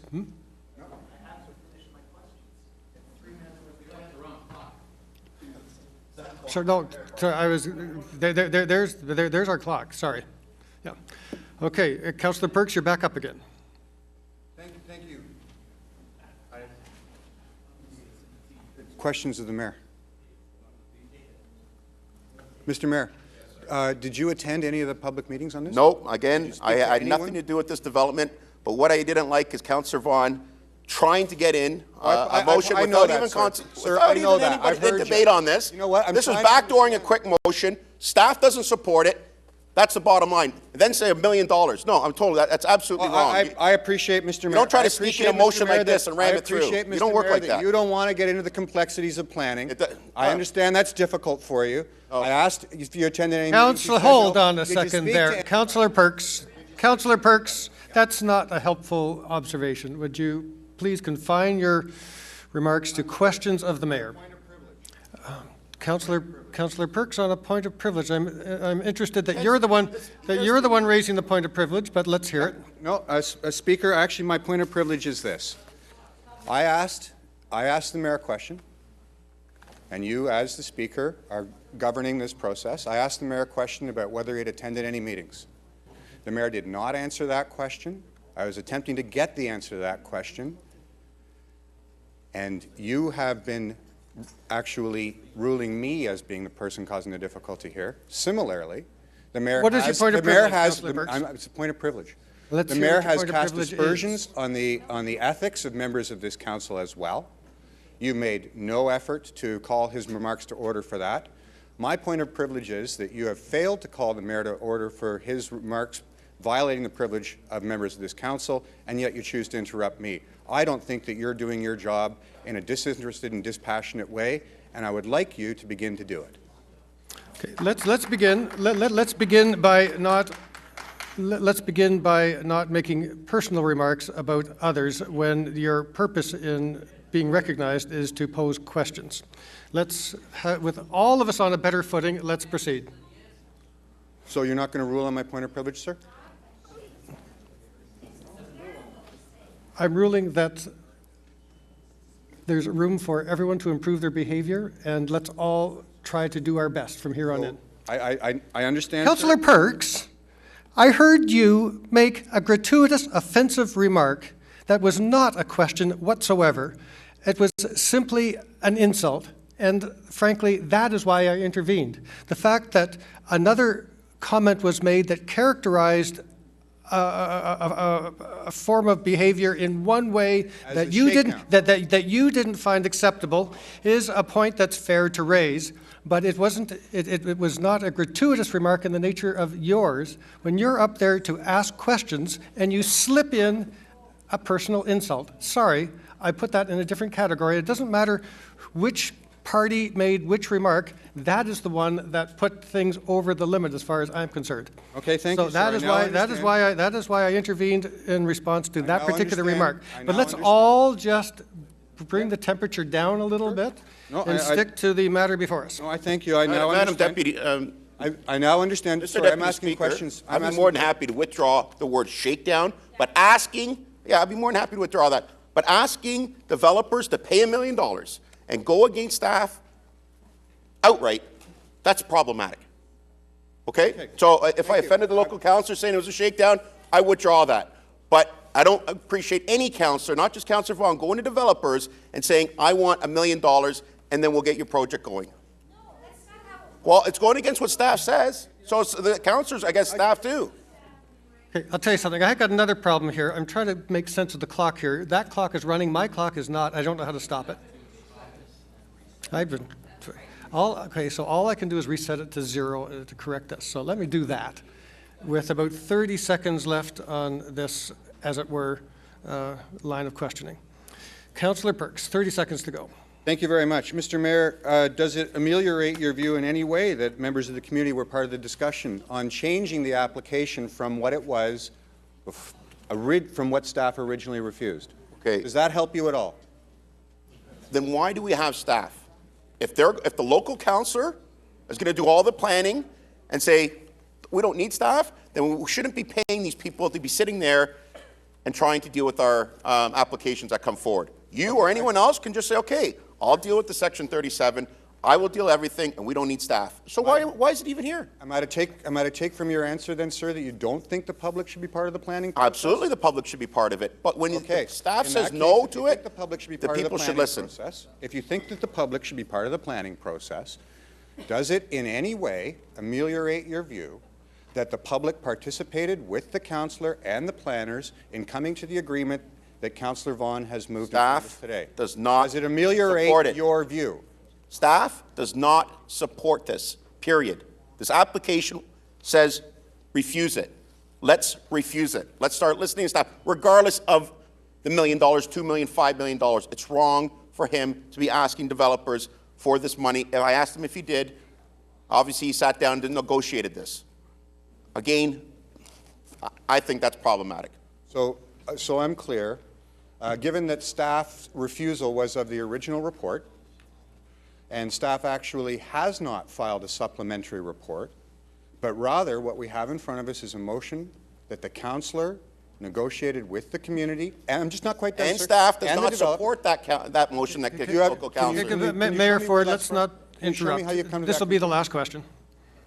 Can you show me how you've come to that conclusion? Do you have a document indicating that? I just asked staff, do you support Adam Vaughn's motion? They said no. They were quite. Thank Okay, you, well Councillor then, Perks. Your time has long since expired. Councillor McConnell to question. No, I think I'll just leave it. I'll speak. Thank you, Councillor McConnell. Councillor Nunziata to question. To the mayor. The reason you're speaking against this application is that the questions that you asked the staff did not recommend this application because of the density, correct? Absolutely. Correct. That's what they said. And the motion by Councillor Vaughn is if the staff is against this application, means that we have to hire outside counsel at the OMB, Obviously, yes. correct? Yes, Okay, obviously, so yeah. that is the reason why you're standing here, asking council to support the staff recommendation, which is refusal, which we do all the time in this council chambers, correct? All the time, and Councillor Vaughn is completely disregarding what they're saying.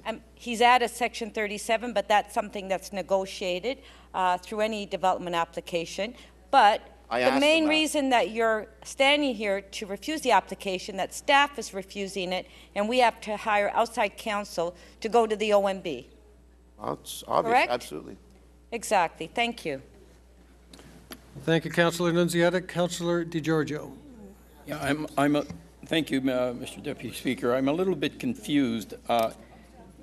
If this matter goes to the board as proposed by the councillor on an agreement that he's presumably managed to negotiate with the applicant, where does that leave the city and where does that leave the board with respect to examining the planning merits of the deal that's structured? So who looks at the planning merits, or is it just forgotten at the board because an agreement has been reached? That's up to me to answer. That's up to staff. I'll ask staff that. Afraid we've gone down that road. Any other questions of the mayor? Oh, my question is, who will examine the planning merits? Who, from the city's perspective? That's up to staff. I would say that's up to council. That's fine. Any other questions? You tried. No, I'll go. Thanks. Thank you, Councillor DiGiorgio. Councillor Carroll to question. Well, interestingly enough, Mr. Speaker, through you, my question of the mayor was in fact along Councillor DiGiorgio's line. I noticed that you were somewhat distracted during Councillor Vaughn's questions of staff. So I'm wondering, did you hear staff agree with Councillor Vaughn's assessment of the danger to the community of settling this at the OMB? No, staff does not support this application and does not support Councillor Vaughn's motion, period. I don't know how much more clear I can be. And did you And if you want to call him back on the floor to verify this, let's call staff back on the floor to verify what they just said. And did you hear staff's total agreement of the potential dangers to the community and to the planning precedent on this street of waiting to the OMB to reach an agreement? Did you hear staff agree with Councillor Vaughn that the potential danger was that the building becomes more dense, higher, more of a danger and more of a blight on the community? Did you I heard hear that staff does not support this application. So you didn't hear their professional opinion earlier this evening. Thank you, Mr. Speaker. Thank you, Councillor Carroll. Councillor Palacio to question. Depends what you want to listen to. Councillor Nunziata, thank you very much. Thank you, Councillor Carroll. Thank you, Mr. Deputy Mayor. Mr. Mayor, just for clarification purpose, is so what Councillor Vaughan is proposing is somehow in relation to what staff is recommending, that would set a bad precedent and somehow for in the future. Well, then every councillor's just going to not even listen to staff. Then why have staff here, Councillor Palacio? If applicants are going to come forward and say they want to develop something in your area, and staff says no, and the local councillor jumps in and says, hold on, partner, I will, give me $1 million, and we'll put it through council. Why have staff? So in terms of principles of planning. Now, in terms of principles of planning, now, our city staff, they're recommending against. And what's been recommended at this point is to hire outside staff. Do we have any idea of how much that's going to cost? Oh, well, every time I bring this up, it's 10,000. This is a big application. It's going to cost 20,000, probably, if not more. So it's probably going to, you know, it's minimum 10,000. Something this size could be $20,000, $30,000. So in essence, is staff doesn't support it, so it doesn't make any sense. Your judgment is based on what our staff is recommending. Absolutely. Thank you. Thank you, Councillor Palacio. That concludes the questions of the mover of the motion. Councillor Ford to speak. Thank you, Councillor Davis. Thank you, Mr. Deputy Speaker. Folks, can I have the chatter in class to slow down a little bit? I wasn't very successful with you. I'm not even going to try on them. Okay, that's fair. Well, folks, this is the problem down here at City Hall. Okay? This is inappropriate for any of us, not just Councillor Vaughan, to sit with a developer, be it wherever, be it down at City Hall, be it, who knows, in a restaurant, wherever, and negotiate. Councillor Ford, let's just be careful. Let's just be careful. I will. I'm not going over the line. But to negotiate, hold it. Thank you, Councillor Carroll. To negotiate Section 37 money. It is a common practice down here, what I understand, that the councillors involved in negotiating Section 37 money. It is disgusting, Councillor Carroll, that we hire highly qualified staff right across the board here, paid by the taxpayers, and we have councillors negotiating with developers in their own ward the amount of money they're going to get for Section 37. The people of Toronto, I want to ask, is that right? Or do they feel that is a slight conflict? No councillor at all should be involved in negotiating monies with any developer in this city. That's the reason I came down here, to stop the nonsense. And obviously, I haven't done a good enough job to stop the nonsense because it's continuing. It's continuing. And, you know, what it comes down to is the city staff doesn't agree, but give me $500,000. If Section 37, I'll make it happen. Give me $1 million, I'll make sure it happens on my Section 37. That's a problem down here. That's a severe, severe problem. The people of Toronto have to speak up and stop this nonsense. It is not acceptable. Very simple. Thank you, Councillor Ford. Councillor Perks to speak. Thank you, Speaker. There are days when I come to work here and I wonder if we've hit bottom yet. When I wonder if the aspersions cast, the drive-by slimings, the willingness to damage, tarnish the reputation, not only of individual members of council, but of the entire planning and redevelopment process in the downtown. I just wonder when we are going to hit bottom. It appalls me, it astonishes me that correct application of planning law in the province of Ontario. You know why they call it Section 37? Because it is a section of a piece of legislation passed by the legislature of the province of Ontario to ensure that when we get extra development in a neighborhood, we have the roads and schools and daycares and other amenities for the community so that it is a decent place to live, according to provincial law. So that when we here in Toronto City Council apply provincial law so that we have adequate infrastructure to deliver the quality of life that Torontonians expect, somehow we're committing a shakedown. It is an appalling state of affairs when the Chief Magistrate of the City of Toronto, admitting that he doesn't know the height of the building, admitting that he doesn't know the heritage status of the building, admitting that he didn't attend any of the planning meetings, admitting that he hasn't talked to any members of the community, admitting that he doesn't know the angular plane, admitting that he doesn't know the zoning, decides that somehow it's an inappropriate building, and that this is an opportunity for him to score cheap points, cheap political and rhetorical points off the careers of those of us who work hard to make sure that the planning law of the province of Ontario is applied to the benefit of Torontonians. Since when is it wrong to make sure there's daycare? Since when is it wrong to ensure there is affordable housing?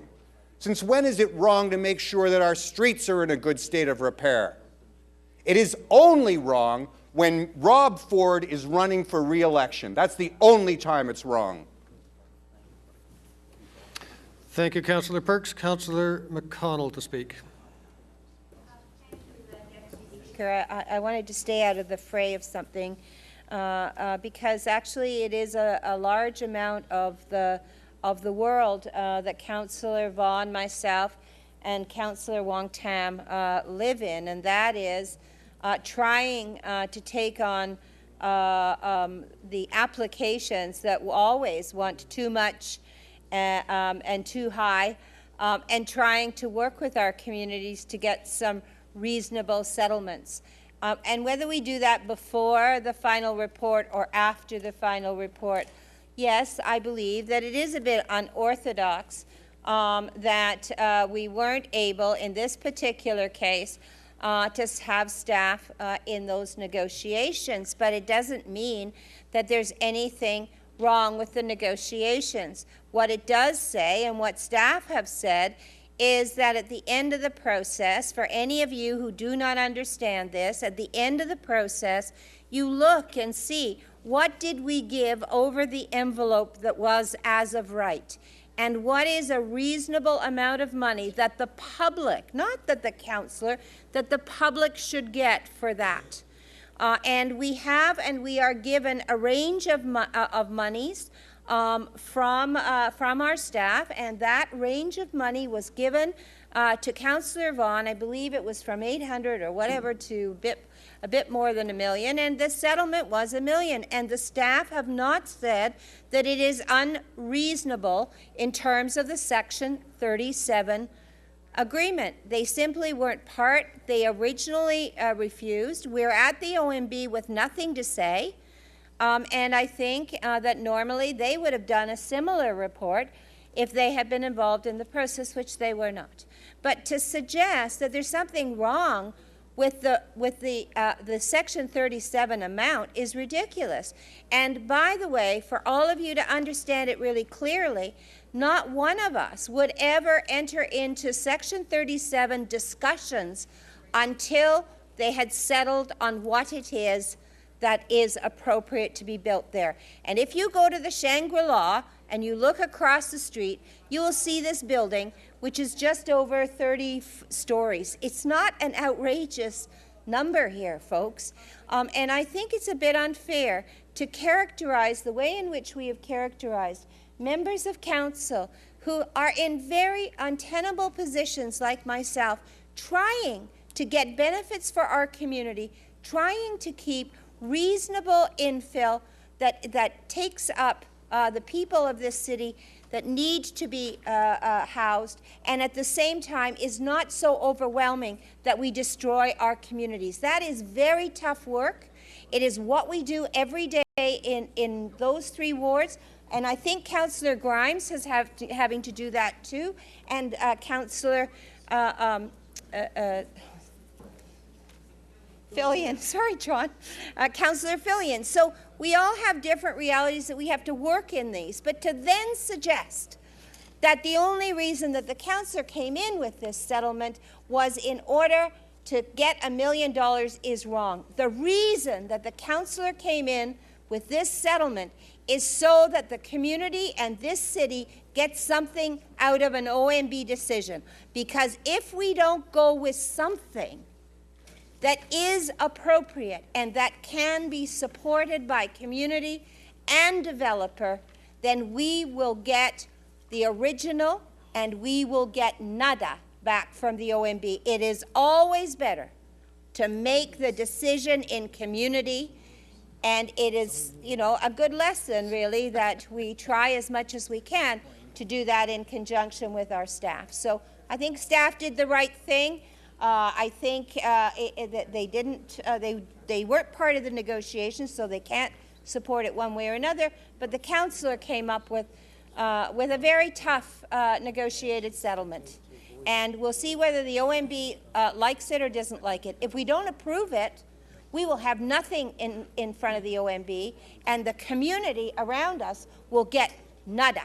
So I think we better be smart and not get into this, this kind of battle that is going on the floor. Thank you, Councillor McConnell. Councillor Fillion to speak.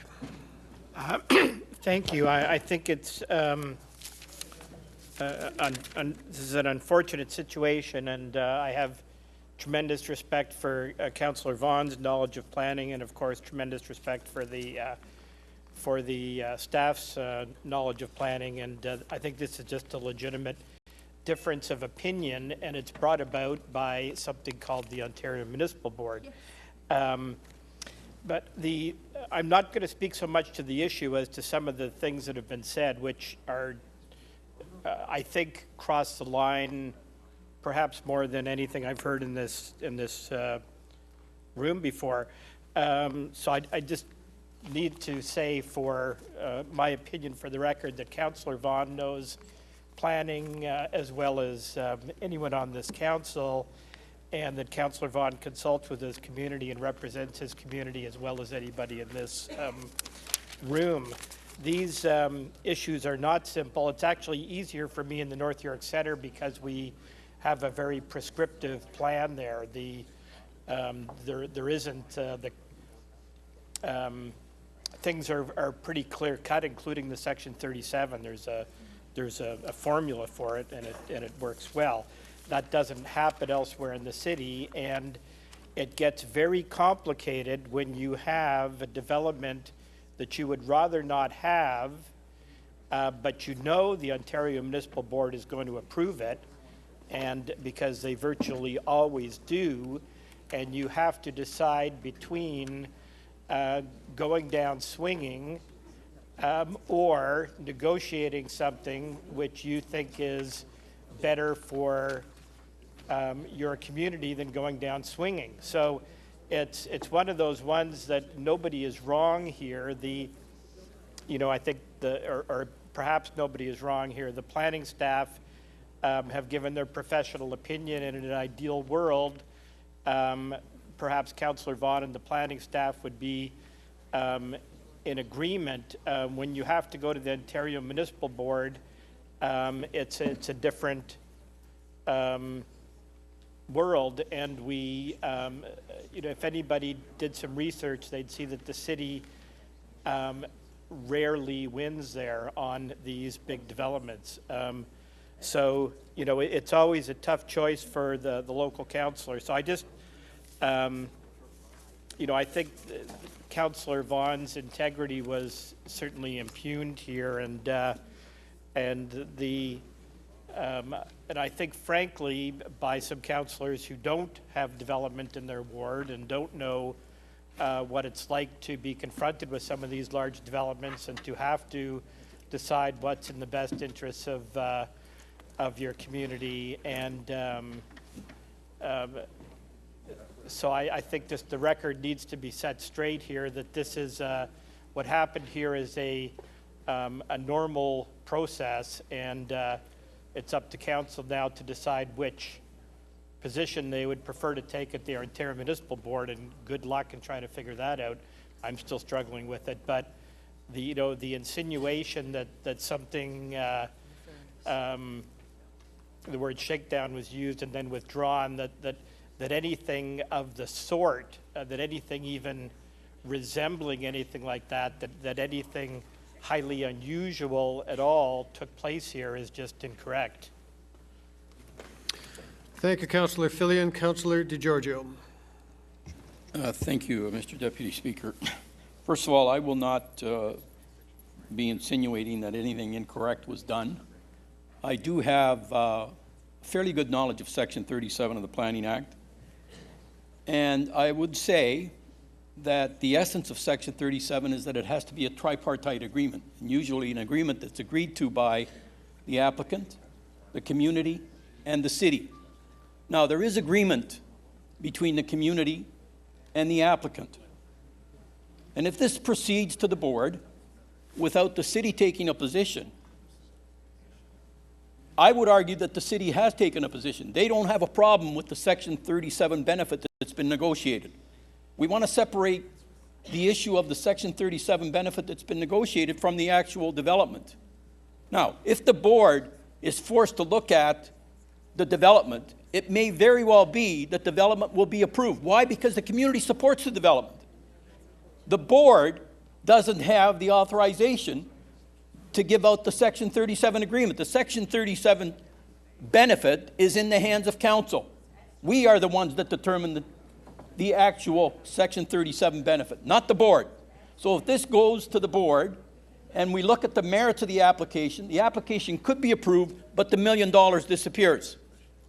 That's essentially what would happen if it goes to the board. So based on that, the decision before me is, do I support the application with the $1 million benefit, or do I end up supporting the application without the $1 million benefit? And it seems to me, in that context, for me, it's a no-brainer. Thank you. Thank you, Councillor DiGiorgio. Councillor Milchin to speak.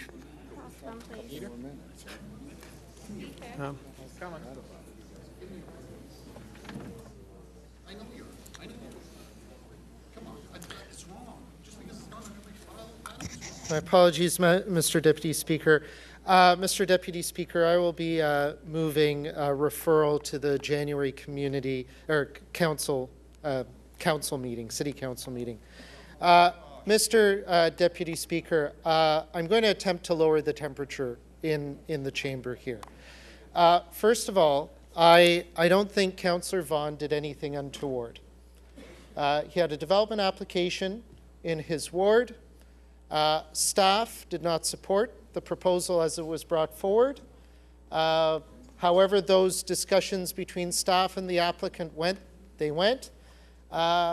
Councillor Vaughan was engaged in it, came up with an alternative proposal that was vetted by city legal. There were discussions around Section 37, which were apparently consistent with the position that the city planning department, legal department would have taken on that application if they were going to be supportive of it. And the dispute, as I understand it, between the city or planners and the applicant is one about the built form, so the shape of the building. Not necessarily the height, not necessarily all these parameters, the setbacks and so on. But it's very difficult for me or anyone else on the floor of council on the evening of the third day of council to be delving into this and second-guessing the entire exercise. Unfortunately, because there is a settlement proposal here without the benefit of a staff report on it and a proposed Section 37 agreement, fortunately, Councillor Vaughan opened himself up to criticism of checkbook planning. Councillor Vaughan isn't the first one. Councillor Vaughan, I'm sorry, don't get upset with me. Listen to what I'm going to say. Councillor Vaughan is not the first one who has been accused of this. Others have been accused of it. I've been accused of it.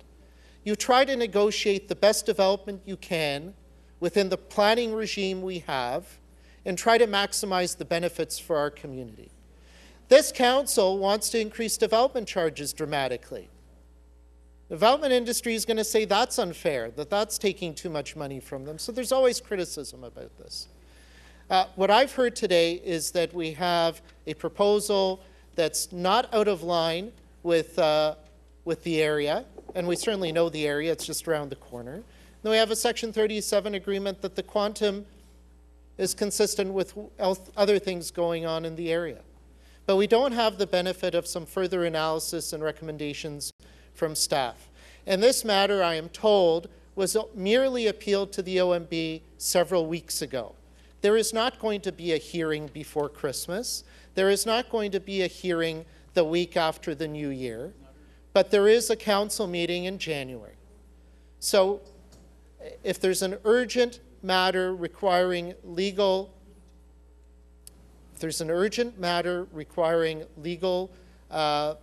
city solicitor getting direction from council, whether it's an OMB hearing or something else, it can be brought forward in the January council meeting if it is urgent. And it might result in the same proposal here. It might still result in staff providing us with an analysis and still rejecting it. But at least we'll have a piece of paper in front of us. We can make, as a council, an informed decision. I do have faith in Councillor Vaughan and his ability to do these things, and I'm sure he's done his best, and it might be the very best that can be done. Perhaps nothing else, nothing better. But unfortunately, the way this has come forward has raised all these questions, and I think we can take that pause for 4, 5, 6 weeks, get some more information, and then we'll make an informed decision.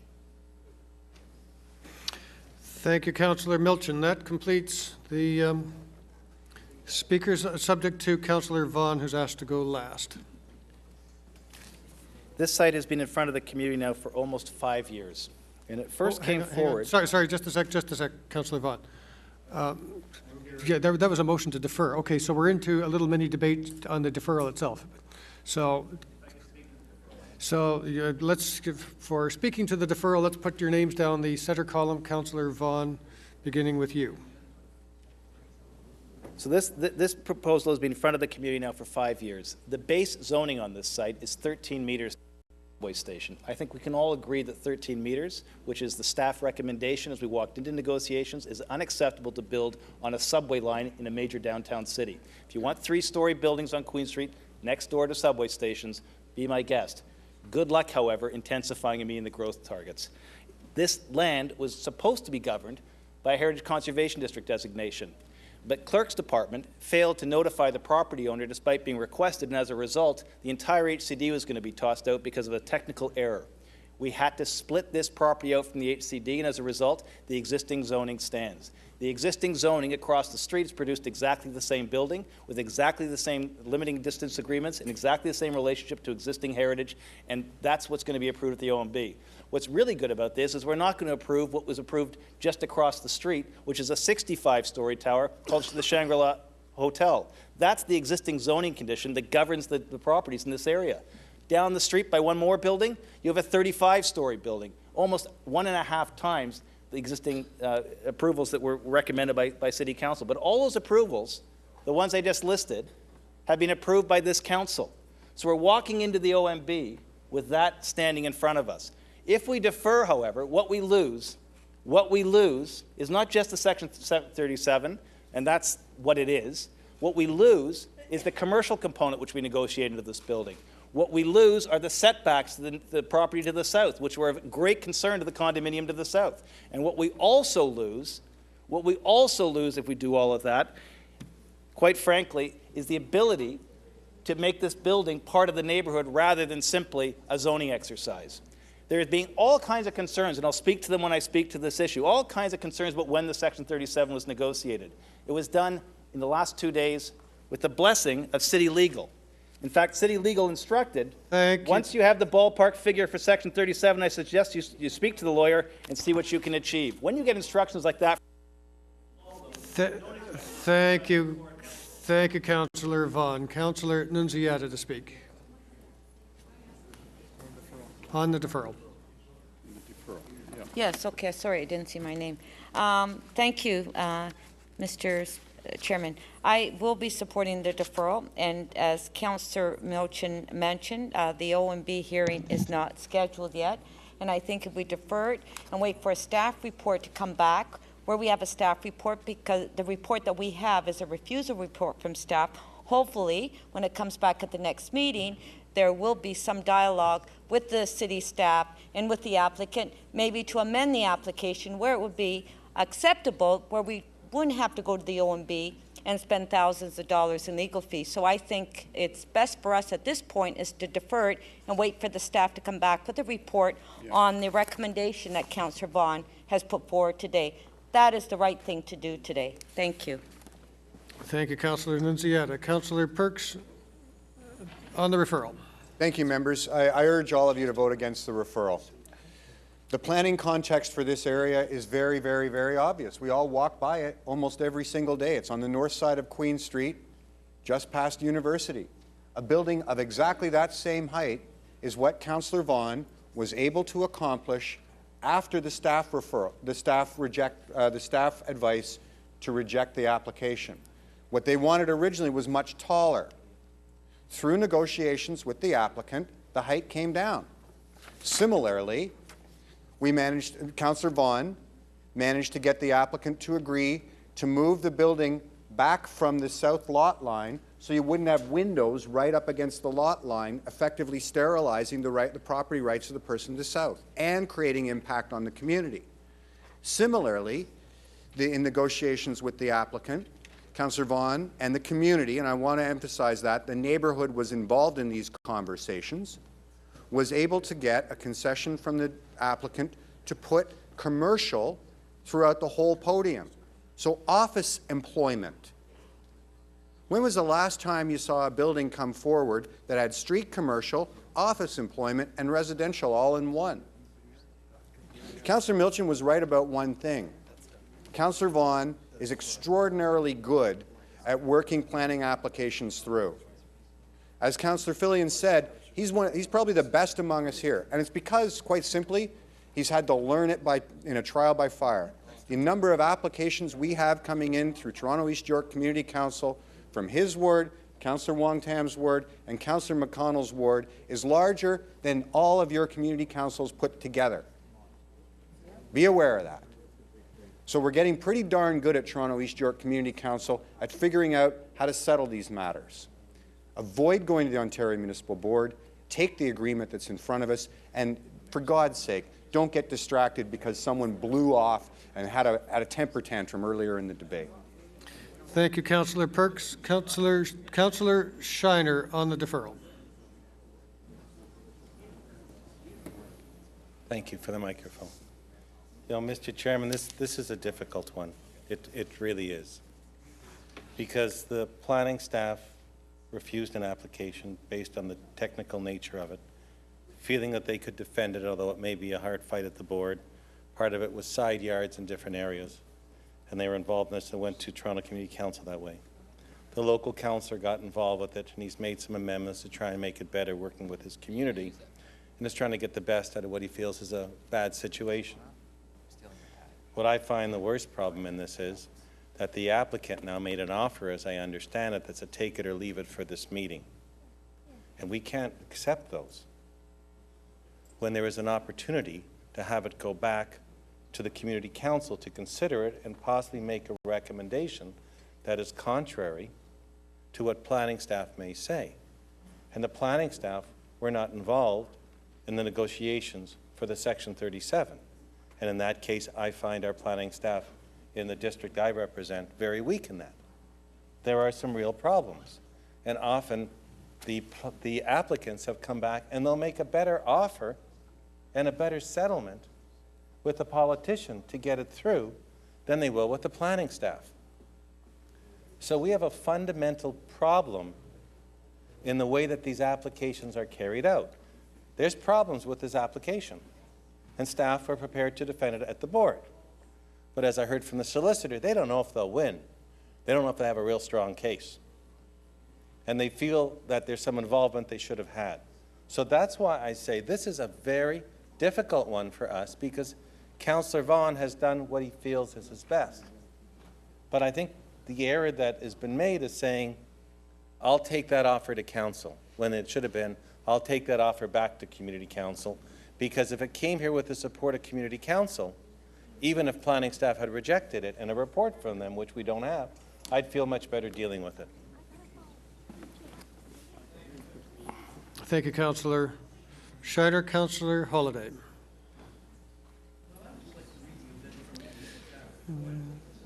approval of the proposed project would set a negative precedent for future development and undermines the policies of the official plan as they relate to built form, heritage, and development within mixed-use areas.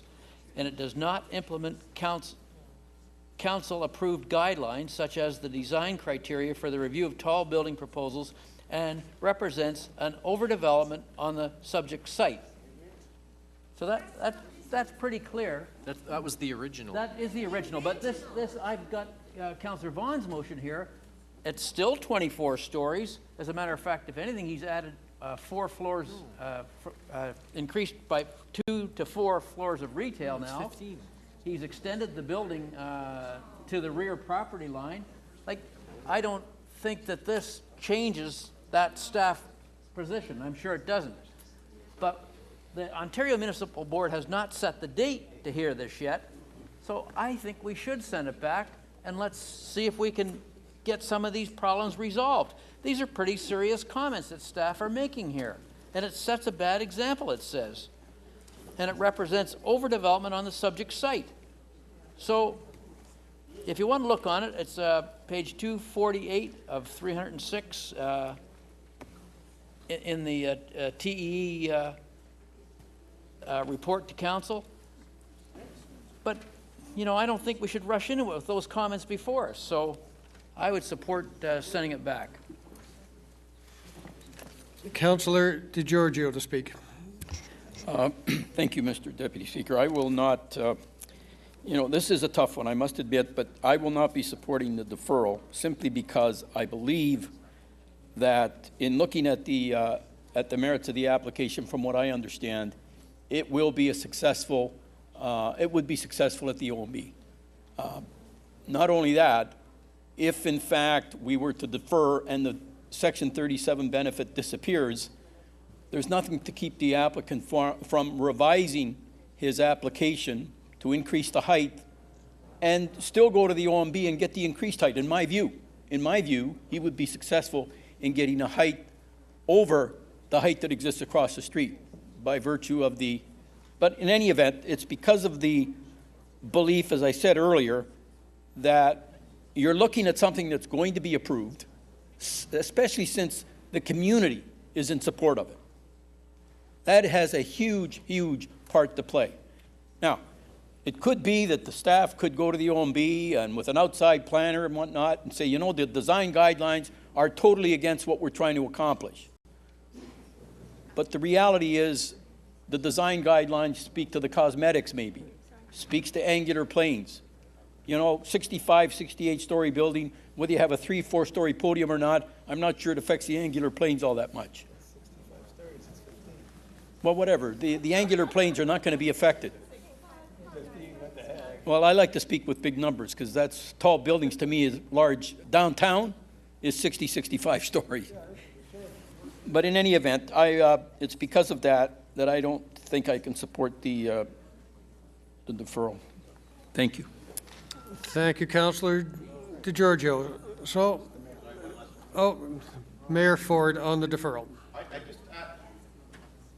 Hang on. I'll just be very brief. I encourage the councillors to support the deferral. You've got to support the chair of the planning committee. This is fundamental. This is just, we have chairs for reasons. They do a great job. We have staff for reasons. If Councillor Milchin was fine with this, he'd come out and he would come out and say, no problem. Okay, let's get this properly before us at the next council meeting and take it from there. Support the deferral. Okay, stopped your time. Councillor Perks on a, I'm going to get to you. Councillor Perks on a point of privilege. What is your point of privilege? Point of privilege. Actually, the mayor has just somehow made Councillor Milchin the chair of the committee that I actually chair. I'm the chair of the Toronto East York Community Council. It was our committee that considered. It's our committee that has responsibility for considering planning applications within our community council area. The mayor has no business disparaging the role of community councils and community council chairs in the development application process. Thank you for that helpful interjection, Councillor Perks. Mayor Ford? I'm ruling this not a point of privilege. Mr. Mayor, do you have anything further to say on the matter? Okay, that completes the speaker's list. On the deferral, there will be a recorded vote.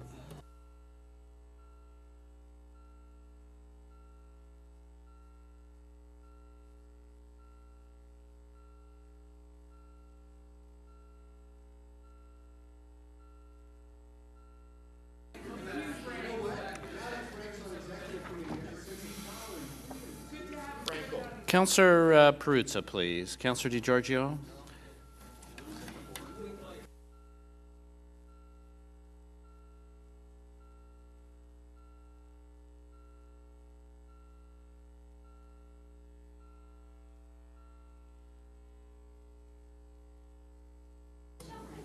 The deferral does not carry. The vote is 12 to 20. Thank you. Councillor Vaughan to speak. Thank you. And I appreciate that this is a difficult issue. It was a difficult issue in the community. This application came in substantially higher, with substantial encroachments on the property to the south, and with real difficulties in terms of the challenges it presented to the Heritage Conservation District. My neighborhood and the neighborhoods that I represent, both on the north and the south side of Queen, have been dealing with this sort of height, and decisions from the OMB which have permitted at M5V 35-story buildings on the south side of streets despite zoning of 23 meters. They have permitted TIF, they have permitted Shangri-La, they have permitted the building to the north side of Queen Street with exactly the same zoning. My neighborhoods, unfortunately, have become far too familiar with the consequences of not negotiating with developers and simply surrendering issues to the OMB, because those buildings, when they go that way, don't actually deliver to us the ability to manage the density that arrives on the street. This building came in originally as an office building, and the applicant went away because we couldn't get the shape and the dimensions of the building proper. It came back as a residential building, much, much taller, and again, we pushed the size of the building down, but then the building started to overhang the neighboring condominium. We negotiated that away. It started to encroach on the rear property line in the rear lane. We negotiated that away and gave space to the neighboring condominium. It didn't tie in with the existing heritage on either side of this building, and we redesigned the podium to tie into those sites. We also, as practiced in the ward, got family housing and knockout panels between units to make sure the housing here fits in and strengthens the community and provides diversity in the neighborhood so we're not just housing singles. Additionally, one of the things that both the neighbor to the south and the community in general demanded was more commercial in the podium. They didn't want 100% residential right on a subway stop. They thought this should have much, much more commercial. And so we pushed the developer back to put much, much more commercial into the podium so jobs are on Queen Street, not just people living there. And we achieved that. And after we got all of that done, through 5 years of negotiation and threats of going to the OMB and holding it back and getting it forward and putting it in front of planning and putting it in front of the community and negotiating with the applicants, we finally got to the point with the building that we had a choice to make. We either said yes to the building with all those improvements, or we got the original application going to the board. And the original application had none of those benefits, had more height, had more density, it was even more egregious. So we're in a situation now where we have very few meetings between now and when a board meeting would be set. The applicant has got to get construction finance put in place, and they're saying if you want this building, make a decision today, or else we go back to the original because the stakes are high enough. The planning in the area defines buildings in a certain way. We will win at the board, and the community was sitting there to listen to this. We asked the applicant to leave. I sat with the community and said, what do you want me to do? If you want me to oppose it, I'll fight to the death for you. If you want a settlement, I'll go back and try and secure those things through negotiations. We did that. That we did. That we did. We negotiated and got what we want, as much as we can get, out of the documents in front of you. And then we turned to the developer at the end of that process and said, now we have to have a Section 37 amount. We turned to staff and asked for comparables in the neighborhood. They gave them to us. Legal asked us to do that, and we did it. And we delivered the amount to the developer, and we settled on the amount voluntarily. The developer understands that when you build close to subway stations and when you build with density and you go from 13 meters to a height of about 20 stories, the 13,000 or so square meters in additional density does not come free to a developer. We need the capacity to shoulder that density in the neighborhood.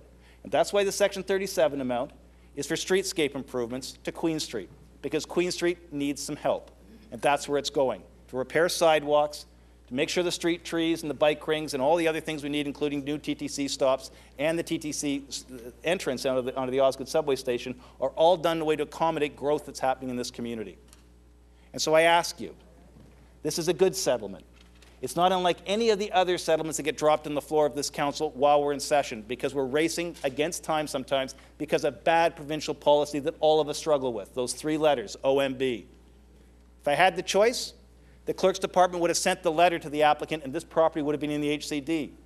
If I had the choice, this building would be consistent with the building just next to it on University Avenue, the health sciences building that's there. I don't have that choice. I have a choice between what's in front of us and a building closer to 30 stories. That's the choice in front of this community. The community made a decision, and that decision is the one I ask you to support today. Thank you. That completes the list of speakers. I suppose the vote is on the motion. Could we have the motion on the screen, please? And there will be a recorded vote.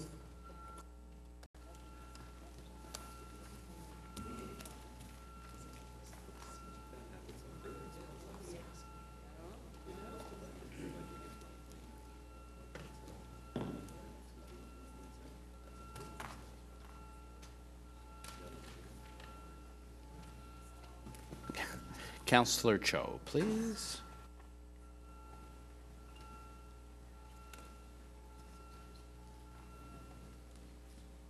The motion carries 25-4. Thank you. If my guess is right, we now turn to item TE.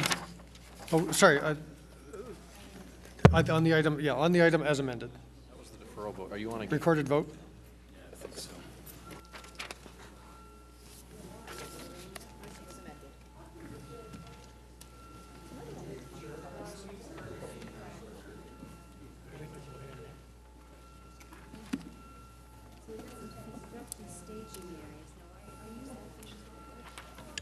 Deputy Mayor Holliday and Councillor Ford.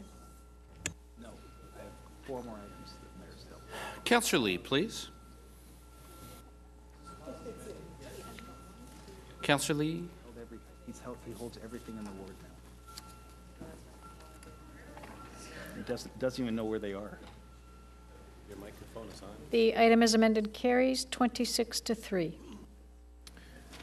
We turn now to item, page 4, item TE 20.18, request for direction report, 24 Mercer Street, zoning amendment application, Ward 20.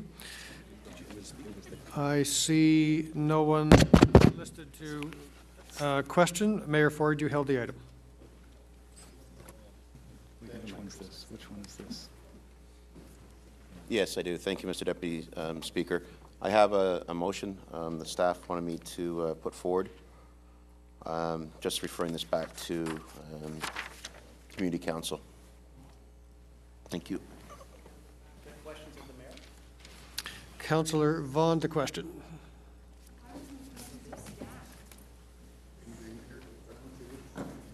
Did you ask the staff who drafted this motion?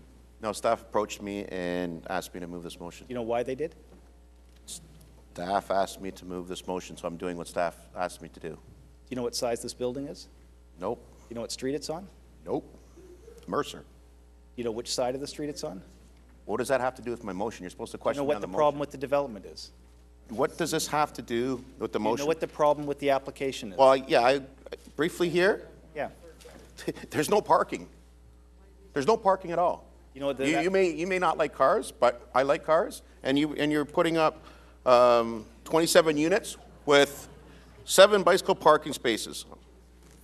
How wide is the lot? 27 units and no parking. How So wide you, is- you think everyone's going to come there? It's going to take live there? It's going to take the TTC How wide is the lot?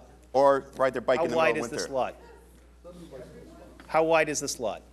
Counselor, it's right here. How wide is this lot? I don't have all that information here, but all I'm How saying do you is staff build? asked me to refer it back. How much of the site is covered by a designated heritage You know building? what, How much of the what does this site is have to do with covered my by a motion? designated heritage building? That's, How much of That's this why site we're is referring covered it by a back. designated heritage That's building? why we're referring it back. How So much? staff can sit here and bring You've something declared forward. an interest in this, and you're very concerned about You're it. just a little upset. You got I'm caught not. sneaking something No, through. You're upset. I'd like to know how The much last of the minute you site. tried to sneak something through and you're upset. Speaker, I'm asking you a That's question. all you're upset at. I'd like an answer. Mayor Ford, Councillor Vaughn, I think you've achieved your goal. Now, with your further questions, could you direct them at clarifying the motion, please? Okay, questions of staff in the, in the right-hand column. Well, okay. Councillor Vaughn to question staff. How wide is this lot that the mayor would like to build a parking garage on? The lot is extremely narrow. I'm just flipping to the actual width. I believe it's 24 feet if my memory serves me. 24 feet. I believe something. And is the building on site, is the building on the site a designated building? The building is listed and the city has moved to designate it. So how would you build a parking garage underneath a building you couldn't demolish? You would have to get permission to alter the building, relocate it, build a parking garage, and put the building back, I would assume. So we'd have to remove the building and then building parking. How many parking spots could you build on a lot that's only, how wide is it, 24 feet? That's You less need than enough- the you need distance, enough- that's less than the distance of me to the mayor right now, You would not be able to build many parking spaces. if any. And did the applicant come forward with the request not to build any? I believe the applicant has tried to reduce the parking, if not to zero, to very few parking spaces. It was the applicant who didn't want to do this. There's some difficulty in constructing on this site due to its very small size. And is not the real issue on this site the fact that there's no limiting agreement and they want to build lot line to lot line and compromise adjoining properties' development rights? That's among the issues. It's a heritage building. It's a very small site, very difficult site to construct on. And best to your knowledge, has this building ever been supported by myself or members of my community? Been supported? Yeah. Sorry, through you, Mr. Chair. Have we ever voted to approve this building at community council? Have we ever moved this building forward as an application to be supported, or have No. we always opposed this Not that application? I'm aware of, no. Right. Thank you. Councillor Nunziata to question. So we have a supplementary report here, T 20.18A, which the staff has asked, and the mayor has moved that motion on 18A, to send it back to Toronto and East York Community Council, refer back to January 22nd meeting. Can you explain why you want this application referred back? At Community Council, we were directed to have further discussions with the applicant. We had that meeting. They supplied us with some more information. We're reviewing that information. The applicant owner is not in town right now. She's on the West Coast, and we have been unable to complete those discussions. They are open to continuing the discussions, so we thought it was in the best interest of the negotiation to refer it back. So you haven't reached a settlement yet. So your advice is to refer back to January to give you an opportunity to reach a settlement. We will And the applicant is willing to have that dialogue with continue the city discussions, staff. yes. Thank you. And thank you, Councillor Nunziata. Councillor Shiner to question. So it's overdevelopment, the wrong building, no parking, no side yards, right? That's correct. And you'd like it to go back to community council? Well, I don't want to go in public. We haven't had disclosure. No, from the- you'd like it to go back to community Yes. council so you can work in between? That's right. The local councilor's aware of that? Yes, he is. Is he opposed to that? Not that I'm aware of. So he's more than supportive and would have moved the motion the mayor has on the floor, to your knowledge? To our knowledge, yes. Thank you. That completes the questions. Thank you. Thank you, Councillor Davis. Councillor Shiner, Mr. Mayor. Councillor Vaughn to speak. Days, I've tried to get the mayor's office and asked the mayor directly to tell me why he held this item in my ward. And he shrugged his shoulders. Oh, whoa, whoa, whoa, whoa, just a second, just a second. Councillor, I haven't recognized anyone yet, so you just cool your jets, Mr. Mayor. No, yeah, but you, Mr. Mayor, come to order, please. You haven't been, let me recognize you and then invite you to speak to your point. Mr. Mayor Ford, on a point of privilege. Councillor Vaughan approached my staff, and my staff told him, go talk to the mayor himself. He has not said one word to me in this whole council meeting for the last 3 days. So for him to come up and say, I talked to them personally, that's an outright lie. Okay? And now that isn't a lie. And you can take me to the integrity commissioner, take me where you want. That is not true, and we can get the tapes. No, you just said you spoke with me. You never even spoke. Councillor Vaughan. You didn't even speak to me. That's Okay, let's. Would someone like to make a quorum call, perhaps?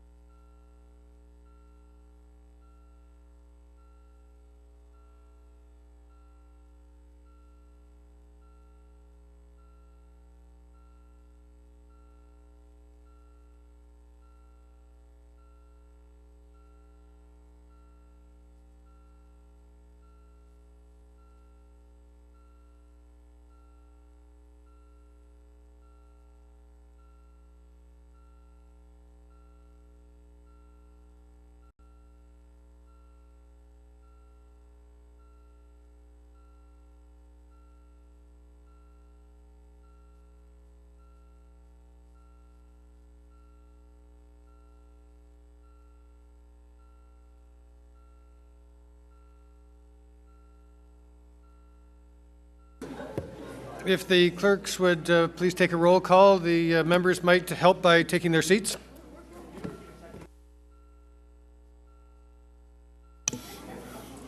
Members of council, could you please press your buttons so we can start the meeting? We need quorum. Councillor Lee, please, would you? Councillor Bailao, Councillor Doucette, please. Councillor DiGiorgio.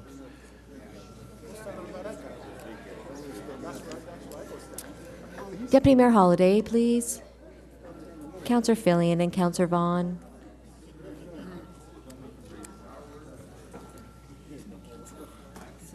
Councillor Carroll. Councillor Crisanti, please. Oh, yes. Councillor Vaughn. Councillor Perks. Councillor Milchin, would you...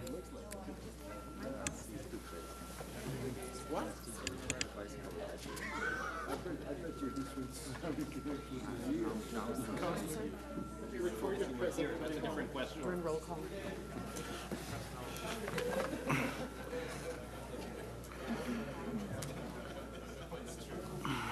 Councillor McConnell. Councillor Perruzza, please, would you press your button for us? Councillor Davis, please. Councillor McConnell, thank you.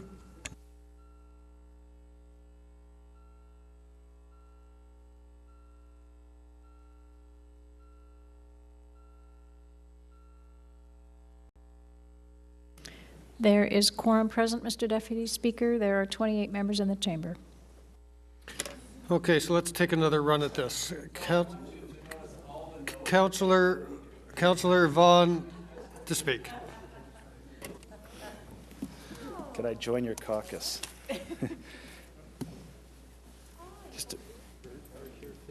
This item, this particular project, has never been supported by the neighborhood, has never been supported by my office, and has never been supported by staff. The applicant went to the OMB because of that. We have explained to the applicant that this is an impossible site to build on. It's too narrow as a development site. It doesn't have the capacity even to house cars, let alone a condominium tower on top of it.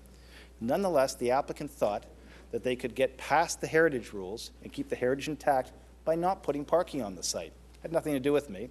Appreciate the advice I got from the mayor on it, though.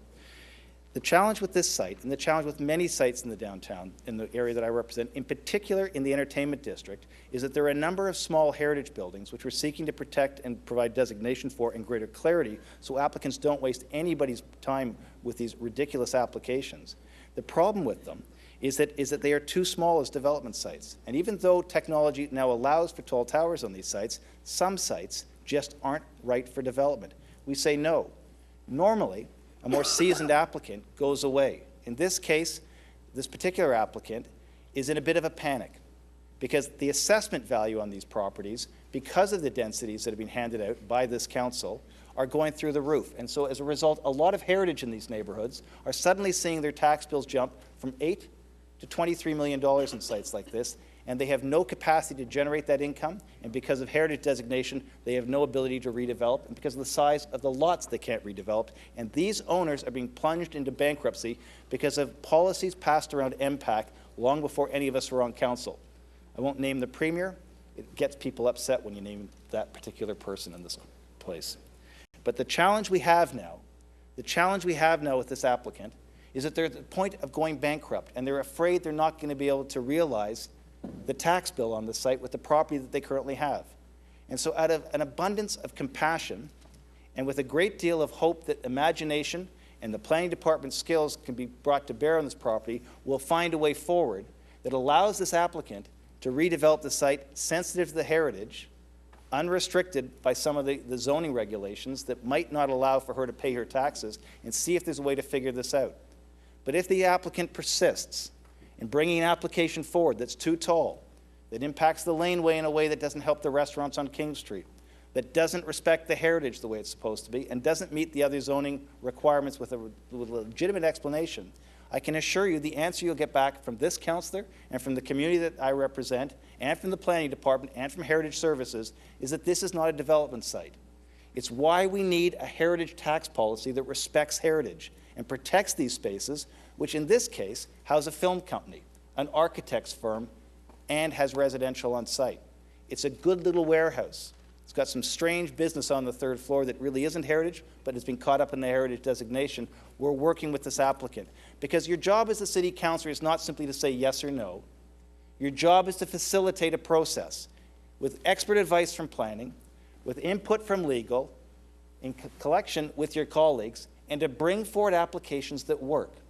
But there are some politicians that like to stand up and say yes or no and pretend they're defending the public interest. It's never that simple, unfortunately. And while it makes for great theater and perhaps a great clip, if the person who held this item, when I approached them at the beginning of council and said, why have you held this, and didn't simply shrug their shoulders and say there's a staff report, and if the staff of that particular councillor, member of council, when I asked them repeatedly, what is the issue, and all I was told was get a comment from somebody who was coaching football or not present for most of the meetings, I got completely frustrated. And so I relied on the staff of that particular member of council, and that particular staff member said, go talk to the person. I said, you know what? If you can't tell me what the issue is and you're the council liaison, I'll wait for it to come to the floor of council. Because the motion that the mayor is moving is the motion I helped draft with staff to get this project into a position where perhaps we could solve a problem.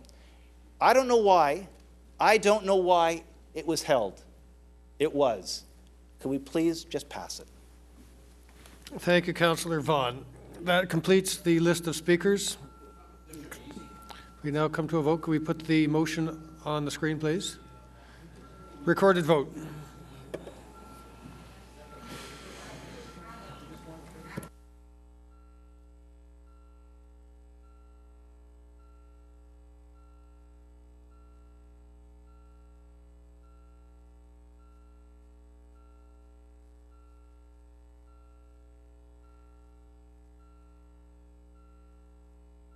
We're in the middle of a vote, members of council. We're in the middle of a vote, members of council.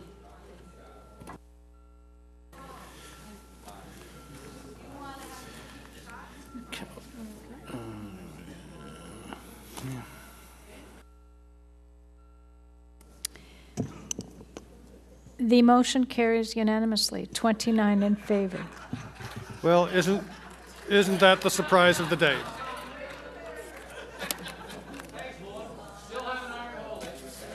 We now turn to item TE 20.52, construction staging area number 290 Adelaide Street West in Ward 20.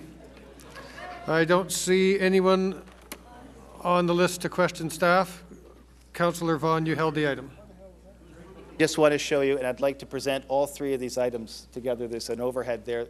We have an emerging problem in the downtown core thanks to all the development that's arriving seemingly simultaneously. This is the entertainment district. Those pink lines on the map are construction sites that are closing a lane of traffic. This is a significant issue. In New York City, there's a requirement that you build your building on your property, otherwise you don't get the construction permit. But the real issue, and we're dealing with this now at Planning and Growth, and my colleagues in Planning and Growth, I'm sorry to repeat the speech, but the real issue we have to contend with, and we have to do it fairly quickly, otherwise you will not be able to move downtown, regardless of how many traffic studies Public Works conducts. The real problem we're having is that this is the cause of much of the downtown gridlock. And so one of the things we're looking one of the problems we're looking to solve is to require construction staging definitions and agreements to be tabled as part of initial applications. Sorry. You're going to make me laugh if you keep smiling like that. Sorry. We need to do this, and the reason we need to do this is because if you look at Councillor Wong Tam's ward or Councillor McConnell's ward, what you'll see is it's replicated right across the entire downtown core. This is a significant issue, and one of the problems we have is that once we issue the approval, and once the building permit is issued, we're cut out of the process as councillors, but we also are cut out of the cross-referencing amongst staff as to what the impact is on the various downtown streets, and it is a significant one. It's also significant for one other reason. I also chair the Advisory Committee on Disability, and for people who have visual impairments in particular, but people with mobility issues often get pushed into traffic, as a result of these sidewalk closures and often lose their way to work. In fact, we heard a story of someone who lives on the Esplanade who is blind and who had a very prescribed route to work, and because of the construction was suddenly confused and was lost for several hours in the downtown core because they couldn't orientate themselves, and they were late at night coming back from work. We need to deal with this issue, and we need to deal with it very quickly at Planning and Growth, and when it comes back, I hope that we can find a way to resolve this issue. It's the same issue on all three. All three are part of this map, and I've just asked that consideration as we vote on these, that we start turning our attention to this. Thank you. Wong to speak. I think we'll be looking at this as well as part of the downtown transportation study. And we are looking at the legislative problems related to this. The reality is I think some of us would like to look at an arrangement because too many developers are on the street for too long, but we can only charge cost recovery. And we need to look at an arrangement where, depending on how, I think we have to look at an arrangement, depending on how long they're on the street, they have to pay different fees. I mean, the arrangement to be on a street like Yonge Street or any of those streets for 18 months is completely unacceptable. 3 years. Well, that's a no-go. But I think you have two choices: to move them off the street. If you can't do that, if you have to keep them on the street, we're going to need some regulatory changes from the province in order to solve this problem. And Public Works is going to be seized with that, and we'll be very interested in trying to look at that and some other things in the next year. Thank you.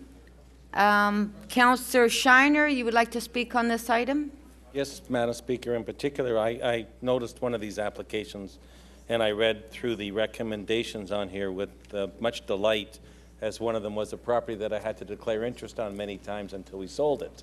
So the portion that I read on here is one of the requirements was, and it's in the reports we're holding, City Council direct the applicant to provide and install public art, including mural artwork, onto every elevation of the hoarding boarding with adequate spotlighting for nighttime illumination at the sole cost to the satisfaction of the ward councillor.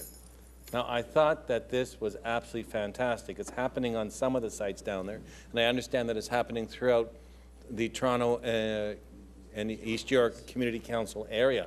And I commend you, all you, totally for doing that. I would like to see this going on all hoarding around all construction sites in the city of Toronto. And I'm not quite sure how to achieve it, except to ask that this Section 8 be forwarded to the city manager's office for his consideration through the various departments, because, or to, is there some? Okay, well, I would just tell you, wherever it goes, I think it's phenomenal. I won't move anything on it. But the fact that it's here and that you've done it in Toronto, we all see the ugly construction hoarding and the postering that has gone on in the past that we fought. Instead, when you say make it a mural, and it's the responsibility of the owner then to maintain it, it can turn these ugly advertising, disgraceful sites, and not just ones that take up the streets, but all the construction hoarding into something that's really a benefit on it. So I want to say that's great that I see it here, and I'd love to see it go through the city. Okay, thank you. Thank you. He's not here to take credit, but it's actually Councillor Wong Tam's pioneered this and just copied her. I'm sorry, Councillor Vaughn, what was that? I just want to give credit to Councillor Wong Tam, who's not here. She's actually the person who's pushed this forward in terms of construction hoarding, and she deserves all the credit. We've borrowed her all of our applications. Okay, Councillor McConnell. Very quickly, Madam Speaker, thank you. I just wanted to add, and by the way, if you want to go and see the first one that was done, I think it was, or one of the first ones, it's around Allen Gardens. It's an Aboriginal paintings, and it's absolutely spectacular. And we're already thinking about how on earth might we save it, because it is so beautiful. But what I wanted to just raise on this matter, because all three of us have had this terrible conundrum, is that, for example, it is now slowing down some of our transportation work as well. And John Mende is here, and Mr. Mende was very instrumental in trying to get a resolution on Sherbourne Street, because the Sherbourne Lane south of Queen will not, or King, will not be able to be completed until just before the Pan Am Games. So one of the things that we also need to think about on all of this construction is not only is it slowing down some of our own construction, But in addition, we have a drop-dead date of 2015 where people are going to be here in the city and where we can't have any of these things closed. We have to have the construction finished. We have to have a resolution as to whether or not we will allow it. Councillor McConnell, I'm going to cut you.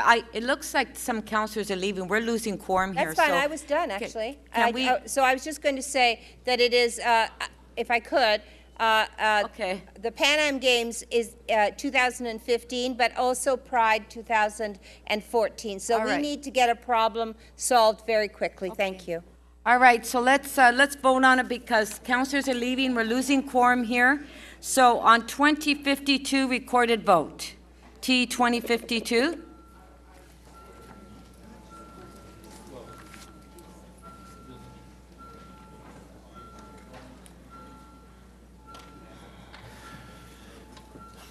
Councillor Perruzza, please. Councillor DeGiorgio, thank you. Councillor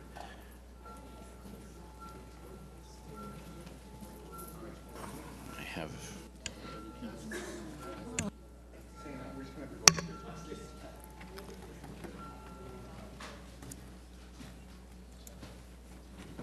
The item carries unanimously, 25 in favor. Okay, on item T 20.53 recorded vote.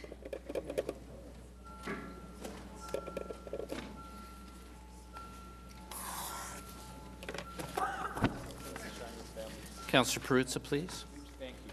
The value they drove onto the property. Or should I say didn't drive onto the property? Who am I missing?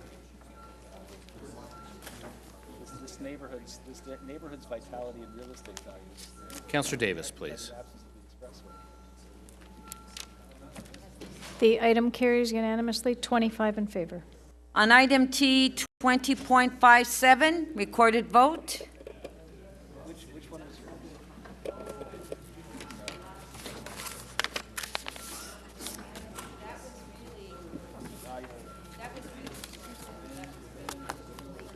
Councillor Carroll. Councillor Davis, please. Councillor Matlow. Councillor Perks, please. The item carries unanimously, 25 in favor.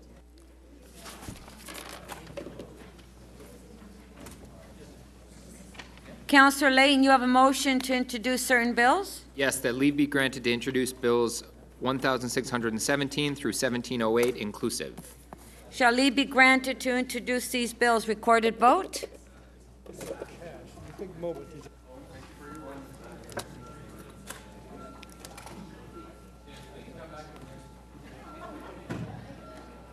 Councillor Palacio, Councillor Crisanti, please. Councillor Crawford. Councillor Perruzza, please.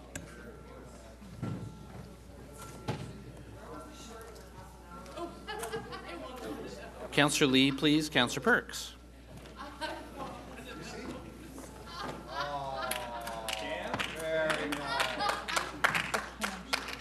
The motion to introduce the general bills carries unanimously, 26 in favor. Shall these bills be passed and declared as bylaws? Recorded vote.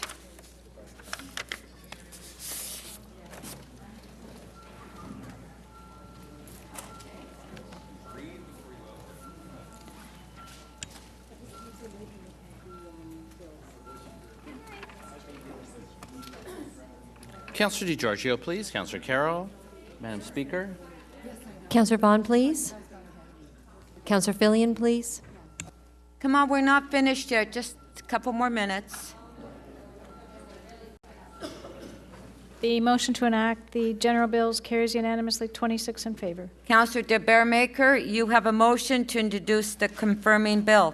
Yes, Madam Speaker, I'm moving that leave be granted to introduce a bill to confirm to the point of the introduction of this motion the proceedings of the council meeting of November 27, 8th, and 9th, 2012. Shall leave be granted to introduce this bill? Recorded vote. Councillor Carroll, please. Councillor Bailao. Councillor Perruzza. Councillor DeGiorgio. Councillor Layton, please. Councillor Cole, Councillor Fregadakis, Councillor Fillion, please. Councillor McConnell. Councillor Davis, please. Councillor Perks, please.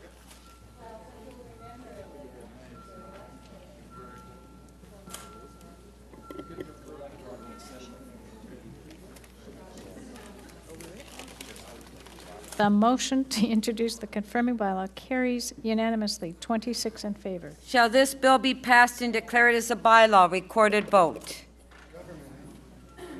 I'll go after the middle. I want to wish members of council Merry Christmas. Councillor Cole, Councillor Fragedakis, To Councillor staff. Crawford, Councillor McConnell, please. Councillor DeGiorgio, please. And let's thank staff for the last 3 days. Give a hand to staff. Councillor Davis. The motion to enact the confirming bill carries unanimously, 25 in favor. Okay, meeting's adjourned. Thank you. Thank you. First question was fair for me to ask you, don't you? But I went over and asked questions. And if you, I know you were sitting there. You heard me speak about the deferrals. We did. We were. It was a bit slow, but we were. Okay, so let's get the elevators and get out of here.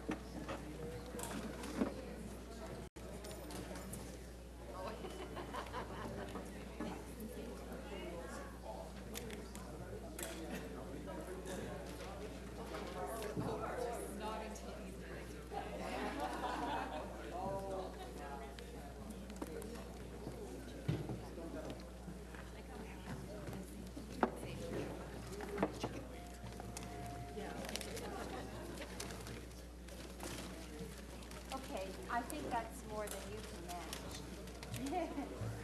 I can manage some. There you go. You're smart. Yeah. Holy smokes.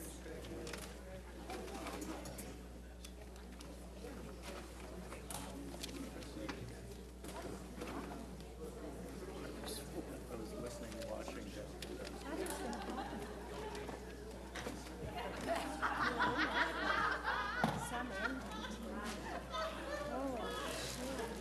I'm sorry, I forgot your name. I was like, who am I trying to talk about? That was way better. Though that was well, but you know.